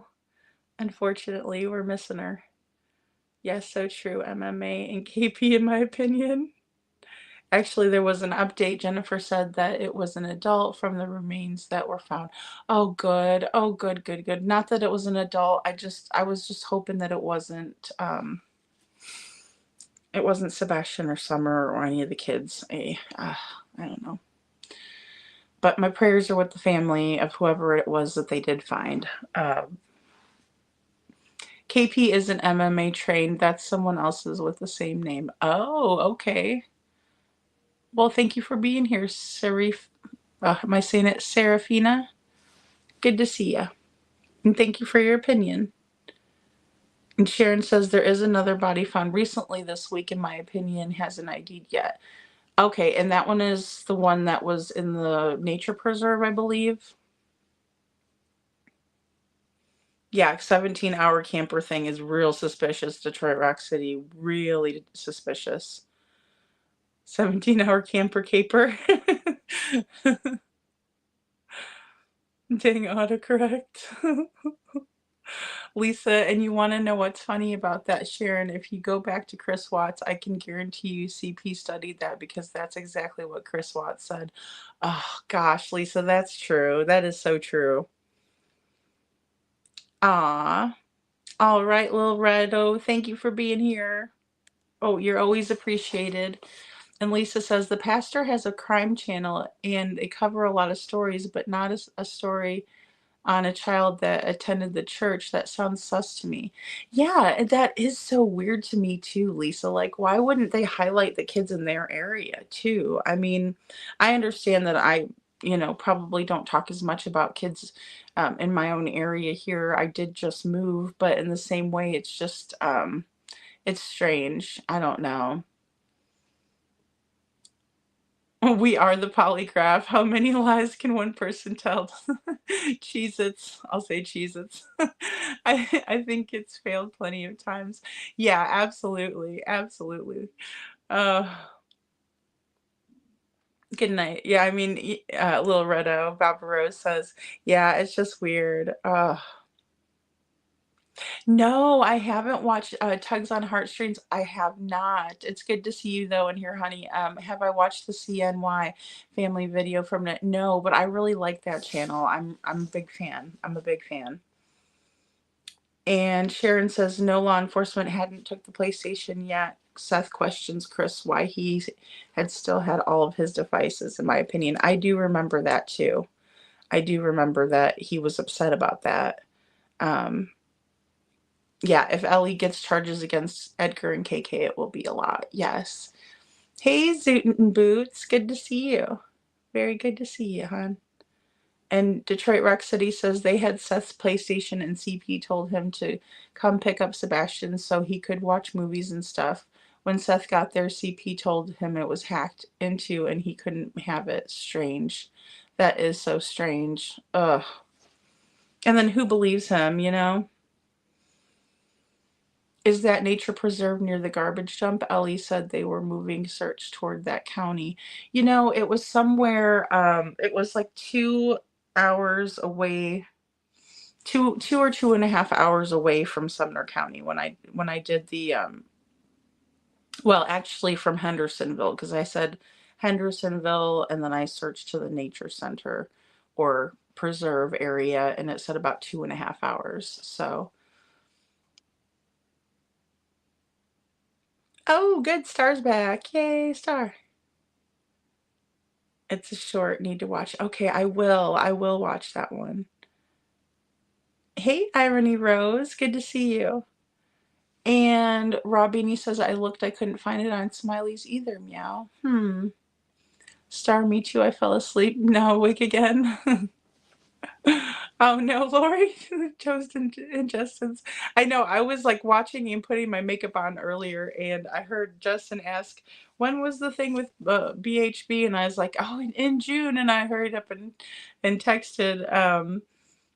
So he drew me out of the bushes today, but I was kind of just listening in, and you know, I try to catch lives here and there because I really do enjoy listening to other people's perspectives and things like that. So. Poppy Love says I'm wide awake now. I just can't believe there's like another kid involved with, you know, um, with CP. That is so weird to me. Like I didn't know he had another child. So it's weird. It's weird. Um, you know, I just think that one thing that is very prevalent here is the fact that we do see. Good night, Donna. Good night. Thank you for being here. I do think that we can all probably safely say that there was a lot going on in the household. There was a lot going on with Sebastian's stepfamily. It seems like he got a lot of love from like Seth, Grandma Robin, but not so much from thanks, Star. But not so much, you know, from the other side of his family. And then it seemed like Katie had a lot of love for Sebastian, but then it turned south when everything went south with Chris's side of the family and that sort of thing. So I do believe that it's just something that we should probably consider more so than the alternative, because we see so much crazy stuff going on in that family. And it's just sad. It really is. It's not fair for Sebastian to have had to go through that. And it's also, it's just it just lends to the fact that there may have been foul play involved here, and I really believe that there was, especially at this juncture. Um, you know, in this. Hey, Sylvester, good to see you, hon. Good to see you. Um, so yeah, it's just very, very sad. Um, and Jania says, "Hey, Little Red, I just wanted you to know that I looked under Smiley's World live stream and some is behind a paywall, so I want." Oh, okay, maybe it was a members only. Oh, okay, maybe it was members only. That's a possibility. Yeah. Yeah, and it's just sad. It's just a sad situation. Um, all around. You know, even if there were other kids involved, or if even if CP did have more kids, I still don't think it changes the fact that something bad probably happened to Sebastian in the Proudfoot's care, you know, unfortunately. You know, so I don't know if it would make a big difference, but maybe it might speak to someone else that might have helped. I don't know. I don't know. Because really, it's news to me. I didn't know that he had a possible other child involved, or, you know, older grown child. I mean, they'd have to be a little bit older by now. So there's that.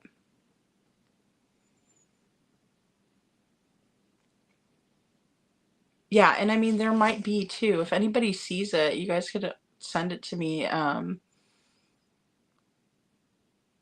Hey, Unnamed True Crime Channel, good to see you guys. I don't know why you guys are obsessed with my camera angle. It's what's comfortable for me. You don't have to sit here all night. I do. But I appreciate your concern. Um, Either way, this is the same camera angle I've always had, you guys. It might have been just a little bit tad bit taller, but it's because I have a light behind me. Again, like, I can't have a light behind me and then put my camera down, like, so I can't even see the chat. This is to my eye level is where the chat is, right? Okay. So everybody calm down about the camera angle. Um, no, I'm telling you, this is the same way I've had it the whole entire time. I set it up every single night. I think the table might be closer to me tonight, but that's about it. But yeah, because I have it set up. If I put the light on that I have above right here, it's super bright. Same thing if I put it on the middle light. So I always just put all the lights in the back, and then I light the candle back here usually, but I think it's out by now. Um, but yeah, it's been the same way like the whole entire time that I've been doing it. And then I also have to, because I'm doing it on my phone, I also have to like scroll using um, like to see the chat and stuff like that, and to go in between my tabs and stuff like that. But you know. Star. The reason why I keep this here is so that people can't take my face and put it on an ugly like filter and make fun of me. That's the reason why I hide myself like this. Is because I'm not gonna deal with the trolls and them taking my content and like changing it. So if they want to change it, they can change it from here up. But that's all they're gonna get out of me. Um, you know. Blessed. That's funny. Oh my goodness. You know what, you guys, the sad part is that a lot of these people are so miserable that they have nothing better to do than to talk shit. And most of them don't even show their face. At least I have enough guts to show my face on here. You know, they don't have that, like, they don't have the guts to do it. So, thank you, Lisa. I have to think of everything, trust me, because especially like um, as of lately, um, I've really had to, you know, take everything into consideration. But if you're not willing to show like your face on here and you're willing to make fun of people who do show their faces, I think that says more about you than me. So there's that. But thank you, Bless. I just don't want to be like in your guys' face. Like, if I had the camera like right here, then I would be like right in your face. And like, I don't want to be right in your face. And then also it's a weird, it's a weird, how do I put it? Like too much eye contact is weird to me. I don't know. I'm not autistic. I'm just saying it's weird to me, like to just be staring at you all like nonstop. And so, so that's another reason why I'm, just, I'm comfortable with it like this is the reason why I have it like this. So thanks, Sylvester. I appreciate you. I appreciate you. Yeah, they just don't show their faces. Like they won't even show who they are. And so I don't think that a lot of people understand how vulnerable it really is for someone to get up here and show their little corner in their house and speak to everybody. It's very vulnerable. And so just to have people be like so hateful is amazing to me, because when I look at other people that put themselves out there, I see brave, I see, courageous, and I see, I don't know, somebody that's like putting themselves out there, right? Maybe they're wearing their heart on their sleeve or whatever. But I don't look at that as a weakness. I look at people who sit behind a camera and don't show their face as weak. I mean, maybe I'm wrong, but yeah, it's it's a lot of energy to put out there too, because I could totally just go like this and never show you guys who I am at all, and never share myself with you. But I don't feel like that's what I want to be doing. How do I get through to anybody if it's just my smiley face up here? And also, like, I want you to see my emotion. I want you to see who I am. So that's why I put myself, out there. Well, it's more so who said it about me and why, like, because I was stupid and I should have never watched like the crap that was out there about me. So, but yeah, I'm up at 2:30 a.m. because blessed. That's funny. Um, hey, Bluebella, good to see you. Um, Thanks, Star. Yeah, it's just one of those people, or just one of those things that people, they're gonna tear up everything that you give them. You know what I mean? So when you put yourself out there, be prepared. Um, I told my family members and everybody when I started going live to just be prepared for the worst. But I never really could even prepare myself for what has happened. So there's that. Thank you very much, Vic. I appreciate you. I will definitely get a coffee. Thank you. Thank you so much. You did not have to do that, but I appreciate you. Thank you, Seven True. Thank you. Yeah, it's just been a lot, you guys. Like usually I let things roll off my back, but then like when people come in here and say the same things that my haters are saying, like it kind of gets to me a little bit. Like I'm only human. So I know I try not to, blessed. If I wasn't tagged, that's why I said like when I actually like clicked on it, and because I was tagged in it, I was like, oh, this is gonna be bad. But I let it roll off. I do. I let it roll off. So, but like I said, it's just it is a bit like annoying then when people that I know come in and say things like that my haters are saying. It's kind of like, okay, maybe I have to rethink my friend circle again, which I have been doing lately. I have been. But yeah, thank you. I appreciate you guys. No, I do. It's just something that I've been dealing with for like the last 2 weeks, and I'm just so over it now. I'm just kind of like, I am's what I am's, and that's all that I am's, right, Popeye? So there we go. Thank you, Blessed. I really am. You know who I care about? Sebastian. You know who I care about? Crystal. I don't care about what I look like. I mean, I try to look decent for y'all. I'm not trying to come up here looking all homely, but in the same way, there's not a whole lot that I can do with this thing. I'm just kidding. Sometimes I don't know what to do with my hands. But we're gonna get through it. We're gonna get through it. Thank you, Seven True. Thank you. I try. And I'll tell you what, I'm not always going to get everything right.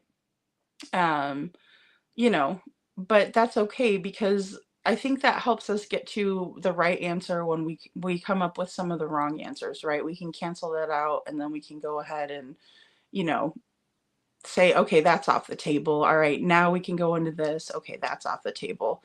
And that's what's important. That's really important to me, getting the truth out about what's going on with Sebastian, getting the truth out, especially with Crystal. That's another case that we're going to be talking a lot more about as well. So thank you, Lori. Thank you so much. You guys are so sweet.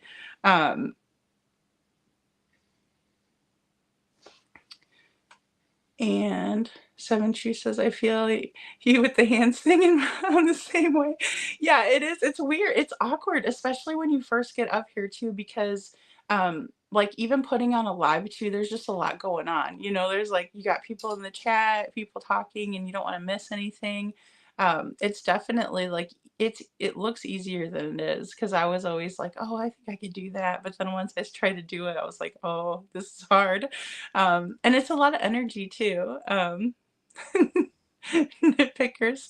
Yeah, as long as I'm not up here picking for gold. Oh my goodness. Aw, thank you, Betty. That's sweet of you. That is really sweet of you. You guys are so sweet. I appreciate you. Yeah, and and the thing is like I said, it's really not about me. It's about Sebastian. You know what I mean? It's about Crystal. So it's not about me. But I do want you guys to feel like I am talking to you, like you could see me and that sort of thing. So that's what's important. So, thanks, James. I appreciate that. Thank you. The best compliment that I could get is like that you're smart, and I saw that here a couple of times, so I appreciate it. You know, um, you guys will see me on Monday with my hair dyed though, because I'm gonna cut and color my hair finally. I'm trying to hide some of those grays that you could see coming out. But well, thank you, Lisa. You know what I think is the worst is like when women don't support other women. That's the worst thing to me. Um, I could see if I said something real vile and people are upset about it. I could totally see that.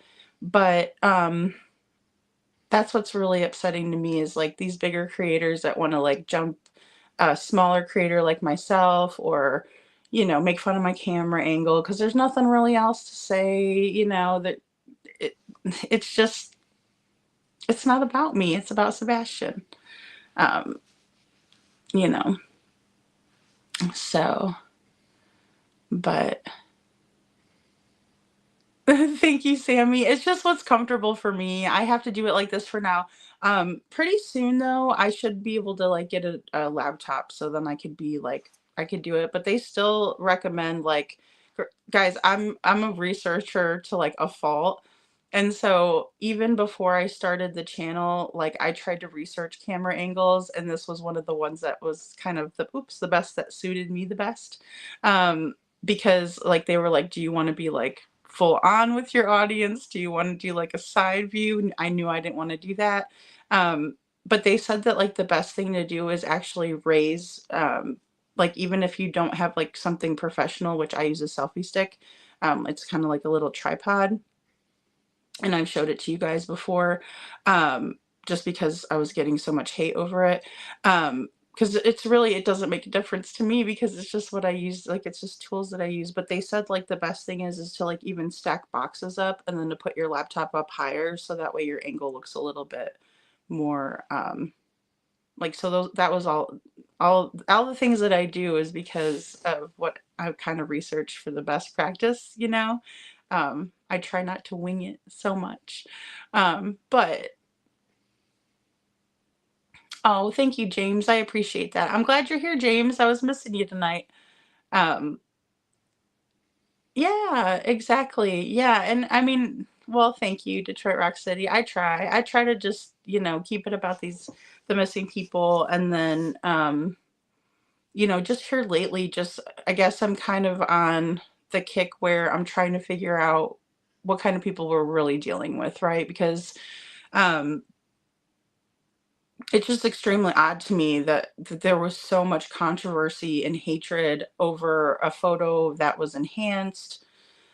That, I mean, I clearly can see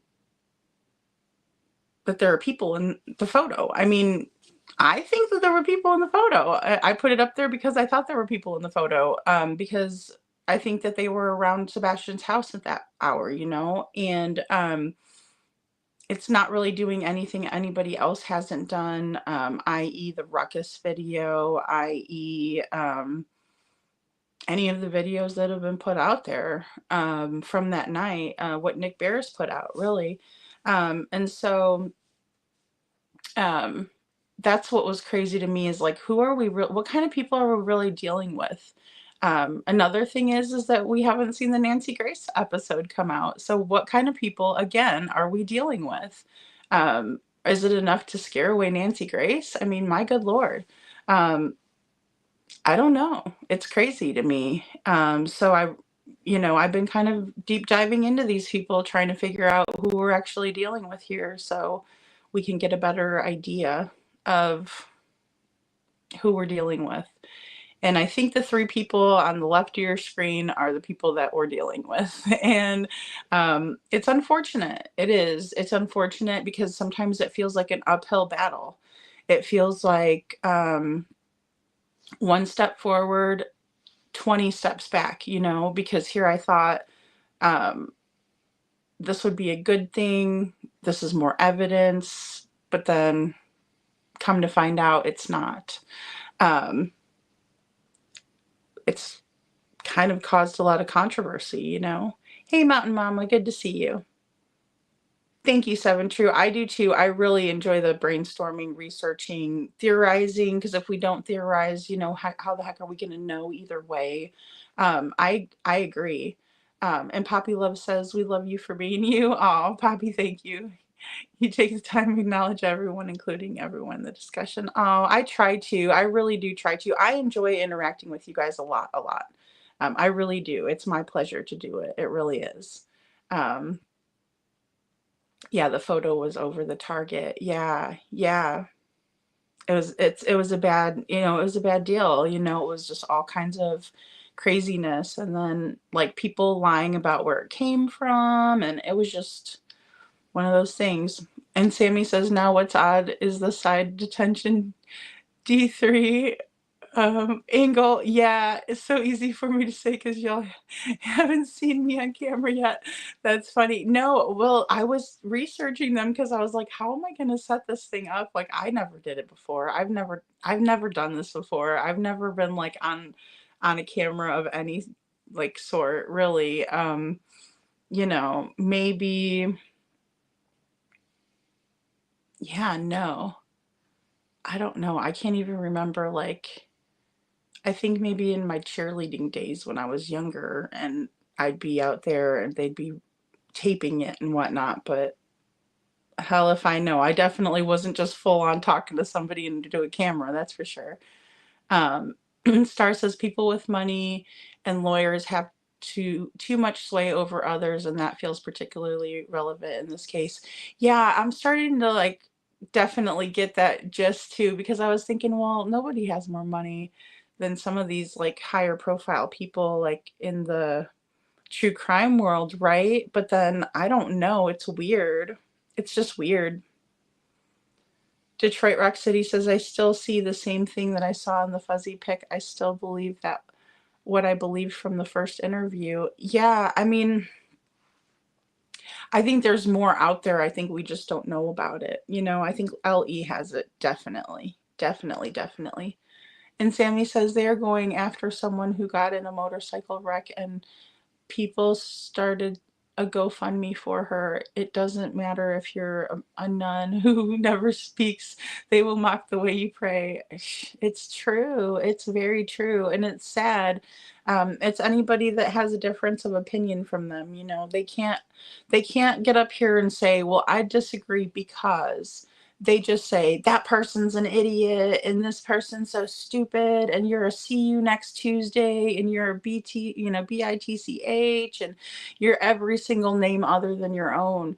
But they don't ever say why they disagree. And that just shows their lack of intelligence, in my opinion, because if you disagree with someone and you can stand firm on why you disagree with someone and give reasons why you disagree, then that to me holds more weight than someone coming up here and being like, oh, you're stupid, your camera angle looks dumb, oh, look at the way you do your makeup, did you see her eyebrows? Like, please, let's talk about a case. Let's talk about something intelligent. If you can't bring that to the table, then I don't even want you at my table.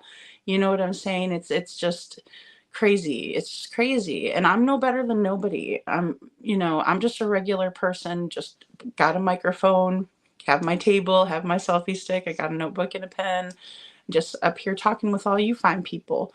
But you won't ever catch me just going off and telling people you're an idiot, you're a moron, you're so stupid, unless I give a reason why. You know what I mean? I'm going to say I don't agree with you because they can't do that, unfortunately for them, because then but I don't really watch any of them either. Like I said, I was tagged, so that's me clicking on this shit I shouldn't click on.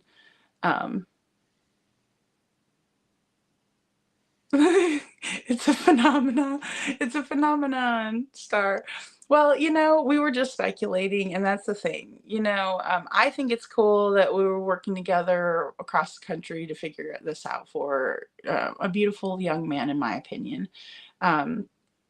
James says, I was still watching you on my TV and had to get on and tell you how honored it was to be a part of your channel. Oh, James, that's so sweet of you, and someone that is genuine and truly real. And thank you. Thank you so much, James. That's so sweet of you. Thank you. I really appreciate that. I appreciate you guys. Betty says, if we didn't have the Nick Barris video in the beginning, we would have nothing. Yeah, I agree with that too. I mean, I always kind of, in the beginning, I was like, I don't know what we're looking at, and I would watch it over and over again. I'm like, should I consider this? Shouldn't I? And then, when they said it was part of Sebastian's case file, I'm like, okay, yeah, they did say that. And so I kind of started looking into it more, considering it more. But I do think, that it's the only evidence that we really have in the public, other than now the Texas Roadhouse video. Thank God for that, because if we didn't have that too, I would be wondering, did he make it home that night? So I think little by little things are going to start coming out, because people are sick and tired of being quiet. And I think a lot of people that were kind of forgotten about in the beginning, like Matt, for example, I've heard Matt's interview and I've never played it on my channel. This was the first time I played it. So it's very important. So, and Sharon says, where is all the money coming from, to be going out often as these trips to all these places? I think Kathy does very well for herself as well in the real estate game. There is so much money to be made at that.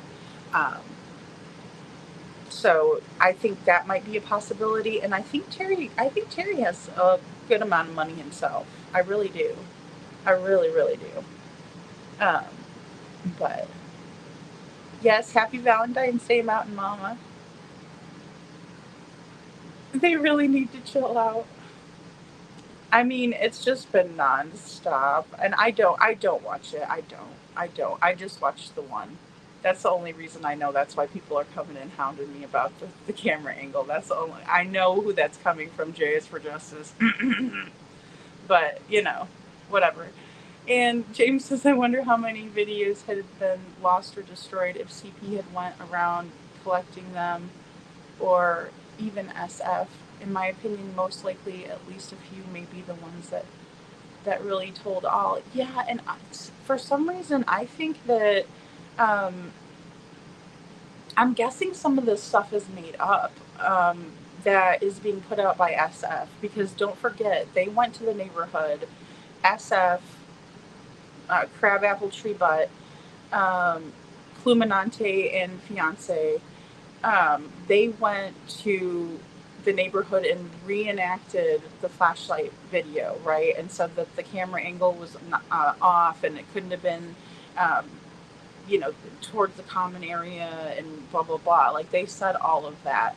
And they went over there and did some reenactments with, took pictures and stuff like that. So I believe that they're using a lot of that too. And that's just my opinion. I could be wrong, but I really do, because I don't see a bunch of neighbors who dislike the Proudfeets all of a sudden like giving up all this information.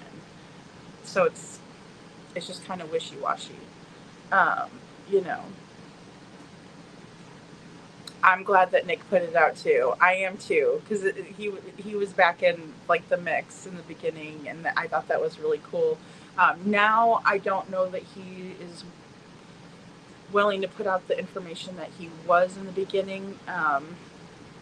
It's questionable to me, but I could be wrong about that too. Thank you, Meow.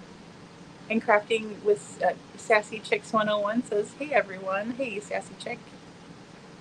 And Star says, they can't talk about anything intelligent, so it's not worth your time. I know, I just can't handle it, Star. If I go over there, like, that was the worst thing I could have done, But then I probably would be wondering, like, why is everybody messing with me about the camera angle, So it is what it is. And James says, and it was great seeing Khloe on here tonight. Oh my gosh, isn't she the best? I love her. I love her so much. And, that's another prime example about how YouTuber or other YouTubers or just people on YouTube in general could run off such a wonderful person, is by doing stuff like that. Just the hate, constant hate. So I was honored to have Khloe on tonight, because she is a wonderful person. And those are the kinds of people that I want to surround myself with, not a whole bunch of buttholes, like people who can't find anything better to talk about, And Rob Beanie says, this is just so weird. Did CP own a wedding venue type business in CA? Oh, I don't know about that. I mean,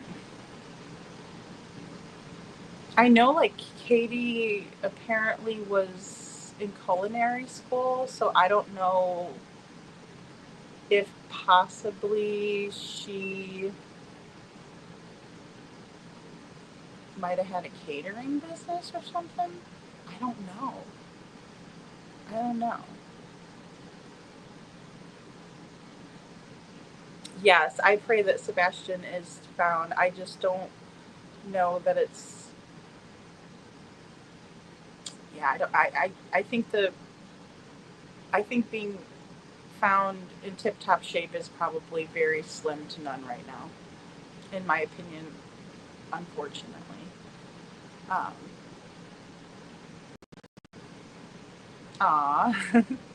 Thank you, Star. Yeah, she's amazing, and she's a great researcher too. And then you always got to remember too, a lot of times people like, I don't know if you guys have ever told the truth before and people like chastised you for it. A lot of times when people come out and they tell the truth about things, people will chastise them for it because they don't want to hear the truth. They'd rather hear something that's made up or something that they already believed to be true, overhearing the truth. So I think that that happens a lot on YouTube.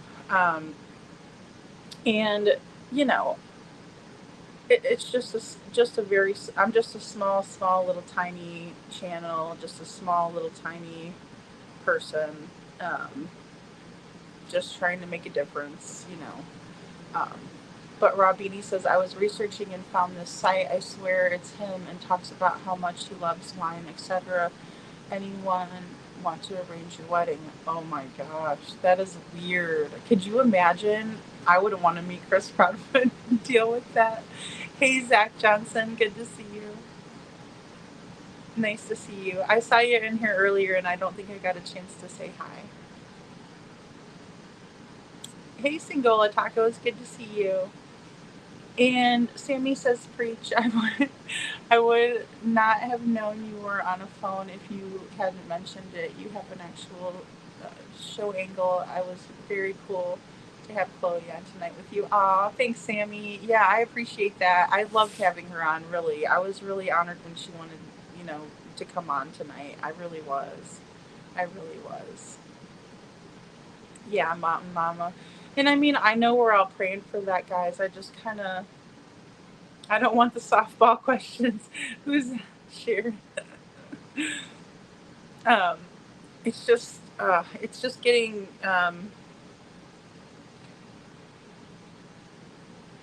it's just getting harder and harder to believe that we get a positive outcome here, you know? Thank you, James. I really appreciate you. Thank you. See myself all the love and shows. I'm so glad. Well, happy Valentine's to you too. I'm definitely more of a Halloween type of a girl, but I know there's a lot of people that love Valentine's Day, and it is cute too. It is cute. Thank you, Singola Tacos, and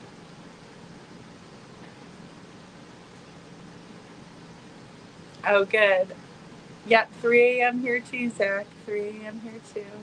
I'm glad you're here. I do have anxiety too. Hey, Holly, yes. Yes, but I also have insomnia where I stay up far too late, but that's okay. Crafting with Sassy. Chick says, I can't be quiet. I would be thrown off the tube for sure. You are very calm. I enjoy watching you. Thank you. I try to be, you know, I get in my moods, and I have gone on rants before. I'm sure you guys have all saw my rant. But hey, Brenda, good to see you. James says, I agree. They reenacted it very poorly, in my opinion. It was so obvious on how they were differently had angles off. Yeah, and that was the thing too. I saw a lot of like shade being thrown to Chris from the mob crew, and that was another thing that I was getting really frustrated with when I was on X today, because I was like, with everything that he has gotten right, and when he is willing to come up and admit that he got something wrong, we all get stuff wrong, you know. It's the people that won't admit their faults that I worry about. It's the people that brag about you know, how good they are and how much they can get off of other people. Those are the ones that I worry about. I don't worry about someone like Chris at all. I think he's an intelligent guy, and I think he's very savvy, like tech savvy. So I did see a lot of hate towards him, you know. Oh, no worries on Name True Crime Channel. It's okay. But I'll stay.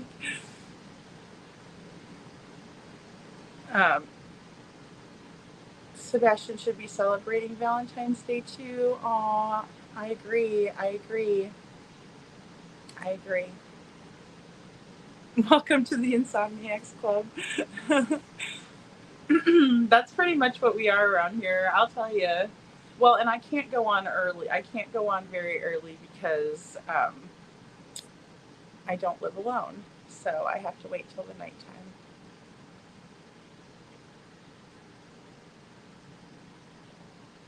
Yeah, I never heard of that either, but they're, hey, the path, good to see you. I missed you. I'm glad you're here. Um, I've never heard of the wedding venue, but it's a possibility because, like I said, if they were doing like a catering deal, because I know Katie has that background. Her cousin Yeda said that she's a really great cook, and that she worked at a really like high end restaurant in what was it, Virginia Beach? Yeah, I believe it was Virginia Beach.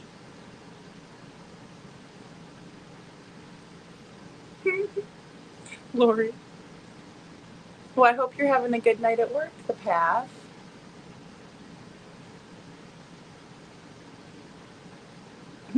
Zach says hello.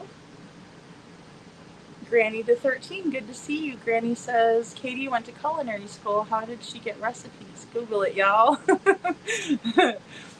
And maybe that's why she liked to make the spaghetti pancakes. Because when she first said that, I was like, ooh, those don't sound very good. But then I realized, it's grand straight. Yeah.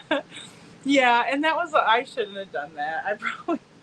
I probably shouldn't have done that, but it was just like I had to, I couldn't just let them like I can't not stick up for myself.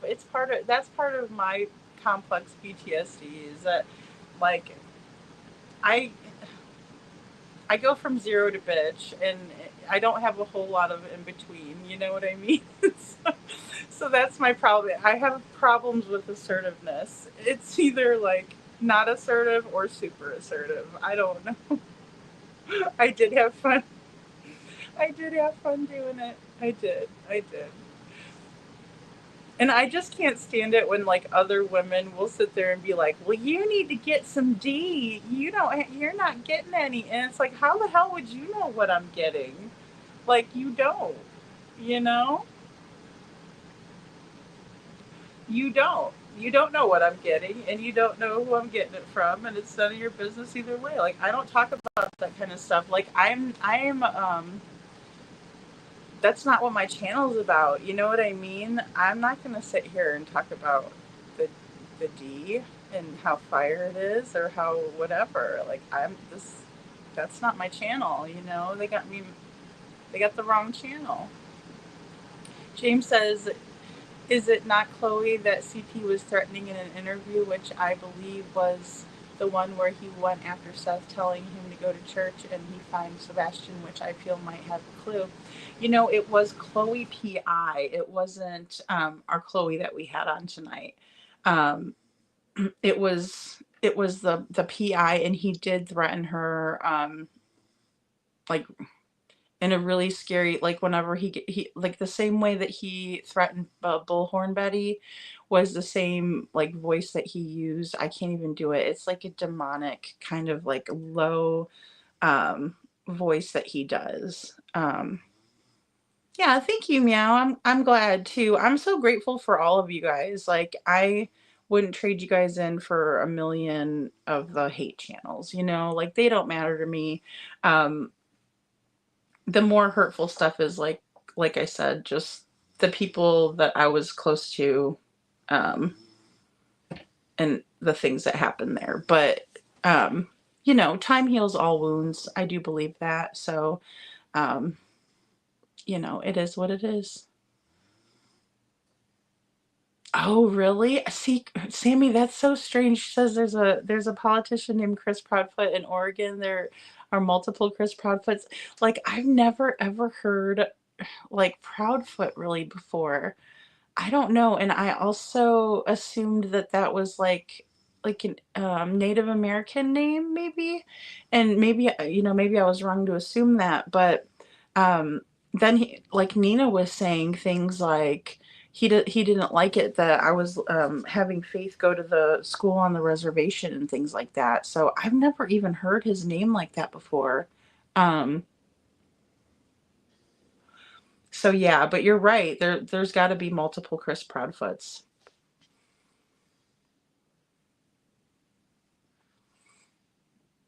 And the path says, I have a sense that the socks and feet are into criminality to make their money. The businesses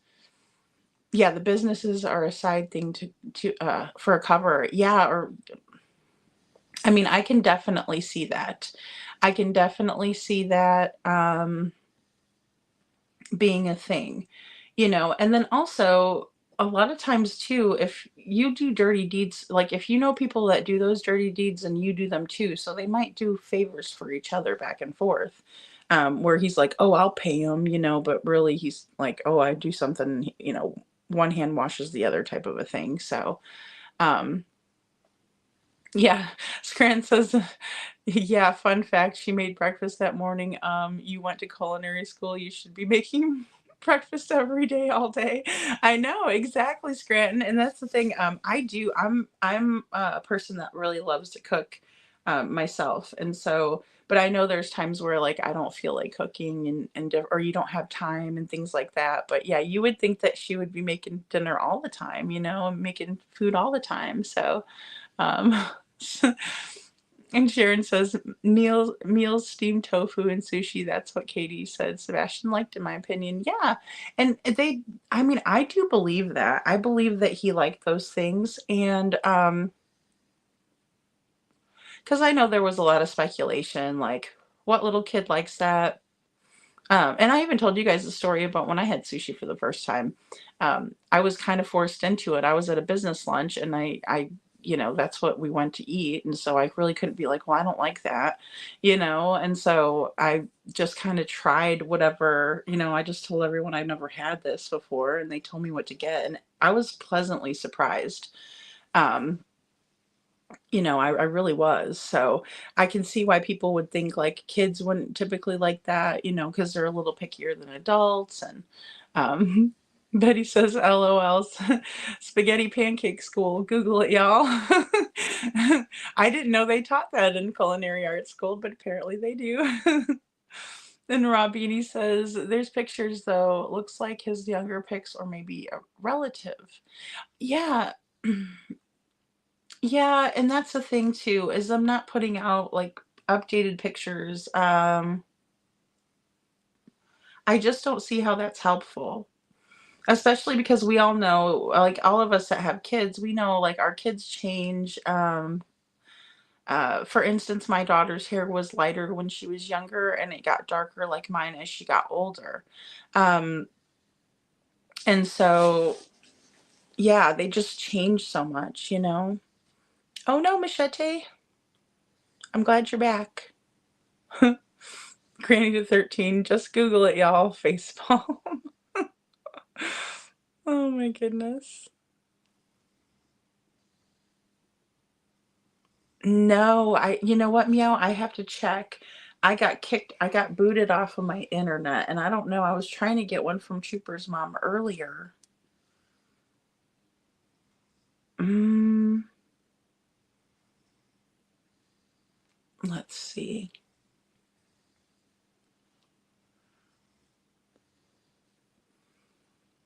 No, I did not. But it might be because my internet is stuck right now on my other phone because I only use that phone just for like like an extra one.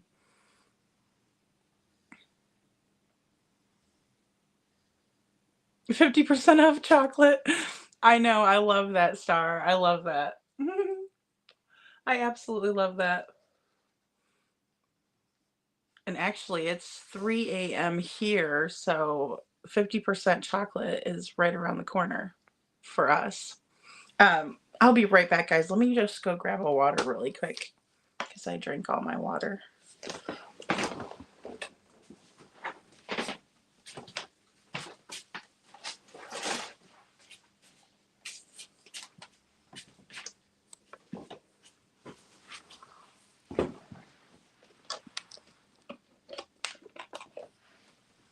I have to keep my phone plugged in too. That's another thing with this. I have to keep my phone plugged in because if I don't, it like eats up, StreamYard eats up my battery. Like really, I don't know why, but it eats up my battery. I'm guessing it's like that for everybody, but I'm not sure. But it's always a struggle. And James says, and excuse me, and I did, so looking on Google and on the maps, and if you look where Yogi Bear Campground is, that's like 1 to 2 blocks from there is a street called Church Road. Oh wow. Avenue Drive Street that goes from campground to the river. Oh my goodness, really? Oh my. Oh my, that's not good. Okay, so there's I'll write that down. Give me a second here. On maps. Yogi Bear. And that's the one he was at originally, yeah. And then they went back to that one too, I think. So 1 to 2 blocks. Church Road, Street, Drive. Okay, or Avenue.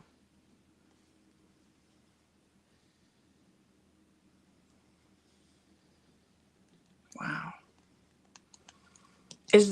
And that wouldn't be the Cumberland. Yeah,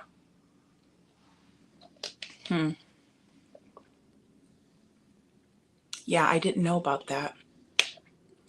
Zach says, I have a feeling when Katie said she heard a thud, she is admitting she heard Chris hit Sebastian, in my opinion. That's one thing I'll say. Yeah, I mean, there's something with that thud. I do agree that with the thud, there's something weird with the thud. Why would that come about, right? Because at first it was like a noise. I told him to go to sleep, and then it changes to the thud. So I think that you could be onto something there, Zach, because that is extremely, extremely odd. Saint Sebastian. He's our sweetheart. That's what he is. And there's so many people who love and care and want to see Sebastian be found. I really do think that. I really do.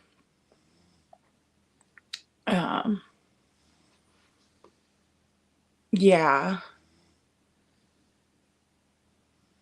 Yeah, Star. Oh, I'm sorry, you guys. Oh, here we go. Oh, I did get something. I did just get an email. See, but it's not pulling up on this one. Oh, wait. Yeah, it did. I wonder why Trooper's moms didn't come through. Okay, I just got the Grant Solomon. Okay. Thank you. I will look at it. And then we also did talk about the school, Bledsoe Youth Academy. We also talked a little bit about that too. Yeah, see, Meow thinks so too. Sorry guys, I was into a personal conversation that I clicked up on the screen. I'm sorry. Okay, James says a bunch of small secluded ponds just off that road. That could be a bunch of possible places that CP may have taken him, in my opinion, especially after hearing that when he went to get the camper, it took 17 hours. Yeah, that is really curious. So it's the small ponds. And you can see those probably from the maps, yeah?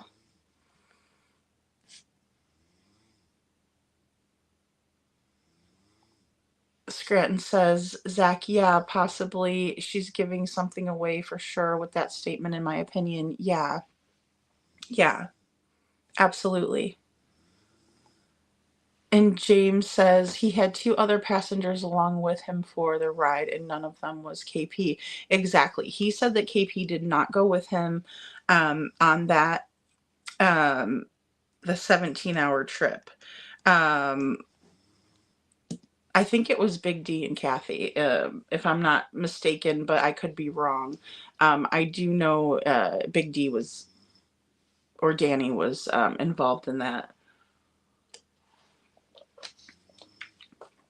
In my opinion, allegedly.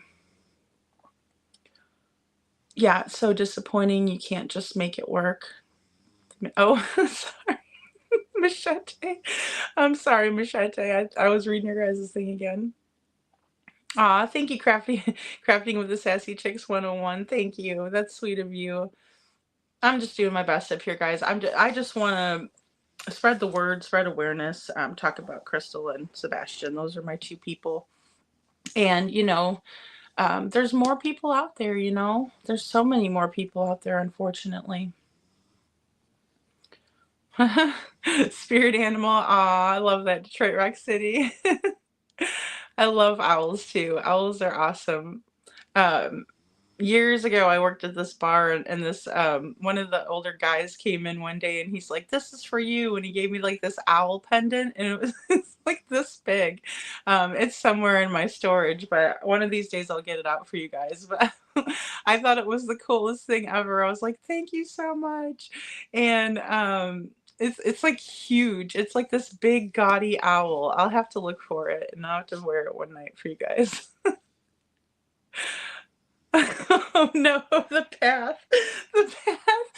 The path says wedding venue. He needs a quick, easy access for the revolving wives. I could totally see that. He's checking out all the wives. He's checking out for the wives club. Oh, I knew what she was talking about. The path says the revolving the revolving door of wives. Oh my goodness, bad Katie, what'd you do, Thud? I know, I'm telling you guys, that is weird, and and that's the thing. That was a good point. The thud, why did it, escalate? Why was it just like playing in the room a noise, and then, the thud was definitely something. No, I did too, Star, because if you Google spaghetti, like she needed to elaborate, because if you Google spaghetti pancakes, like there are the ones that are like the funnel cake, which is now I understand, but like when I first was looking and Googling it, like there's actual spaghetti pancakes that are spaghetti noodles with the like pancake batter, like, and you mix that all together and put Parmesan cheese on it. I'm not kidding. And so I thought, like, how gross is that? Like, why is she feeding Sebastian this? And like, what if he gets sick from like the batter?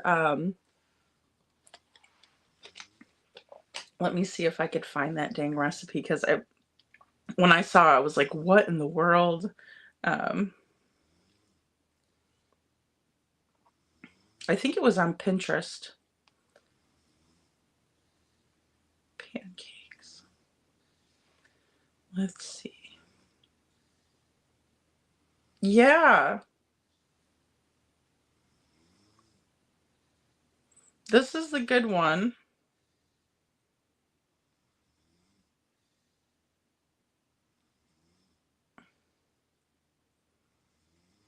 See, like,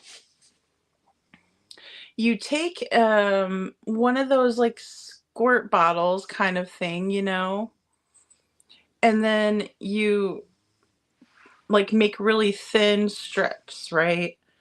Um and then you put powdered sugar on these, and you could use like lemon juice and cinnamon.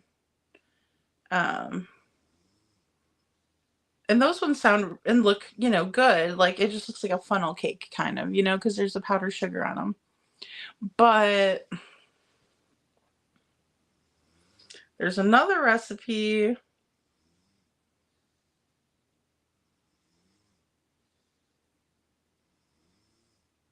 Oh, see, here's how you make them.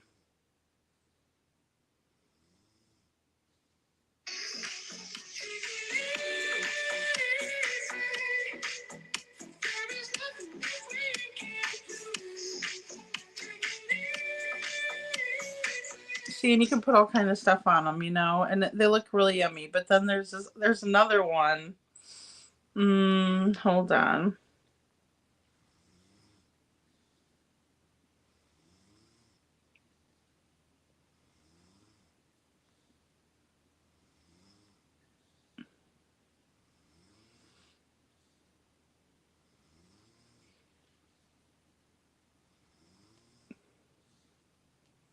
Hold on, let me see if I can find pancake batter.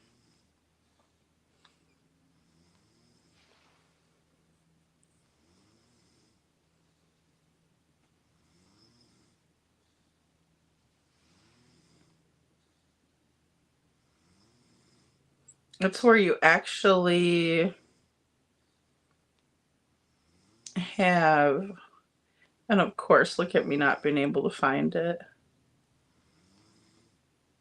Either way, I found another recipe that just,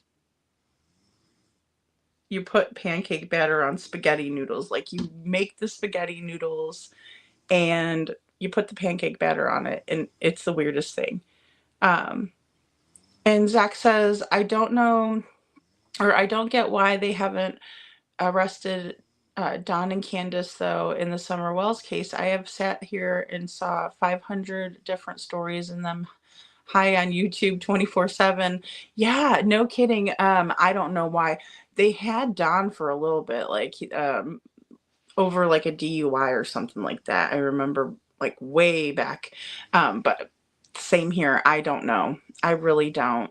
Kaika says Chris owned a winery and wedding planning business with ex-wife Molly. Think she still runs it. Oh, see, I never knew that. That's crazy. That's crazy to me. Oh my goodness. Yeah, Zach wants some chocolate now. Sylvester says, James, you're a better investigator than the professional. I think you could have leads, needs to be checked out.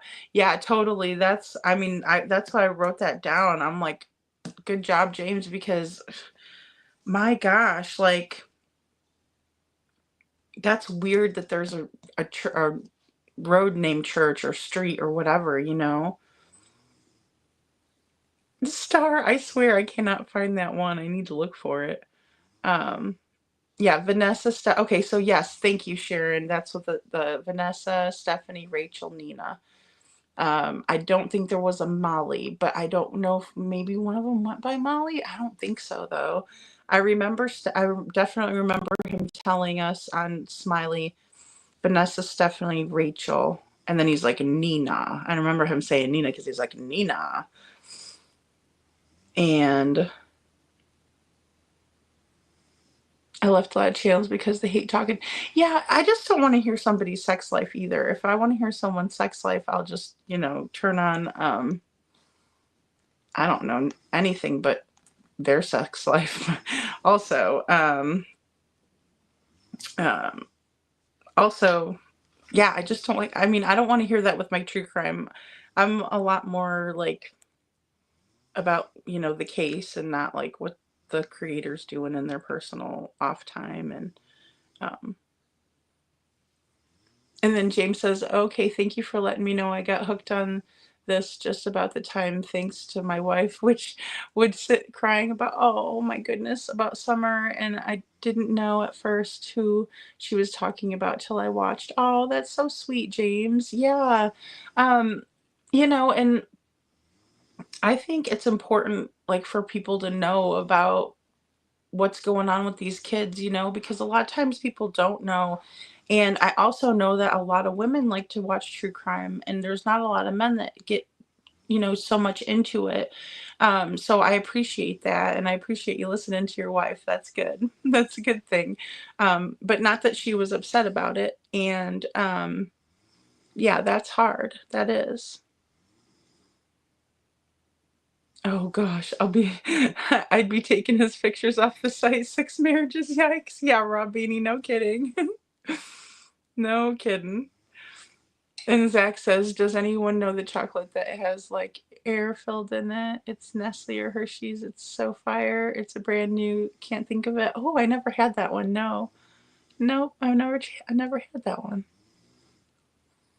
No, I think there's only 5. Well, I think, no, Katie's definitely 5 because he told Smiley that Katie always says fifth and last wife or whatever. Like that was what he said anyway.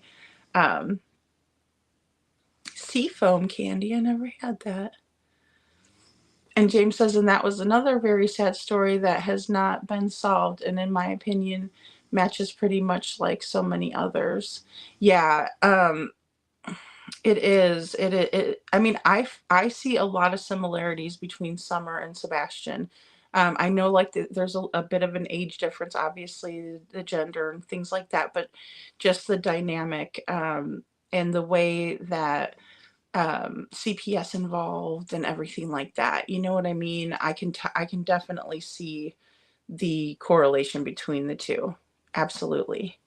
Um, Aerated. Ooh, aerated chocolate. Is that what it is?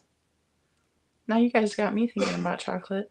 Um, and Betty says, I really thought Proudfoot was a Native American name at first, but after looking into it, it's actually Scottish. Really? Oh, that's interesting, Betty. See, I thought it was Native American too. And then I got confused because I was like, how could he be mad about Nina being part Native? And then, you know, the reservation and things like that with Faith. And so I was confused about that too, because I was always thinking that he was, because he's not fair complected. Chris is not. He's got dark features, right? And he's kind of got that olive kind of complexion about him, I think. Although Mama Socks does have the darker hair too. And I've never seen his dad, like Chris Proudfoot's real dad. I never saw him. And Zach says, yes, Star, it's a certain kind of like Nestle or something. It was blue wrapping, and I can't remember. I had it one dang time. It was so good last week, I forgot. I'm going to have to try it. Oh, I think somebody got a hold of Star's phone. Detroit Rick City says, I saw a picture of him when he was younger eating a taco bowl, I think, at home. Oh, yes, at their dinner table. But that one was, I think, a little bit more recent. Yeah, see, Robini, I did too. There we go. We got the chocolate thing. Still unsolved, Little Miss Summer. Summer Moon, Utah Wells, yeah. And James says, but the difference between Sebastian and Summer is it's so very obvious about what happened to Sebastian without no doubt, or Summer, I know that the mom definitely knows more than she said. Yeah, that's true, James. And you know, I think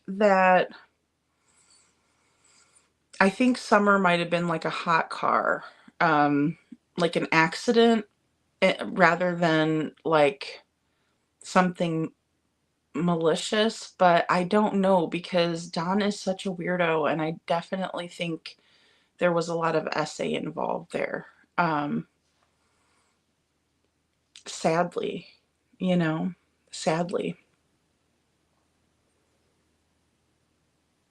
So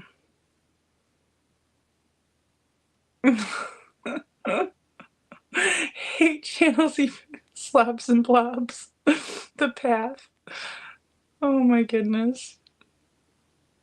Yeah, you'll have to go to church, he said. Yeah, that's why I'm like so tripping over what James said about that church road. I'm gonna have to Google map that. Yes, they should have it tomorrow, Sylvester. And also, I'm waiting to see if I can get some good like flowers for the background at a good price. Because I looked today and they were all still like full price. I'm like, dang it. I thought if I went like later in the night, it would be, you know, cheaper. But nope. I did find like a really pretty like orca plant, or orchid, sorry, orca, not a whale, but a orchid. And it was green, like it was white and green. And I was like, oh, that's so pretty. But they were like $25. And I was like, eh.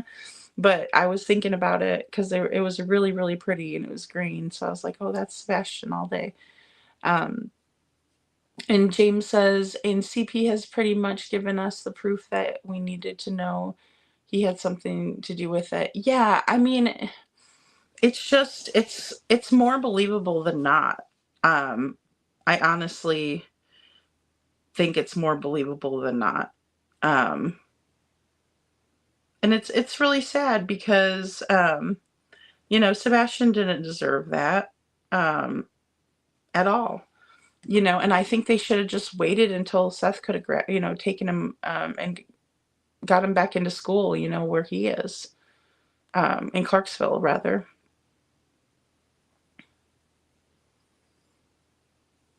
Are you gonna sleep now, Sharon?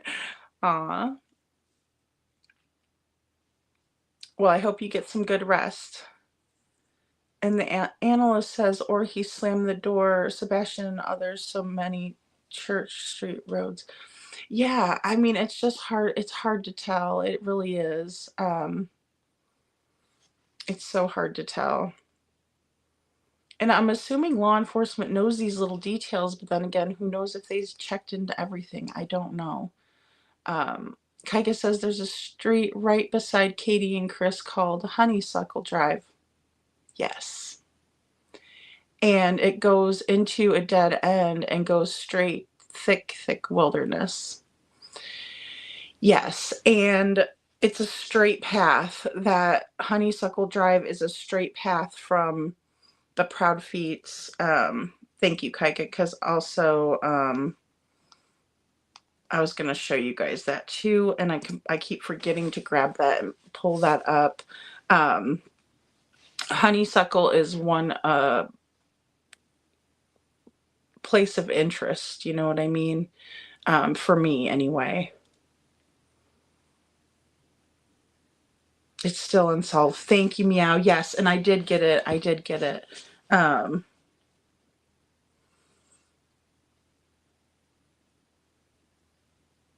Yes, and it is Grant Solomon. Yes. And that's Franklin, Tennessee. I have heard of Grant Solomon's case. I have. And Sylvester says there are places online that sell it too. I've tried making it. I should though. Dark chocolate or milk chocolate dipped. I like both. I love chocolate. I'm not a huge chocolate person, but I do like it sometimes. Yeah, I've always thought it was Plan 2 machete. I really did. Zach says with Summer, I think it's even more obvious because Hunter said Summer went under the water, and then he even says that he didn't know how long she was under before he miraculously saved her. That's a great point too. That's a great point. There could have been something that happened at that point because whenever people mention things like that, it's almost like they're telling on themselves. Again, it's really it just leaves it's really curious then, right? That's weird. And James says, yeah, there was 2 campgrounds that I heard, Yogi Bear and another one. Yeah, Easy Days was the other one, and it was like easy, like the letter E, the letter Z, and then DAZE. That's the one that Silver's on the scene investigated, or kind of went and asked questions, and there was no record of the feet there. So yes, and then which I looked toward the halfway point and found a church between the two that was hidden in the woods. Oh my goodness.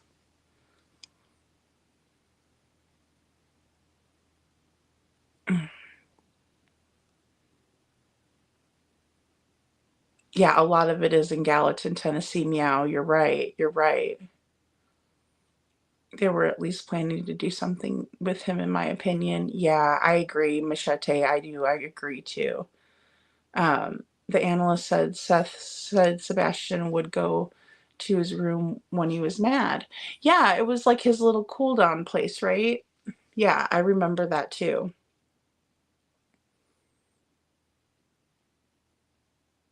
Yeah, honeysuckle again. Honeysuckle again. Honeysuckle again.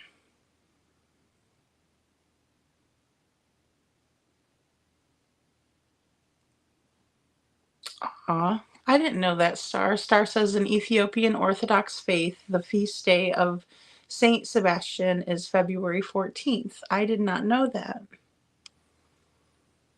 Last hurrah. Chris prefers, yep. Yeah, Sharon, he does. That's what he told Smiley. He said that they go to, that they don't have one particular church, but they do like to go to the Freedom Church in Gallatin, and that Sebastian was a part of the youth program. But then the church doesn't say anything or hold vigils or anything. Not one thing.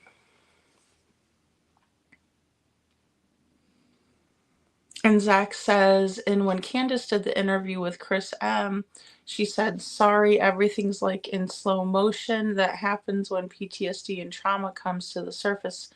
Example, some are drowning, possibly just a theory. Yeah, was that the one when they were on Dr. Phil? Because she also talked about like the cornbread mafia. And I'm not going to lie, I did a lot of research into a deep conspiracy theory about the cornbread mafia and mafia activities. And it was interesting. And it kind of connected with Summer's case. But I decided not to make a conspiracy video.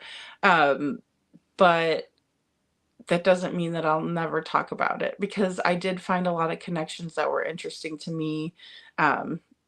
You know, so yeah, Eric Craddock also goes to Freedom Church. Yes. He also does follow the Long Hollow Church too. So I don't know if he also attends that church as well. But that's a great point. That is a great point.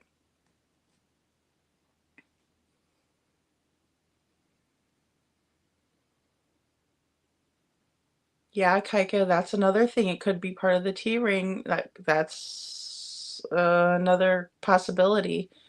You know, I love all animals, Zach. I do. I love all animals. A raccoon meow. That's cute. Craddock's a part of the T-ring, in my opinion. I don't know. With his comment, it's just hard. It's hard for me with Craddock. It's hard for me. I don't know what to think of that guy. I really don't. The analysts are ball up his fist, which to me seems like a teenager trying to get the best control of his emotions. Autistic or not, these behaviors seem like a responsible coping mechanism. Why mock that?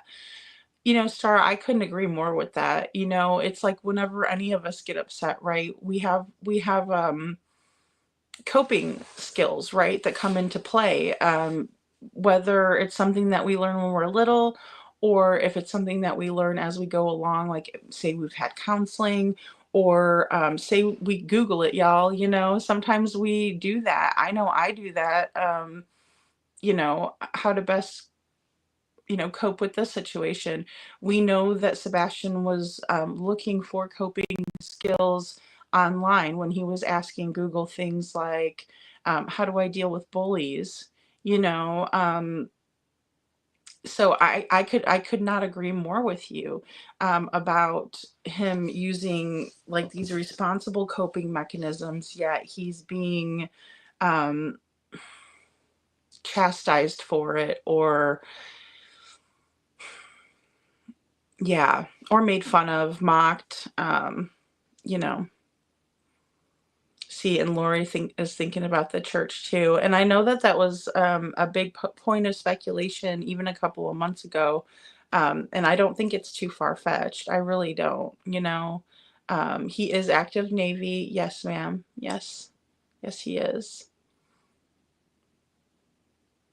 And Betty says, in my opinion, Danny G is the fixer of the family.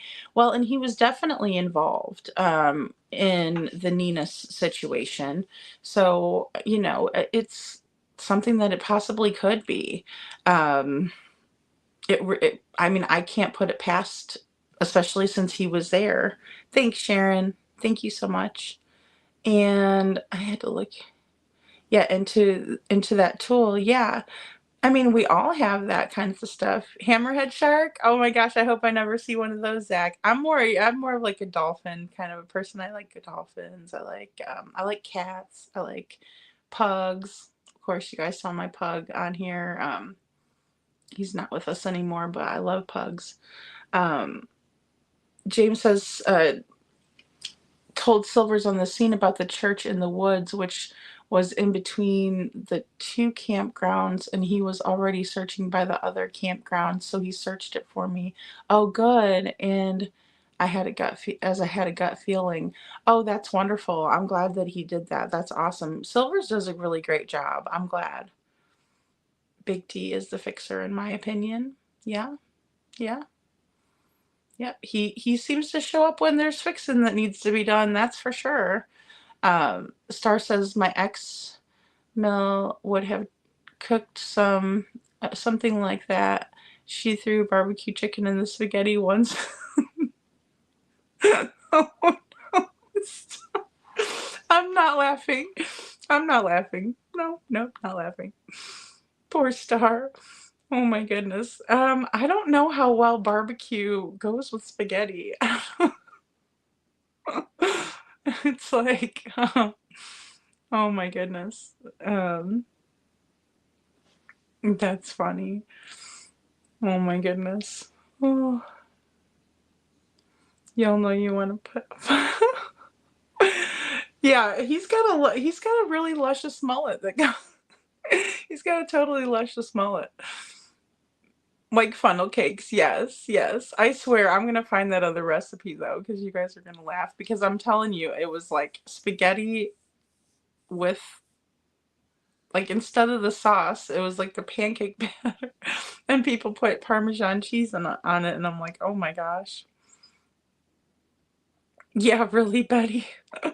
I had a feeling I would pull over all the oil slices. Trauma if I pet the mullet. An oil slick. I said oil slice. You're cracking me up.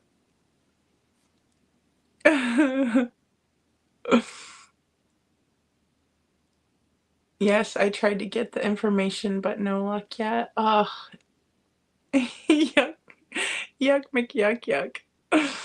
Oh my goodness.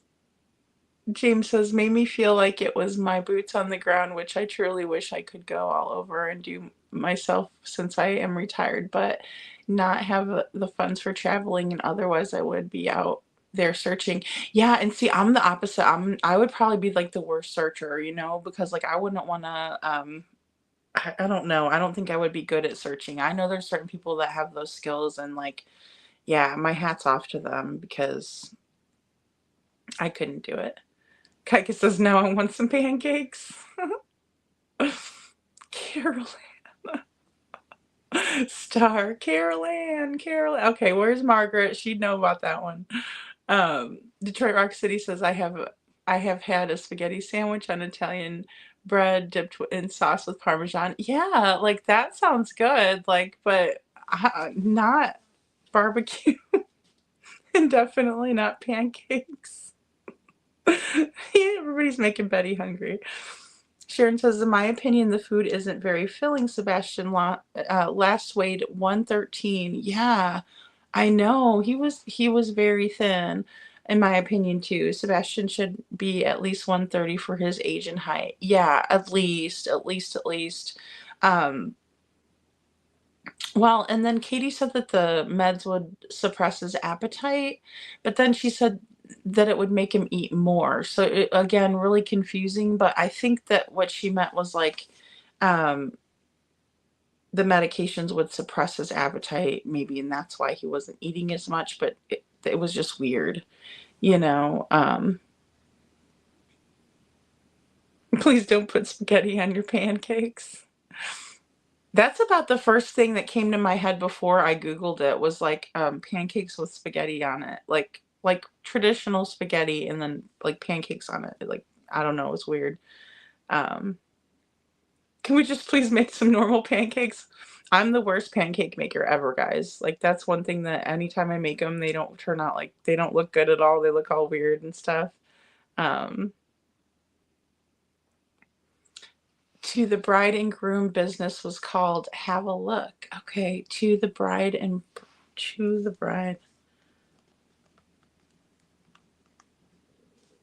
groom. And it was out of California, you guys said? See, I've never heard that. Granny to 13 says, my grandson is autistic and he's thin, and it has to do with the foods he eats. Very picky and only eats certain foods. I will say that my friend's grandson is also autistic, and he was having trouble with textures, and so he was getting really, really picky, and he dropped a bunch of weight. And I will say that too. It was getting really, really hard to find things that he would eat. So you're right, Granny to 13. It's not always because of like malnutrition. It could be something too. And as the kids get older, they change and things like that. So yeah, it's not always due to like malnutrition. Sometimes it's legitimately that they're very picky.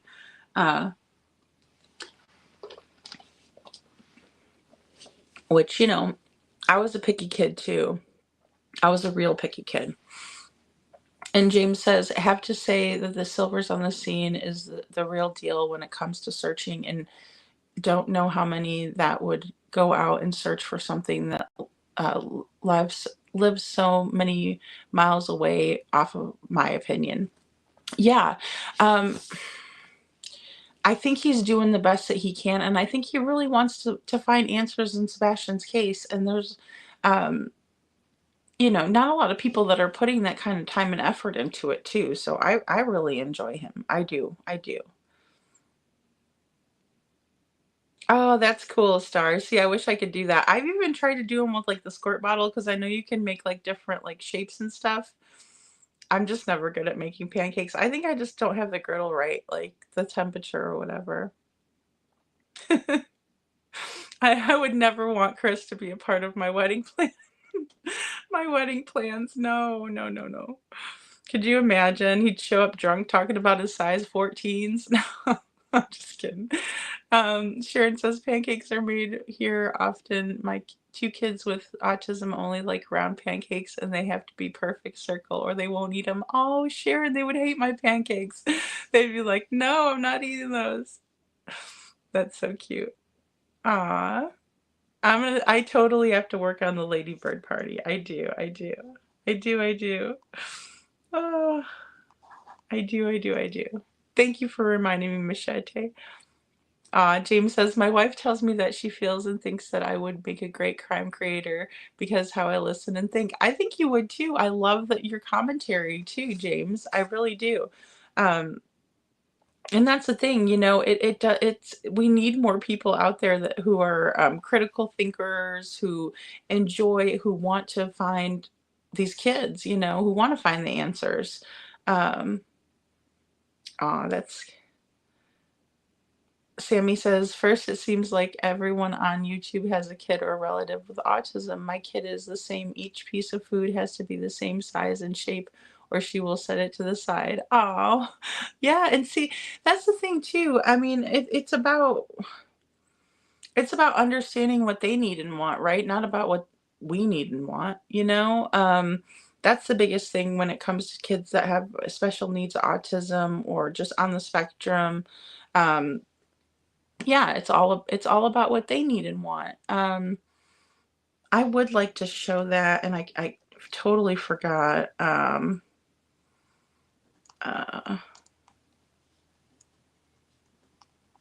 then I wanted to I'll show you guys the first 7 days. Maybe we'll do that tomorrow. But yeah, I did some research to kind of showing how kids on the spectrum and how their parents help them. Oh, what's the best way to put it? The kids on the spectrum and how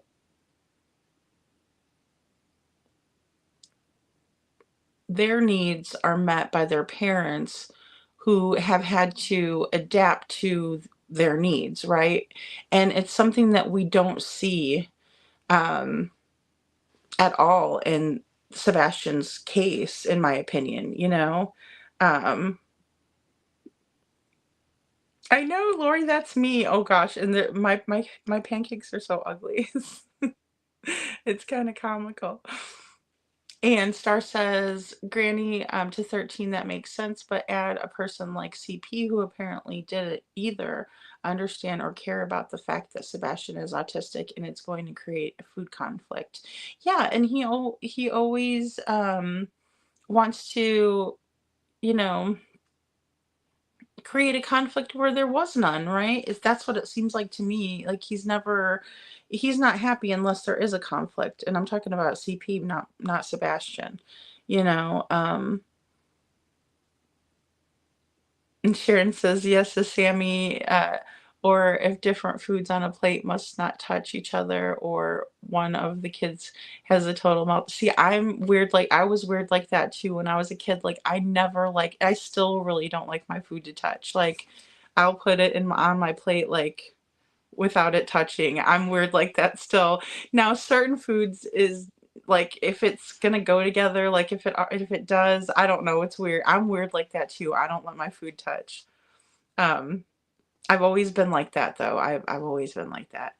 Um, you know, like if you go to a buffet and you know some people just like pile their food on and everything, I do not do that. Like I'll go get another plate. Like it's I've just always been like that. Um, See, I have to try this air chocolate you guys are talking about. James says I'm a chocolate addict. My grandson called me to tell me the 10-piece chicken nuggets taste the same as the 4-piece. Oh, how cute. Now that is adorable. He would always order 2 4-piece before. Oh, I love that so much. How cute. Unnamed True Crime Channel says she can't make pancakes either. You should see how my pancakes turn out. That's me too. I don't know. It's so weird. It's just so weird. I can't ever and I'll really try to focus when I make pancakes, but it doesn't come out. And Kaika says, go in there and look. Y'all will laugh at the write-up about describing Chris as a friendly, caring guy. Are you guys sure he's really a wedding planner? I gotta go. I do have to look at that. I'm gonna have to look and see. Thank you. Oh, good night, true crime, crafting and true crime, Jacqueline. Thank you for being here. I'm glad. Aw. It is, yeah. I mean, mine just come out not good shaped, unnamed true crime channel, and like I don't know. I'm just not good at them. My mom was a really good pancake maker. And Star says, me too, James. It went away after I worked for C's. I thought of chocolate made me ill for a while, and I had eaten so much, but oddly, after chemo, my sweet tooth came back triple fold. Aw, Star. Star's a fighter. She's a fighter. I think Simmer drowned. Okay. Oh, the path says, I think Summer drowned when they went swimming. Yeah, that's what they were saying earlier. And I'm, you know, I'm not sure what really happened, but I do know that Candace knows more. I really do. I think it was either a hot car. It could have happened during the swimming. Because that last picture with her against the milk jug, it really looks staged to me. And just the rural area they live in, I think somebody would have seen her if somebody would have grabbed her up or something, you know? That is so weird. That is so weird, Raw Beanie. I don't understand that either. Um,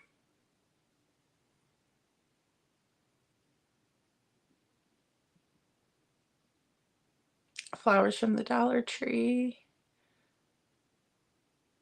Ice Cube Detroit. My favorite new now is Bueno. Oh, I've never had that one. Oh, yeah. See,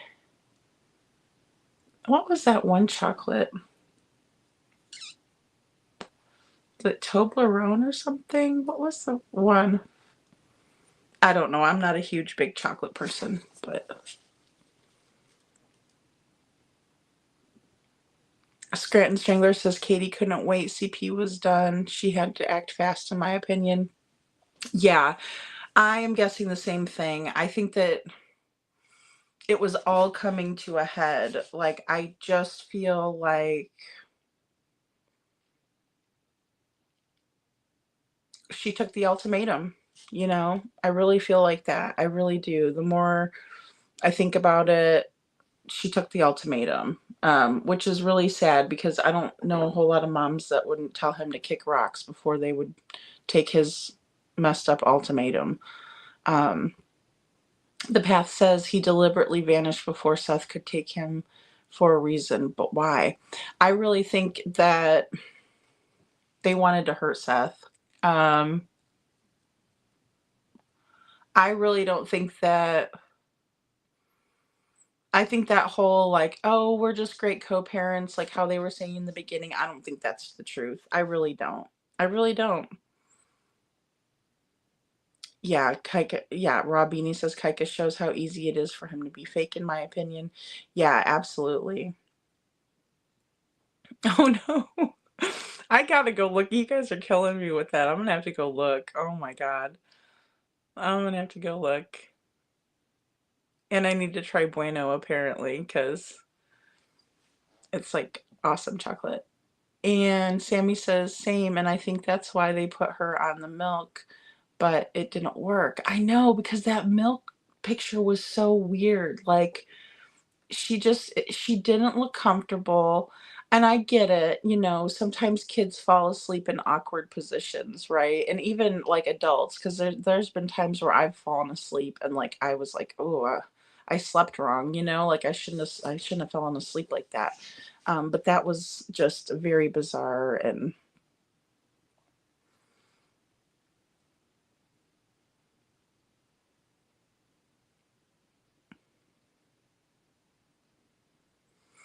I know. I wish I could see a screenshot for sure, Kaika. That's funny. I need to go look at that though, for real. I'm going to after. Oh my goodness.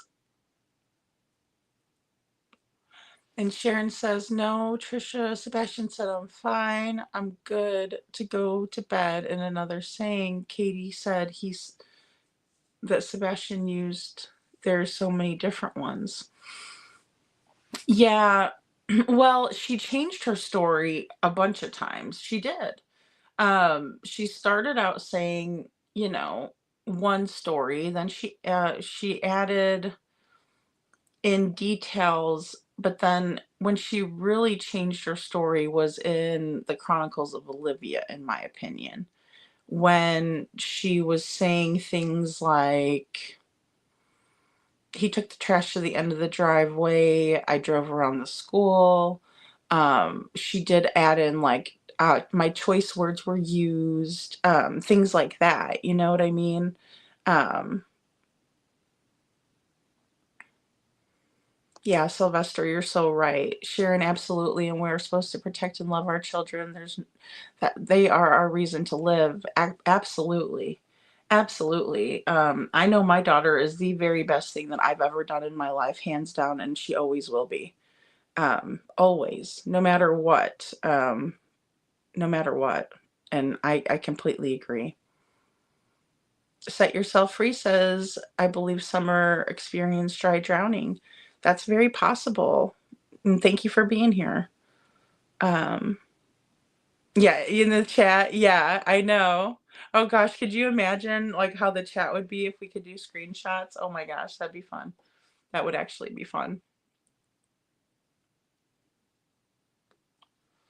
No bueno for him. He ate the box stuff. Halia says, red flag. In my opinion, CB told them not to mention him. Well, and that's very possible too. That is very possible, you know? Yep, amongst many, Star says.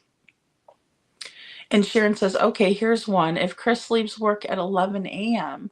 for work and travels to Nashville, first to the Hendersonville, and get there by 1 p.m. on Stafford, how 3 hours and 37 minutes? That's 2 hours to Hendersonville.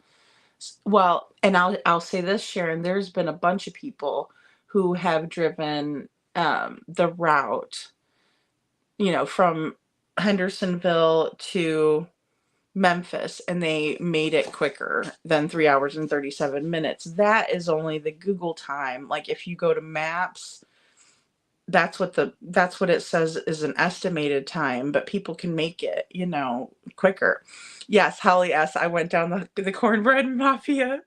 I totally went down that rabbit hole like really hard, and I was about to put a video out about it, and then I decided not to. But I will tell you what, during that search, Bullhorn Betty actually interviewed a guy that wrote a book about the cornbread mafia. Um, and it was a great interview. If you all ever want to go to Betty's channel and check it out. She did a wonderful job. And he talks about the cornbread mafia, who were basically disbanded around the late 70s, early 80s. And they were they were Mary Jane dealers, right, and growers, and they had a pretty big outfit. And it's very interesting because they had connections to even Al Capone, like the Chicago connection. They had that. There's corridors that run through that have very high levels of mafia trafficking, so to speak, for lack of a better way to say it. But yeah, yeah. And they could have sold Sweet Summer. Yes, Holly, that is not something that I would, you know, ever put off the table, because we don't know. I mean, you know, and she was just so adorable. Yeah. And Star says, Sharon, driving times are highly variable depending upon mile per hour and traffic. I don't buy his driving estimates. 3 hours and 37 minutes seems awfully specific. Yeah, he got that straight from Google, like, or straight from the map, you know, Google Maps.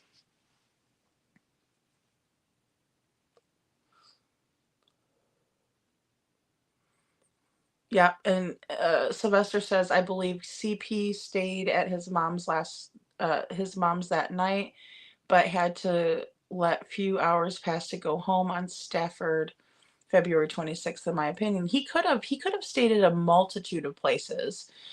He really could have. He could have, you know, slept in his vehicle. He could have just like stayed around the area. You know, I don't put that past him, because we never did get like, excuse me, any kind of accurate feedback on that, right? We just basically got that he was, you know, he was in Memphis and blah blah blah, and he was working at St. Jude Project and all this stuff, but we never got any proof, you know. So that's a very high probability, in my opinion. Oh, meow, yeah. That, it's just disgusting that poor Summer had to go through. Absolutely. Yeah, Detroit Rock City, that's the truth. I agree. I agree with that. And we see that. We see that with some of the locals even sticking with what, you know, what KP and CP are doing just because they're local. Just because they know them, or they know of them. You know, and I know that there's a connection with Khloe and her being a Svensson? Same last name as Melissa. So there's that too, you know. And they do stick together, unfortunately. It's like if you're an outsider, you're an outsider. And Sharon says star, but Chris said he left work at 11 a.m. and Chris went to Nashville first and then to Stafford, Hendersonville. That's 2 hours. Now there is some time missing. Yeah, absolutely. Where was Chris really in that day? Really in that day, in my opinion, was closer than we know. Yeah, and his story kind of changed there too, like in terms of what he was doing. I mean, I do know that Silver says that he was there until 11 that morning, that he was relieved at 11, but he never did tell anybody that his stepson was missing. Um, yeah, Big D is the uncle. Yeah, he made it. Oh, I must have missed that he made a single stop, or he made a side stop. Well, and we just never know what's true and what's not. It's just this. That's why this case is so crazy.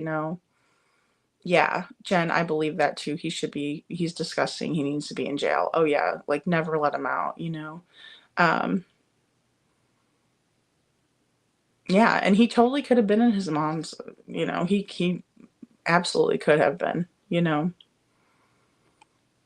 Kaika, or Robini says, Kaika, remember CP saying it's not like he's in a 2x2 space? Yeah, I do remember that too.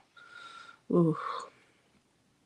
Set Yourself Free says CP said he and his entire family go to Freedom Church, yet they did absolutely nothing for Sebastian. Red flag, red flag. Yes, absolutely.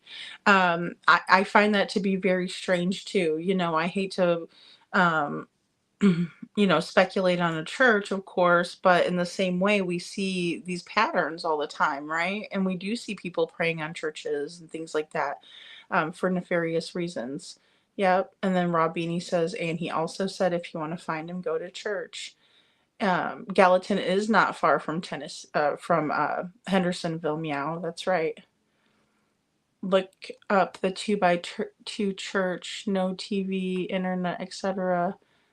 Things. Oh, I've never looked that one up, Robini. 2x2 church. Okay. I know, Lori. Isn't that gross? Ugh, yuck. KP was photographed carrying CP's daughter in Freedom Church last summer while Sebastian was missing. Yes, we did talk about that earlier tonight. And just holding her like a baby was really weird. Yeah, or maybe just like holding her up like that. And yeah, it was a cringe photo for sure. For sure, for sure.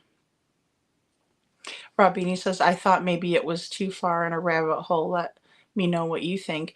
I mean, I don't think anything's too far really right now, just because everything's still, so up in the air on the table, or, however we want to say it, and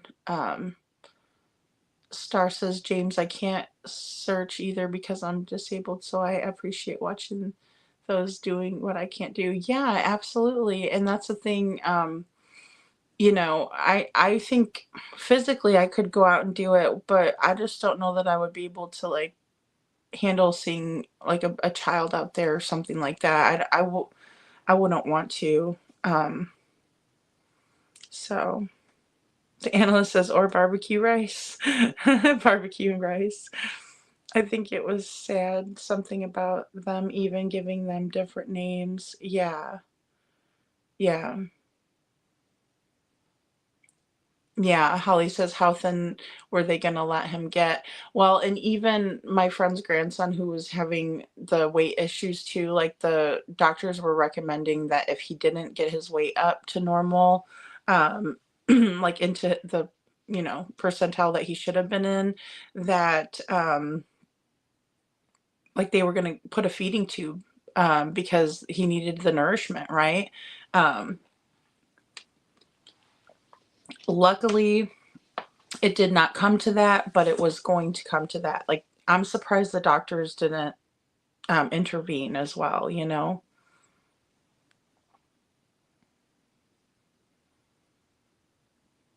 Yeah, Sharon, that was always just so weird because I just remember her telling Smiley that the medication suppressed his appetite so he would eat more. And I thought that was so weird because it was a contradiction, like immediate contradiction, you know? Um, yeah, and see, Robini, that's true. Seth did say he was a good eater at his house and helped him cook. Yeah, like they were talking about how they make their special spaghetti and or he was talking about how they make the special spaghetti and things like that. Um, you know, and Princess 64, good to see you. She says, can't compare other kids with Sebastian. Not and all autistic kids are the same. And Sebastian was recently diagnosed before he went missing. That's very true, Princess 64. No kids who are on the spectrum are going to be the same. And then also everybody has different metabolisms and things like that as well. So definitely something to consider, you know. Um, and Set Yourself Free says, Star, I agree. He obviously Googled the directions when he was relieved at work. CP says he left at 11 and was home at 1 p.m. Yes, exactly. And so we all know that they can get, you know, they're faster too, you know. Spaghetti crepes, the analyst. And Sharon says, my son won't use cutlery that has been his whole life. Yeah, and that's the thing too. Like textures and let's see. There's certain things like sensory wise that they wouldn't want because of the, you know, texture, the sensation, um, you know, the different sensory issues. So yeah, definitely, definitely. And all kids are different, you know, all kids are different. And Robini says, do it slow. Don't flip till the edges are a little dry and start getting bubbles. Oh, thank you. I will try that, Robini. I do need to work on, you know, the pancakes, but it's been a long time, you know. Oh, I'm good at bake. See, I'm good at bacon. See, I'm pretty good at bacon. And Sammy says, when my medicine wears off at night, I'm suddenly hungry. So that does make sense to me. Oh, I gotcha. So maybe she was talking about like when he takes the medication, it suppresses his appetite, but then when it's wearing off, he eats more. Okay, that makes sense. Yeah. Yeah. Oh, good night, meow. Good night. Thank you for being here. But then also, okay, so yeah, Jen, so CP also says that Sebastian was a bottomless pit. He said that on Chronicles of Olivia. Yes, yes. Sweet dreams, meow. Perjury. Aw.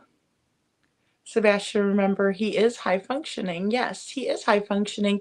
And he almost seems like probably closer to Asperger's, and um, that's why I think I want to incorporate that video tomorrow so you all can see it, because there was one young man who's 15 years old on the spectrum, and he was they don't say Asperger's anymore. That's something that an older term, but he called himself an Aspie, right? Because he's very high functioning. He also is a gamer like Sebastian, so very much, in my opinion, without knowing Sebastian, of course, um, seemed like just like that, a high functioning autistic. Um, yeah, I remember that. I remember hearing that too.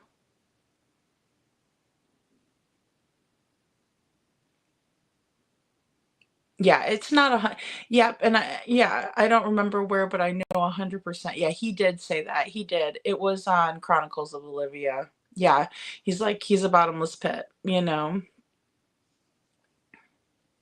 Yeah, and any kind of medication can cause, sometimes you won't have any side effects, right? Sometimes you'll experience some or none, or all. It just kind of depends. We're all different, you know? So, hey, Juicy Jules, good to see you.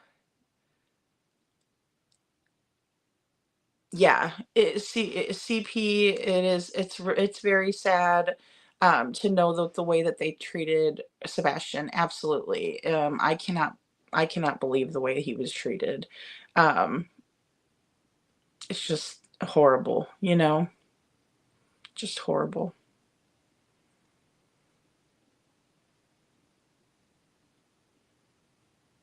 I wouldn't doubt that, Star says. Sharon says, nope, it happens all the time. Yeah, it does. It does. Yeah, I know. I can't have a whole lot of food either on my plate like that. It's gotta be like, I don't know. I'm so weird like that too, though. Um, yes, I will, Sammy. I will. I really enjoy it's Special Books by Special Kids is who does has a YouTube channel, and they do a wonderful, wonderful job of showing children with different abilities, you know, and highlighting them. And you know, so that way people who aren't familiar can become more familiar, and I think it's a really good thing. I do. And Sharon says, I have a certain paper or I can't use it. Also have to have certain pens. I have nearly 300 pens the same and the 5 notepads with smooth texture. Yeah, I'm like that too. I like certain pens too. I'm picky about my pens. I really am because I like the ones that write smoothly too. Okay, cool, Jen. See, I'm like that too. I'm so weird. Like, yeah, or anyone touching your food. I'm like that too. I'm the same way. I've always been like that since I was little, you know.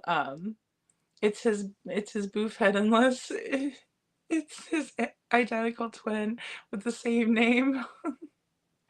This is her world, I live in it. Aw, my kid is also an eloper, keeps me moving. Oh, yeah. So do you use like the alarms and stuff on the windows and doors, Sammy, to help? Um,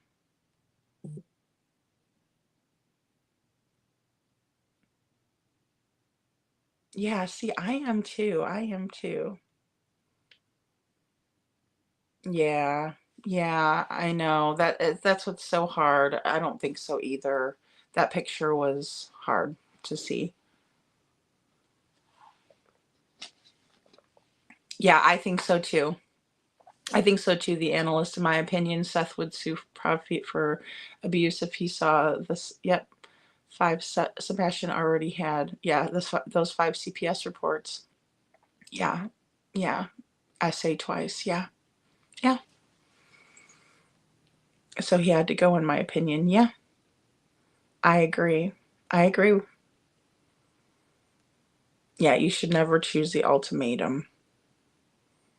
Sammy says, okay, you guys remember the interview where Chris and Seth are talking and Steph says, I talked to him and he knew he didn't have to go to online school forever and he was fine with it. Yeah, I do. It was a web sleuth? No. Then Chris said, well, you should have talked to me and my wife about that, and that would have changed everything, and something to that effect. Yes, I do remember that. That was on Web Sleuths. Yes. Yes. Yeah. Insurance says, Trisha, but 11 a.m. to 1 p.m., that's 2 hours total, and bypasses it goes through Nashville for. I'm wondering if he took back roads. Like, that's one thing that I was thinking too, Sharon, is that maybe he took those back roads. You know what I mean? And maybe that wasn't like the direct route that Google would have given. Maybe he knew like an alternate route. Thank you for the green hearts, Lori. I just wonder what Chris meant when he said, well, that would have changed everything, whatever phrasing he used. Yeah, that is interesting. That is. Good night, Lori. Good night. I think I'm a little behind in chat, guys. I should probably get going. Hey, Linda, good to see you. Good to see you. Okay, so I'm not too far behind in chat. Hey, Tori Banks, good to see you too. Well, guys, we've been on here for quite a while, so I think I'm going to hop off of here, but I really appreciate all of you guys. And tomorrow we will go over, we'll do the first 7 days video. I can just upload it, and we'll kind of go over, you know, just some of the other kids that are on the spectrum. I think it's valid to look at it, especially for the viewers that don't really know, you know, maybe they don't have any children in their family that have autism or that are on the spectrum. You know, oh good, oh good, Scranton, I'm glad. Well good. I didn't want to be boring you guys to death. But it's I think it's important for people to understand, you know. And then also, for me, I just used to work with people with special needs, like I was telling you guys earlier, years and years ago. But they've changed a lot of things when it comes to terminology and things like that, like what we were talking about just a little bit ago. So it is interesting to me, even so, just to learn about it.